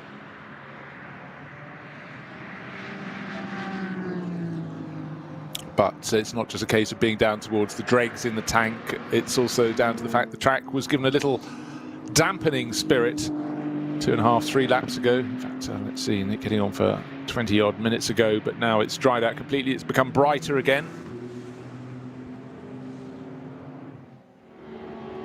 But we're waiting for the green, white and red Shearer Sport, Team Phoenix, Audi, and as if on cue, down the Dottinger it comes. Yeah, certainly much brighter, not the car, the scenery than it has been for quite some while. So a little rain flurry just coming through. I thought it was going to be the final 2, maybe 3 laps for these drivers if they could tiptoe around before their final pit stops. Otherwise, they'd have necessitated a further pit stop, having changed their tyres. But they've stayed out.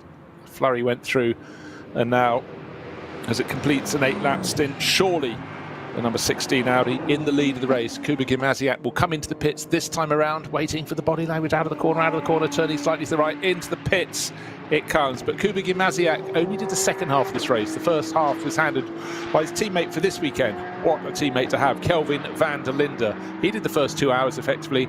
Now Kuba should make this pit stop and then go through to the end of the race. So look, 44 minutes remain on the clock. Maybe that counts as 45 when he entered the pit lane, and that will have a bearing.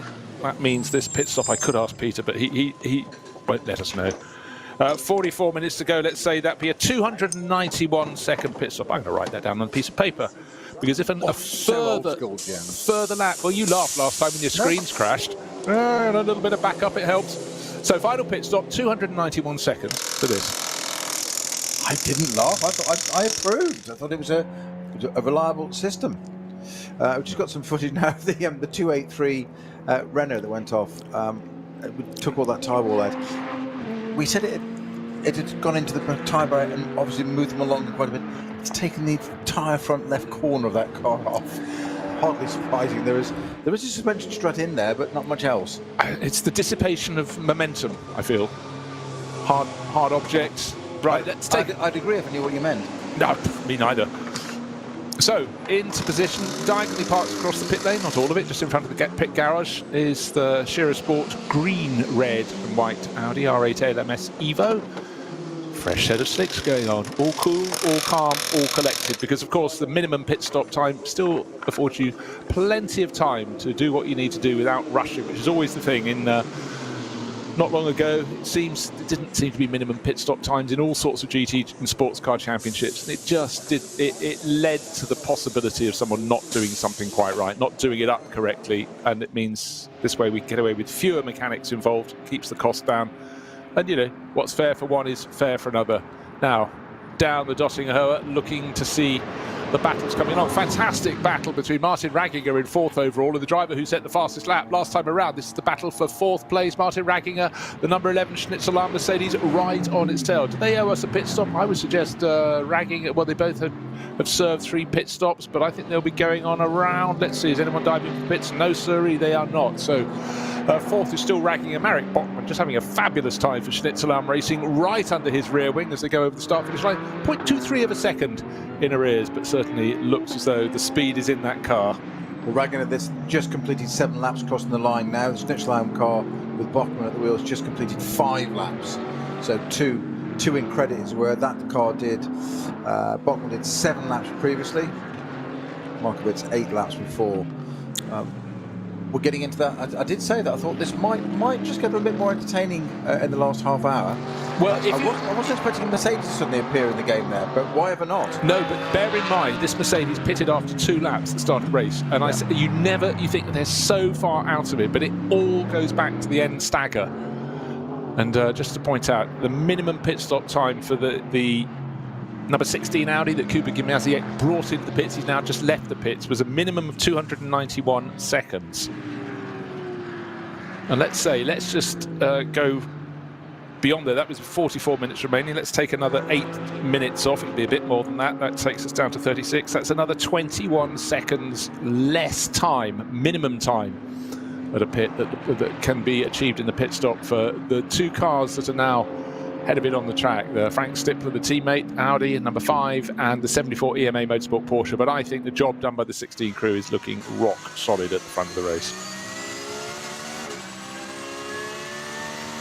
It would look incredibly so. Change the screen onto that. Sorry. Yeah, I mean a 7:59 still, and that's got to bear in mind that was the lap after it rained a little bit on the start of the circuit, so it may not have been wet, but I wouldn't say it was dry. That's quite impressive to put that in. You know what I mean by dry, don't you? No, I do. Yeah, dry on the inside and the outside. I can say, somebody explain it to me, because I just said it, but I don't know what it means. Dry. It's supposed to wet. Yes. Add one more and you've got a band.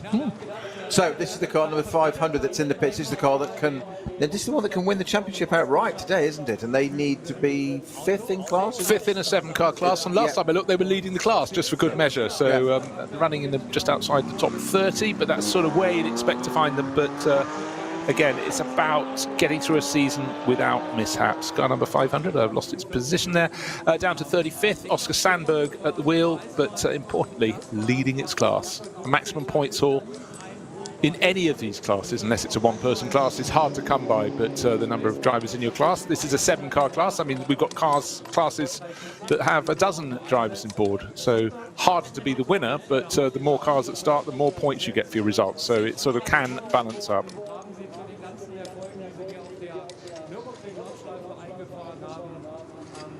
So no driver change, no tyre change, just torque the wheel nuts up. Yeah, Oscar Sandberg staying on board. Sindri Setzer started that car in the race. It looks immaculate, but you know what? If you've got a season where you've been collecting lots of points, that's possibly the way you do your racing. You stay out of trouble. Adrenaline Motorsport team Altsner Automotive. All looking cool, calm and collected, it must be said. For the crews there, they've done it before, they're planning to do it again. And you know what? We've had over the history of the championship, the VLN that went before, and now the NLS the last couple of years. number of teams win it not 1 year, 2 years, sometimes even 3 years in a row, because they've found the winning formula. Adrenaline win it 3 years in a row. Yeah. And so for the boss, Matthias Unger, you know, been there, seen it, done it, but they know the routine. They're not getting confused by looking at the overall pace of the fastest car on the track. They're not racing against the SB9 class cars, and I think a lot of the runners in this series, when they start, they're sort of trying to race everyone, and then it boils down to racing against your class competitors. Points mean prizes. That's the bit you need. Again, even just in the way it was just measured out of the pits, count down, away you go, not dumping the clutch and flooring it away, or metaphorically, it probably doesn't have a clutch these days, it's a bit auto, but not spinning the wheels and tearing out of the pits like some of the GT3 cars do. We've seen it, because let's face it, drivers come a little bit showy. The set of number 11s, it's called heating the rear tyres. Yeah, right. You know, I've had that before. I've done that. It's happened a little bit more than you expect, so you kind of go with it, and you go down the pit lane, and you suddenly have the principal come on the road and go, was that really necessary? No, all right, sorry. Back on the naughties there. Haven't even crossed the pit lane line yet, and you've been told off. Soz. Yeah. So put off by the message from the team boss, you crash at the first corner. Vittorio Brambilla, win the race, then crash. Marvellous. For those of you with the shorter memories, that was the 1975 Austrian Grand Prix. Correct. To the Österreichring. Österreichring, yes. In its full beauty. In its full glory. And a handful of years ago, I went there for a European Le Mans Series race, and we got flagged in a different entrance, normal to go to a car park. We went up this rise towards a bank of trees, and they flagged us left, and I thought, they're parking cars on the original circuit. Yeah. So we just kept driving left and round through those wonderful sweepers and up the mountainside, and then rejoined the circuit on access road at the top. I thought, well, that was a gift. I was very, very lucky to drive it. It's quite extraordinary. But yeah, if you're going to win your one and only Grand Prix, and then celebrate by aquaplaning off and into the barriers 200 metres later, that is hugely impressive. Sometimes there are reasons for things happening, but one of the weird things was the fact that the way that circuit produced 3 debut winners in 3 years. John Watson in 1976 for Penske, and then Alan Jones for Shadow the following year. But what often gets thrown into that mix, not in 76, but certainly in 75, was rain and weather that just comes in. The number of times you're at what is now the Red Bull Ring, and you can see something approaching, but it's on the other side of that mountain. Will it come this side? Will it go the other? And some of the weather, particularly in the height of summer, some of those summer sort of electrical storms are really eye-opening. Deep in the Styrian Mountains, of course, over in Austria. Here we are in the Eifel area at Mount Area. Oh, now we've got something off, and we've got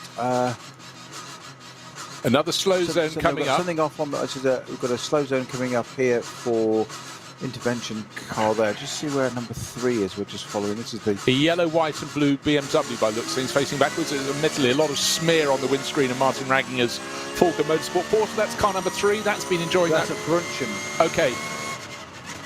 Right. The big question is the Schnitzelarm racing Mercedes in front or behind Martin Raginger? At the start of the lap, there's only a quarter of a second between Marek Bachmann in the number 11 Mercedes in 5th place and Martin Raginger in the number 3 Porsche. I think Martin is still ahead, but again, this interruption to your flow around the circuit. You're in the zone, you've got an 8-lap stint, you're pushing hard, you've got the feel of the circuit, and then you have to back right off for a slow zone, and then you've got to read the restart well, which is where Frank Stippler, we've seen time and time again, just seems to find time every single time they have to go into slow zone and come out the end. But he's going to need all those sessions.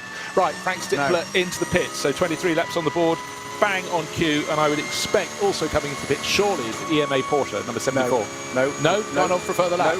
No, not even that. It's parked at the side of the track at HOAC. That's what's causing us the code 60 there, so whether it's gone off or just stopped, I don't know. But the 74 Dennis Olsen car is at the side of the track at HOAC, not continuing.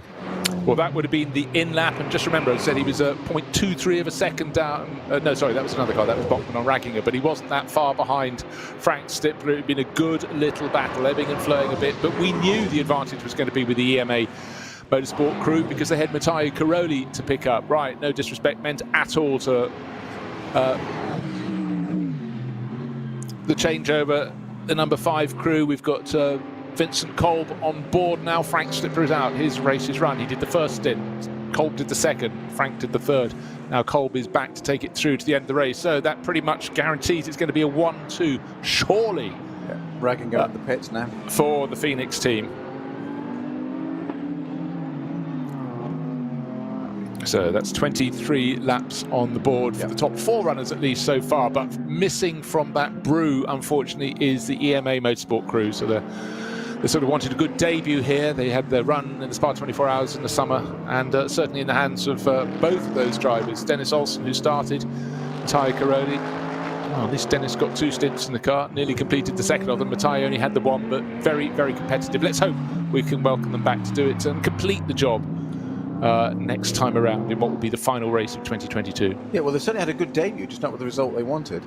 Can't argue with its pace, and it was kind of the 11 at Bochum in the Schnitzelau Mercedes there, just diving up the inside of one of the Cup 4, is it classes? One of the M240, M2s or 240Is. BMW saw him coming, left him all the room in the world, but it was still the closing distance, the pace he went through.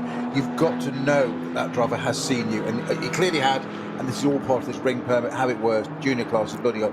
You know it's safe, you know it's fine, but still that different, because you hit a car at that pace with something as big as a AMG Mercedes, it's plane wreck stuff.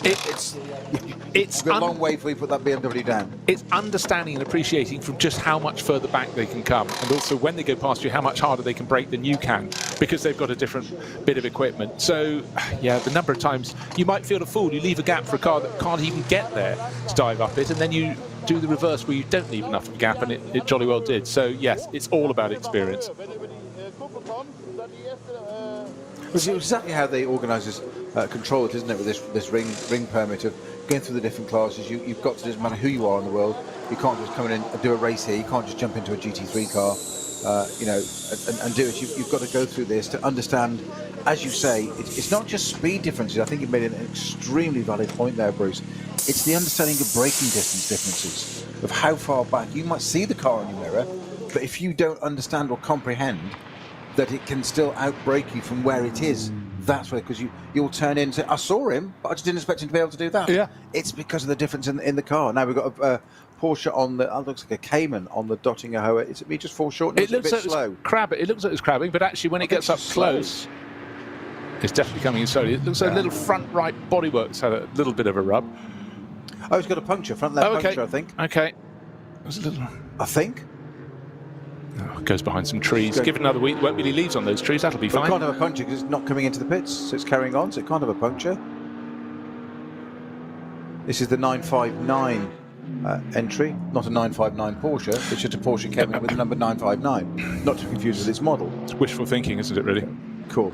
The 959, no, that should be in a museum or in an auction. If you have just stumbled across this broadcast and you've never seen the... I apologise now, unreservedly. Oh, sorry. I was talking about my co-commentator who stumbled into the booth. You don't know what the NLS is, and you're wondering, what is it? You can see it's the Nürburgring. Where have you been living? Oh, no, look, people have different time zones. You know, they may not have stumbled across it and whatever, but it's an incredible mixture of cars, sometimes as many as 160 to come out and play. We've got just under 100 this weekend, and it's when you look down the classes, you sometimes need to go through the entry list many, many times. But up at the front is SP9 all the way.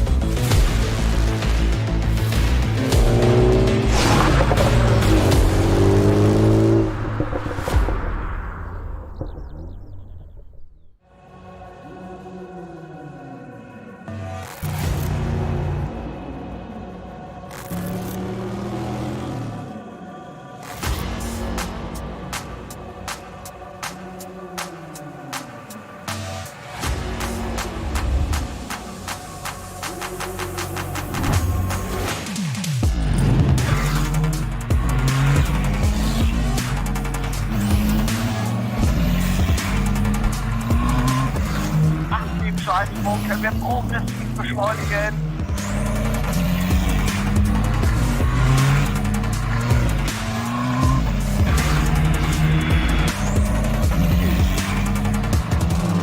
Schön gefühlvoll und eingelenkt.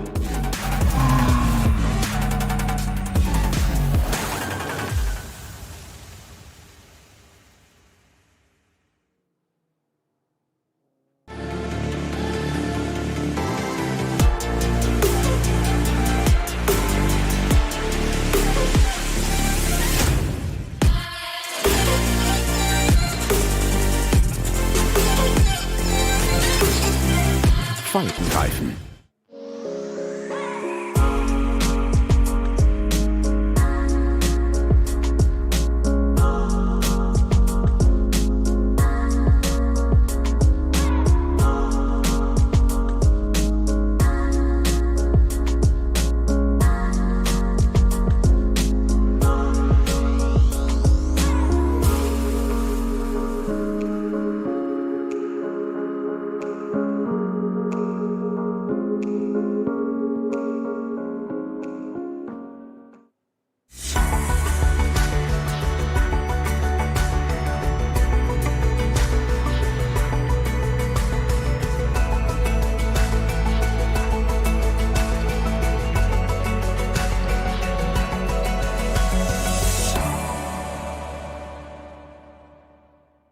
World's First Asphalt Watch.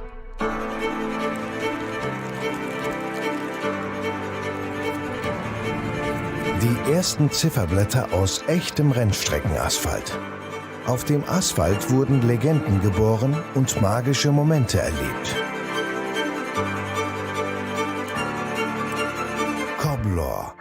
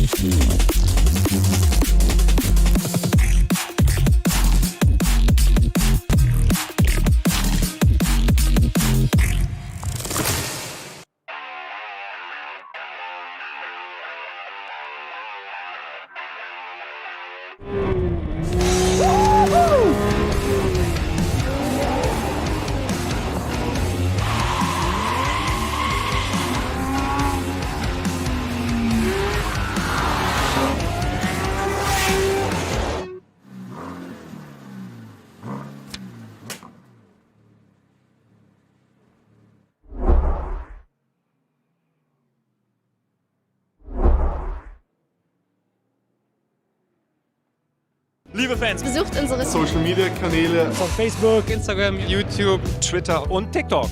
Willkommen zu NLS.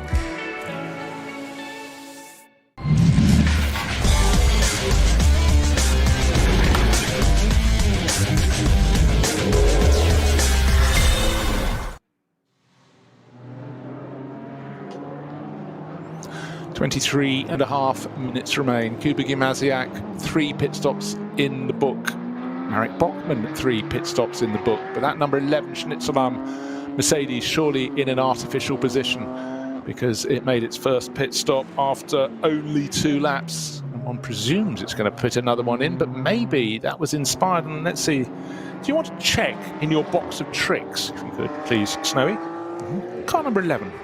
I made its pit stops as lap 2, I think 9 and 17, which would all sort of fit. Why did it come in on lap 2 on questions?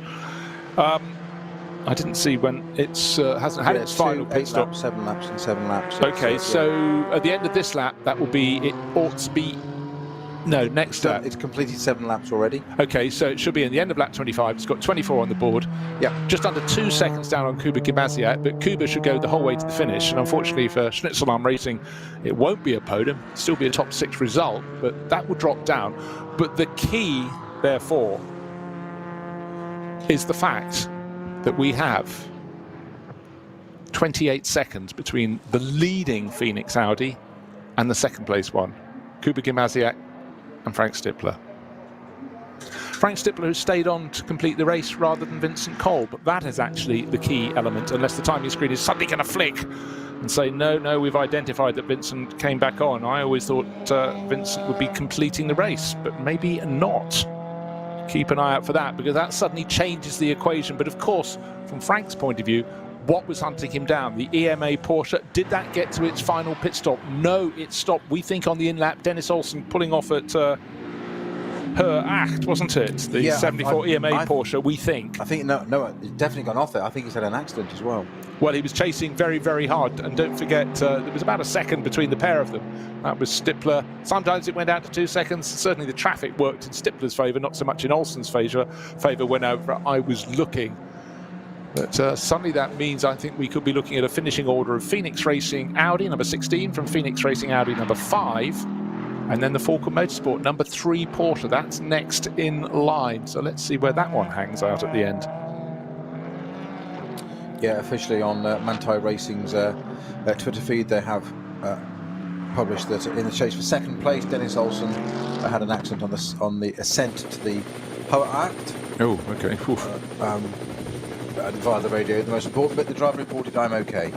So a somewhat second-hand Porsche, but the driver's okay. So that was his DTM round at Hockenheim a couple of weekends ago. Oh boy. Yeah. We were here, weren't we? We saw a picture of the engine and then the rest of the car. Yes. Right, on track. I was more pleased to see a picture of Dennis Olsen. No, absolutely. Yeah. But here we are on track. So are we going to slow zone? Backing off a little bit. In the pits, by the way. Stippler and Ragginger are in the pits, by the way. Unless my screen. No, I think your screen has frozen. They're back on track, I would reckon. But what we have on track, you're right. First and second are covered by a second in this race. But Marek Bachmann in the number 11 Schnitzelarm Racing, that's second in this line behind Kuba Gimasiak, surely will have to pit at the end of this lap. It will be complete an 8-lap stint, so he's out of kilter with the others. And Kuba Gimasiak just doesn't want to be toppled away from the lead of the race. He knows it's only effectively. It doesn't matter if Marek Bachmann goes through, but lights are flashing. Marek Bachmann does not want to be delayed. He doesn't want to lose any time whatsoever. But he'd also like to take the lead from Kuba Gimasiak. But Kuba's got to think, hold on. I could potentially win this championship. Not today, but I could get a whole step closer to it. I'm leading the SB9, the top class, and I came here for the 7th of the 8 races for 2022. Don't harry me. But the team will be on the radio to him saying, getting towards the end of lap number 25, the car behind, they're just a carousel actually, sorry, mistaken corner there. 2 car lengths between them, but Marek Bachmann will have to pit. One more pit stop before the end of this race. And another slow zone. It's been a race of a handful of slow zones. I mean, we had the unusual incident with coming to an almost standstill there around a left-hand corner not long after carousel. Of course, that's not long after her act, isn't it? And suddenly Marek Bachmann very nearly thumped into the back of our race leader. Would that be an ignominious way for the race to be sorted out? And the EMA Porsche is sitting at the side of the circuit. Looks like the right-hand wheels. Right-hand rear. He's bounced off quite a bit of barrier there. And he's just, so it's a couple of corners after, sort of at her act, and thereafter, and then it suddenly opens out. And but for Kuba Gimasiak, very nearly being tail-ended by Marek Bachmann, who was focusing on seeing if he could sort of not unlap himself, but get himself into the lead of the race before making that final pit stop. Oh, what a way to leave a race. And that would suddenly leave Frank Stippler and Vincent Kolb free to coast to the end, but luckily the contact was avoided. Marek Bachmann will be thinking, oh dear me, that was almost a little unnecessary. I'm intrigued to see what happened to Dennis Olsen. I'm not sure whether they're going to get a replay or not, but as the team have officially stated ADAC on the ascent to Hoacht, and it's on the other side of it, and it's facing down the track with the wings pointing the right way, but there's clearly damaged front and rear. I've just got a feeling he's probably just lost it almost on the brow or going towards, and it's just rattled off the barriers. I think one of those things where it's just, I think it's that age-old thing, and not the driver's, well, you know, it's booking excuses, but that genuine hands up, it just got away from me, and that does happen, unfortunately. You're driving these sorts of cars at the edge of the envelope all the time, and we all say it's their job and whatever. I'm not making excuses for drivers, but the more of this you do, the odds are sometimes something's going to happen. Something's going to catch you out, and sometimes they can just get away from you, and you can just. You've seen the likes of Babette and Senna even just say, you know, I don't know what happened. I think one of his famous phrases, wasn't it, that big shunt at Monaco when he went out? The steering wheel came out of my hand. He just didn't know what had happened. Yeah, it can happen.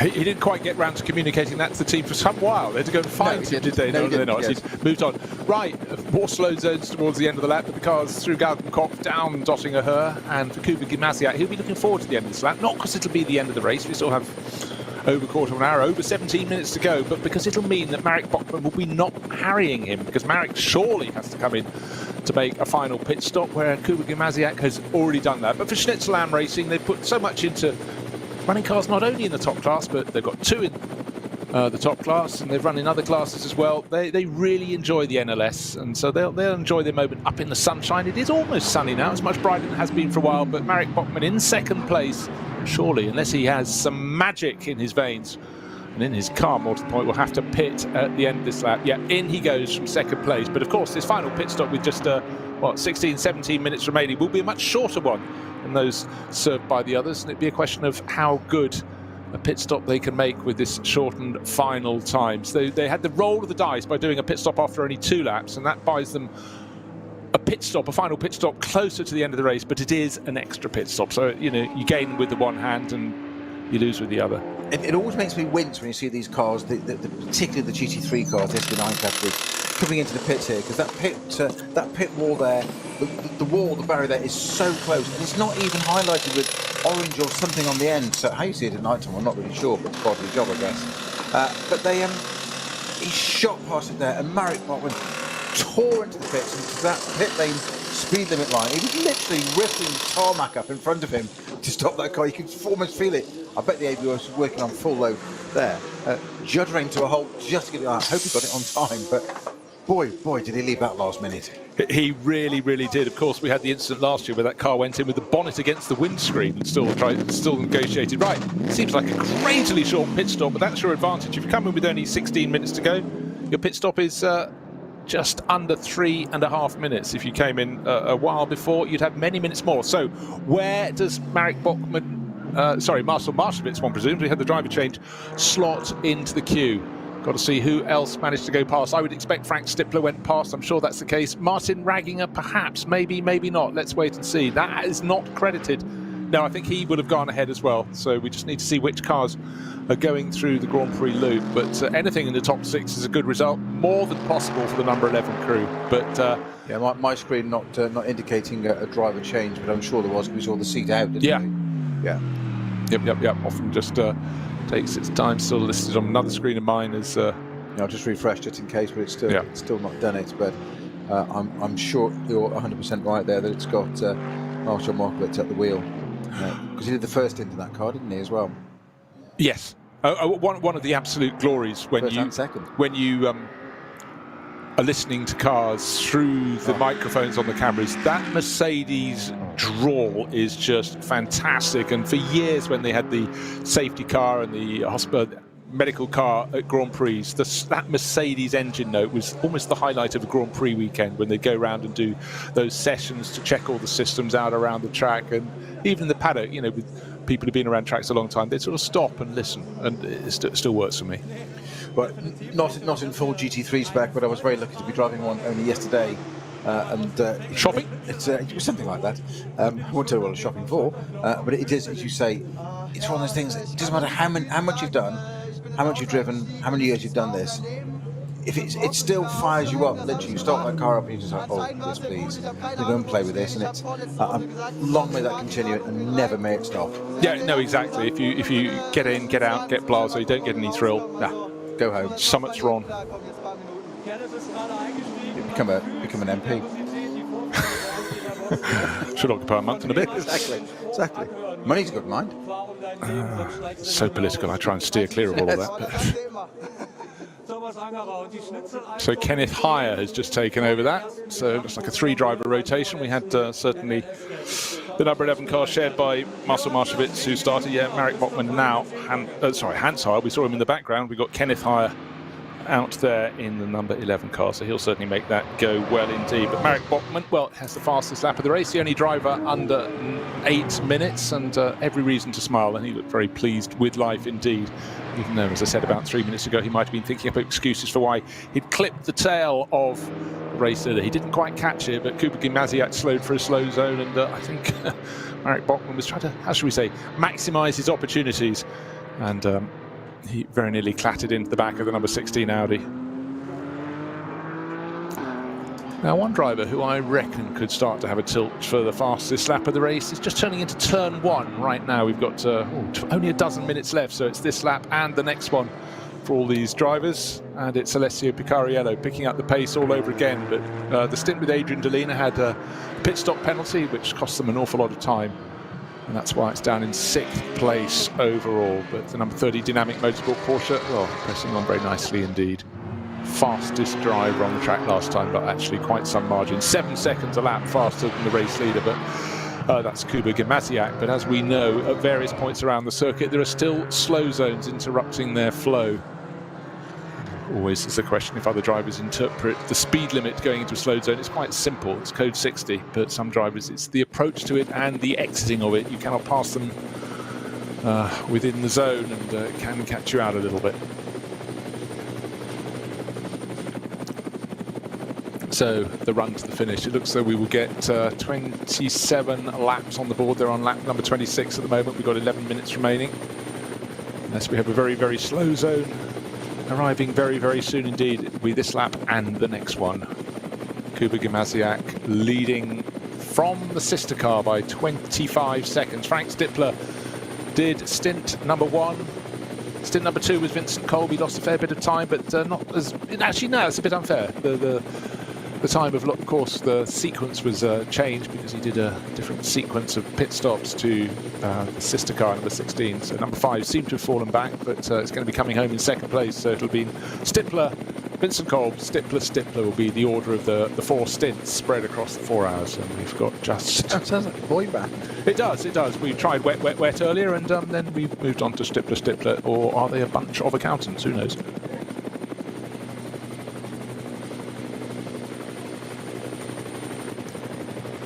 The sun has had a bit part to play in this race. It's largely been grey. The track, though, has largely been dry. That's been a blessing. There have been some incidents, and a few even on the opening lap of the race, which is always a disappointment when you've got 4 hours, track looking splendid, the backdrop magnificent, and you're having your coffee at 12:15. Race starts at 12, it ends at 4 in the afternoon.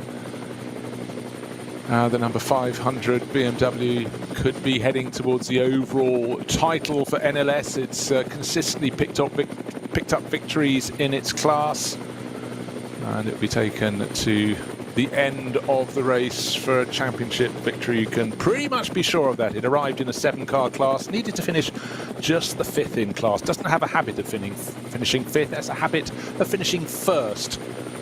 And today it's gone out, it's going to finish in 40th position, which in a lot of races would be good, but today the important thing, it'll be another class victory. Oscar Sandberg taking it to the end of the race. Doesn't even matter if they shed a position. 511 BMW is giving chase. In fact, it could be literally giving chase because it's right on its tail right now. 511 FK Performance Motorsport. Doesn't matter if it moves ahead. Matter of pride, of course, for the 500 crew, but actually as they accelerate down the start finish straight, you almost can sense they've just decided that we can feather this a little bit. Yeah. Interesting mix at the top there, Bruce. say Audi, Mercedes, Audi, Porsche, Mercedes in the top 5. Yep, absolutely so. So now what we want to see is when the cars come around to complete lap 26, which ought to be the final lap of the race. The gap between Gimasiak and Stippler higher, listed at the moment in second place overall. Of course, he had a shorter final pit stop than the others, but it was an extra pit stop. It was a 4th pit stop. And the stagger is going to have unwound against it in the pit stop. Still, Porsche Cayman's diving in. Get this, it's a 4-hour race. You're coming in with 3 hours and 52 minutes on the clock. Splash and dash for a final lap. Kuba Gimasiak, it is going to be a 27-lap race. He's dived onto... Sorry, I didn't count that right the first time around. Dived down into turn 1. Lap 26 is completed. The gap, the next to cross after 26 laps, surely will be Frank Stippler, but followed by Martin Ragginger, but Ragginger is a minute and a bit down on Stippler. So look, so it could be a Phoenix Racing Audi 1 and 2. Falco Motorsport Porsche should be in 3rd, but the big question is where the number 11 Schnitzelarm Racing Mercedes slots back in. Kuba Gimasiak, he's got the easy job now. 30 seconds is the answer. 30.3 seconds, the margin of advantage over the sister Audi of Frank Stippler, and a good previous lap from Kuba Gimasiak. In fact, the fastest lap of that car's race. And Peter, we've mentioned this many a time. The best way not to make mistakes is to keep your focus by driving at 100%. And that's precisely what Kuba Gimasiak is doing now. No one immediately in front. Half a minute advantage over his teammate. But backing off a little bit, particularly going across around, lapping other cars, can be where you suddenly find yourself on a bit of track you didn't really want to be on. And the track's turning and you're not. Yeah, I mean, it's one of the favourite observations of our great and much loved colleague Joe Bradley. You can't teach racing drivers to drive slowly. You just need to back it off, stroke it home, all those sorts of phrases. That's probably the last thing you want to do, because you're outside of your rhythm. Don't risk it, by all means. But that all comes back to what we said earlier. That which you said earlier, Bruce, of how much of the talent is a driver using as their capacity to drive at their speed anyway. So if you're running that hard that you can't read, you're almost on the limit anyway. You're on a tight road already, and that's what you want. That's what you don't want in a driver. Yeah, you might be able to go that fast for a lap or 2 or whatever, but not around here. But you need to be able to have that bit in reserve, so that if you can push, you can. And if you need to slow down a bit, it's only a small percentage. Right, and while you were explaining that so supremely, well, Snowy, confirmation. Schnitzelarm Racing are heading for a podium position. They came across the line in 3rd place after their late pit stop. Kenneth Heyer now 10 seconds clear of Martin Ragginger. Now, I'm interested to see what Martin can do. Can he haul 10 seconds in on this lap? It could be possible. Will there be a slow zone? Perfectly possible as well. Don't forget, just a couple of laps ago, we lost the EMA Motorsport Porsche from challenging Stippler. Suddenly, Dennis Olsen was challenging the Armco around the circuit. And to her, the car was off the circuit, has been removed from that patch. So, plenty of other cars in the field who could also provide a hurdle to be cleared. But for Kuba Gimasiak, pacing it, racing it, pulling clear. Half a minute's advantage over his teammate Frank Stippler, and that could be a very good run into his season. If he can get 3 wins in 7 starts in the Nürburgring Langstrecken-Serie, a series that has sometimes 160 plus cars taking the start, providing many obstacles you didn't expect, and hazards and incidents. Anyone who can consistently finish in the top 3 deserves to take a tilt at the championship. But if you can have a retirement among your first 6 races, also pick up 2 wins and a 2nd place, and potentially make it a 3rd win today, you really do deserve something. It's a cracking hit rate, isn't it? And also in there as well, added to the mix, as you said earlier, Bruce.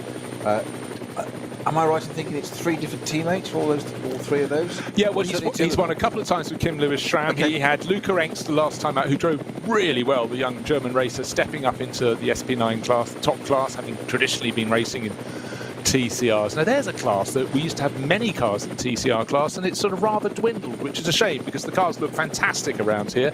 Not made for purpose, but well, made for purpose, but that isn't doing longer races. But they have rather dwindled as other classes have grown. So, here we go, half a lap to go in the 7th race of 8 for 2022. Kuba Gimasiak leading from the sister car by half a minute. That's the 16 Phoenix Audi from the 5 Phoenix Audi. And then a minute and 4 seconds back to Kenneth Heyer, Schnitzelarm Racing. They will be smiling in that camp because this will be by far the best result that team has achieved in the NLS. They've had a couple of 5th places. Sorry, they've had 3 5th places split between their 2 cars, but a place on the overall podium will certainly be a cause of great tribulation unless they have a problem and Martin Ragginger can make good and close up. And the unusual thing about both of the cars I'm talking about there, the number 11 Schnitzelarm Mercedes and the number 3 Forker Motorsport Porsche, is they came into pit after only 2 laps, and therefore they had to do 4 pit stops in this race. And it's sometimes the way you choose to do things. And one of the Porsche Caymans, who is a Cup class car, is limping down the Her Acht. Here we are in the final lap. How many more interruptions can there be? It's number 65. That had been in trouble earlier, hadn't it? That's the car that I mentioned had front left damage before that. It's struggling down the Dottinger Hohe there, coming up towards Tiergarten. It's got a left rear puncture by the look of it. That tyre looks like it's trying to exceed the limits of the bodywork, and it's trying to keep it out of the way there. The Rover Helicam there was quite gratefully following the number 500 Adrenaline Motorsport Team Alza automotive entry, which of course is the BMW 330i that's on its way to, as it proceeds now, winning the championship outright today. Well, phenomenal. And it's in the slow zone. It is right now, back in a little sandwich there, sitting behind the Dacia Logan. So it is, and actually being challenged for track position, and the EMA Motorsport Porsche only now onto the flatbed, but the car immediately behind it may win the class, the V2 TR class. Doesn't really matter, but 511 wants to take the class victory, 500 wants to take the class victory and the championship. Greedy, you might say, but as we were just following that car coming, the 500 coming past the camera, just following that, going past the intervention vehicle, picking up the Dennis Olsen number 74 Mantype Porsche. So now we could see behind the barriers the entire front end of that Porsche. The whole front bumper, split it and all that behind the barrier. So, as we said, it's clattered comprehensively, hasn't it? Over the curves and far away. So Frank Stippler just weaving between the VT 2R class leader, which is the car that must surely be taking the overall title. Make your mind up, man. No, I give people plenty of option, but it might be passing class by Ranko Michitovic, who's tucked in behind car number 511, got within a car length, but then had to separate. They told me you were a box taker, I defended you. Something to do with pheasants, I think. Thankfully, he's not an undertaker, then. No, indeed. So Kuba Gimasiak surely should be able to pace this to the finish, but down at the number 500 garage, Adrenaline Motorsport, Team Alza Automotive, they should have the outright title in the bag within the next couple of minutes. And the green, white and red Shearer Sport Team Phoenix Audi should be first to finish, followed by another of the same. And it should be Kuba Gimasiak. He's halfway down the Dottinger Hohe. The job is almost done. Through the left-hand kink into Tiergarten. Brake a little bit more, brake as much as you like because you're sitting on a half-minute advantage. But for Kuba Gimasiak, what a season he's having. This is win number 3 going into the bag. Consistency, not just consistency, speed and great teamwork. So lights flashing, he will be very, very happy indeed. I've seen disappointed Kuba Gimasiak and happy Kuba Gimasiak, 2 totally different people.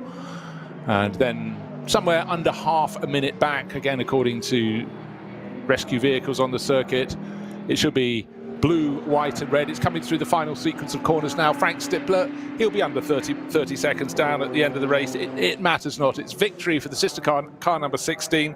Second place and more points for Frank Stippler and his teammate. It was under 30 seconds, 28.7. Who knew? So Frank Stippler, and then we're waiting for third place. Will it be Schnitzelarm Racing with that number 11 Mercedes, raced so hard by Kenneth Heyer at the end of the race, Marek Bachmann and Marcel Marschewitz waiting for that to come through? Or will it be the number 3 Porsche, because Tim Martin Ragginger started the lap 10 seconds down. He's now under a second in arrears. It's hanging on to the end of the race with every metre passed. The Falker Motorsport Porsche is closer. He's along the Dottinghoer, half a car length, a quarter of a car length. Mind the back. He's pulled alongside. He's gone to the left, so to the right. But he's already got past before the King. Kenneth Heyer had no answer. Sometimes you get on the outside line there, Snowy, and then you suddenly find the track tightens in front. You have to back off. Yeah, he's got the draft back now. Again, gone through the King. I think it's getting too close to the end of Tiergarten now, is it not? Is that the King? No, it's Tiergarten already. It's done. So job done. I thought he might get a run back there. What a shame for Heyer there. Fantastic run from Martin Ragginger in the Porsche, right in there just to pip it from forward to get onto that final step of the podium, Bruce. Well, when you start the final lap 10 seconds down, you think, I might be able to get close, but can I get close? I can. I get close enough, and he got the toe. Okay, still the best result for Schnitzelam Racing, that fourth place overall. Previously 3/5 split between the two Schnitzelam Mercedes. One step higher, not quite the podium, but hey, come back in a fortnight, have another go. But victory today, Kuba Gimasiak. In the end, just under half a minute, 4 hours of racing completed. 4 hours split with 3 pit stops, race tactics, separated from the sister car by doing that first pit stop a lap early, but again, orchestrated beautifully. And for Kuba Gimasiak, he came here for the 7th round out of 8 with the championship lead in the SP9, the top class. He's extended that, has to go to the final round to land the title, but he's certainly put himself in the driving seat for that one. So expect a very happy Polish driver to be getting out beneath the podium in Parc Fermé. Well, we said the last hour would be fun, and it was, perhaps in different ways. I thought the weather might throw in a little bit more in that last hour than it did, because it appeared to do so at just before the top of that hour, didn't it? About 5 minutes too, and I thought that was going to get worse, but it didn't. It was a little passing shower across the GP circuit. It amounted to no more than that, and it was in. No sooner had we seen it, and it was gone. And just after that, we got our fastest lap of the race, didn't we? From that, what was the 4th place car? The Schnitzelam Racing was at 7:59, the only sub 8 minutes. There is a however, I just want to throw into this. Our timing screens are showing Kenneth Heyer still in 3rd place. Did Martin Ragginger have a time penalty? A big time penalty. He hasn't finished a fraction of a second ahead of the number 11 car. He's got a 10-minute penalty by the looks of things, because he's listed as being 10 minutes and about 10 seconds behind him. I reckon he was half a second clear. He's 10 minutes and 9.4 seconds behind, according to the timing screen. So I'm afraid his position is going to tumble down. So Schnitzelam, oh, well, that's incredible. You relax. You think you've got the final order, and then something like that comes up. I'll keep an eye on that. But one thing that is absolutely confirmed is that we've got a smiling Kuba Gimasiak being welcomed by Kelvin van der Linde, who dropped in for the weekend, gave a very, very good helping hand.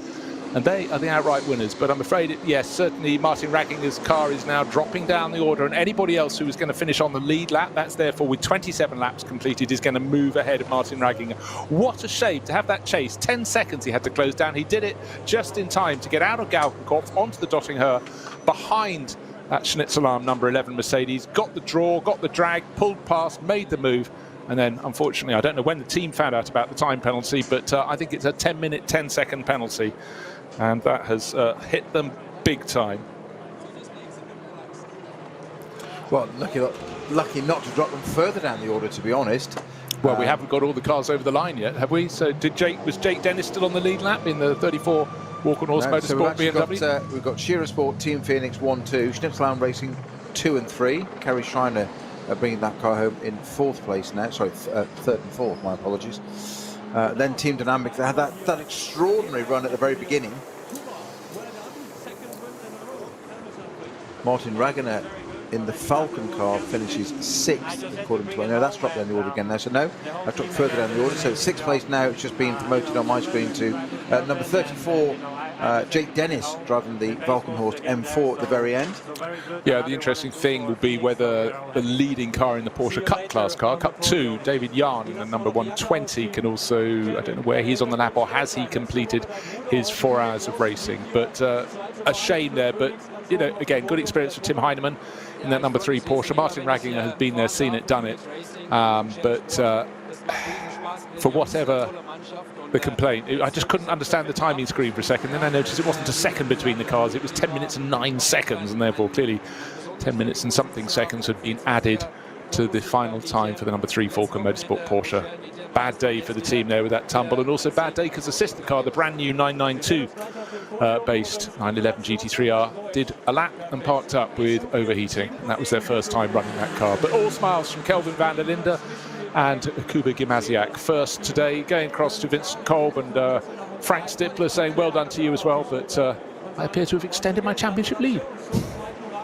Yeah, very, very. I've got to say, Kuba Gimasiak there, he's been one to watch this year, as have others, but he's just been, that word you used earlier, Bruce, consistent.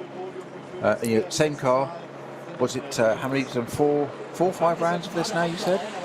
He's won 2 of them, now 3 of them. He's won 3 from 7 now. 3 from 7, yeah. There you go. 1 and a second as well. So 3 wins in a second and a retirement. That's 5 of the 7. That's not too bad at all, is it? Yeah, I think what we see is that drivers shouldn't be getting too greedy in the opening couple of rounds of the year when the field is absolutely packed. Those are the ones in which it's very easy to end up having an incident. And they picked off, Kuba picked off a 7th and a 6th. And since then, apart from retirement in round number 4, which was the 6-hour race in July, first, second, first has been his sequence with that interruption of the retirement. But for Frank Stippler and Vincent Kolb, 8th, 13th, same story in those opening couple of rounds, but then third, second, and second again today. So again, super consistent, and certainly for Shearer Sport Team Phoenix, their Audis run very, very well. They understand the tactics required in these races and the assorted vagaries. Now the third car under the podium is the number 3 Porsche from Falcon Motorsport, but the drivers coming up are wearing Team Schnitzelarm Racing overall, so clearly the message didn't come through quite in time about the time penalty for the number 3 Porsche, but it's big smiles all round. Marcel Marschewitz in for a chat there, looking very happy indeed. They finished 5th before. They thought they got 4th. Better than that, we can give you 3rd place today. So whatever the reason, that car, the number 3 Porsche from Falcon Motorsport, picked up the time penalty. It was a big one, but also bragging rights for Marek Bachmann in that car. Fastest lap of the race, the only driver under 8 minutes for a lap. 7 minutes 59.962. That's done to precise order as well. So job very well done. SP9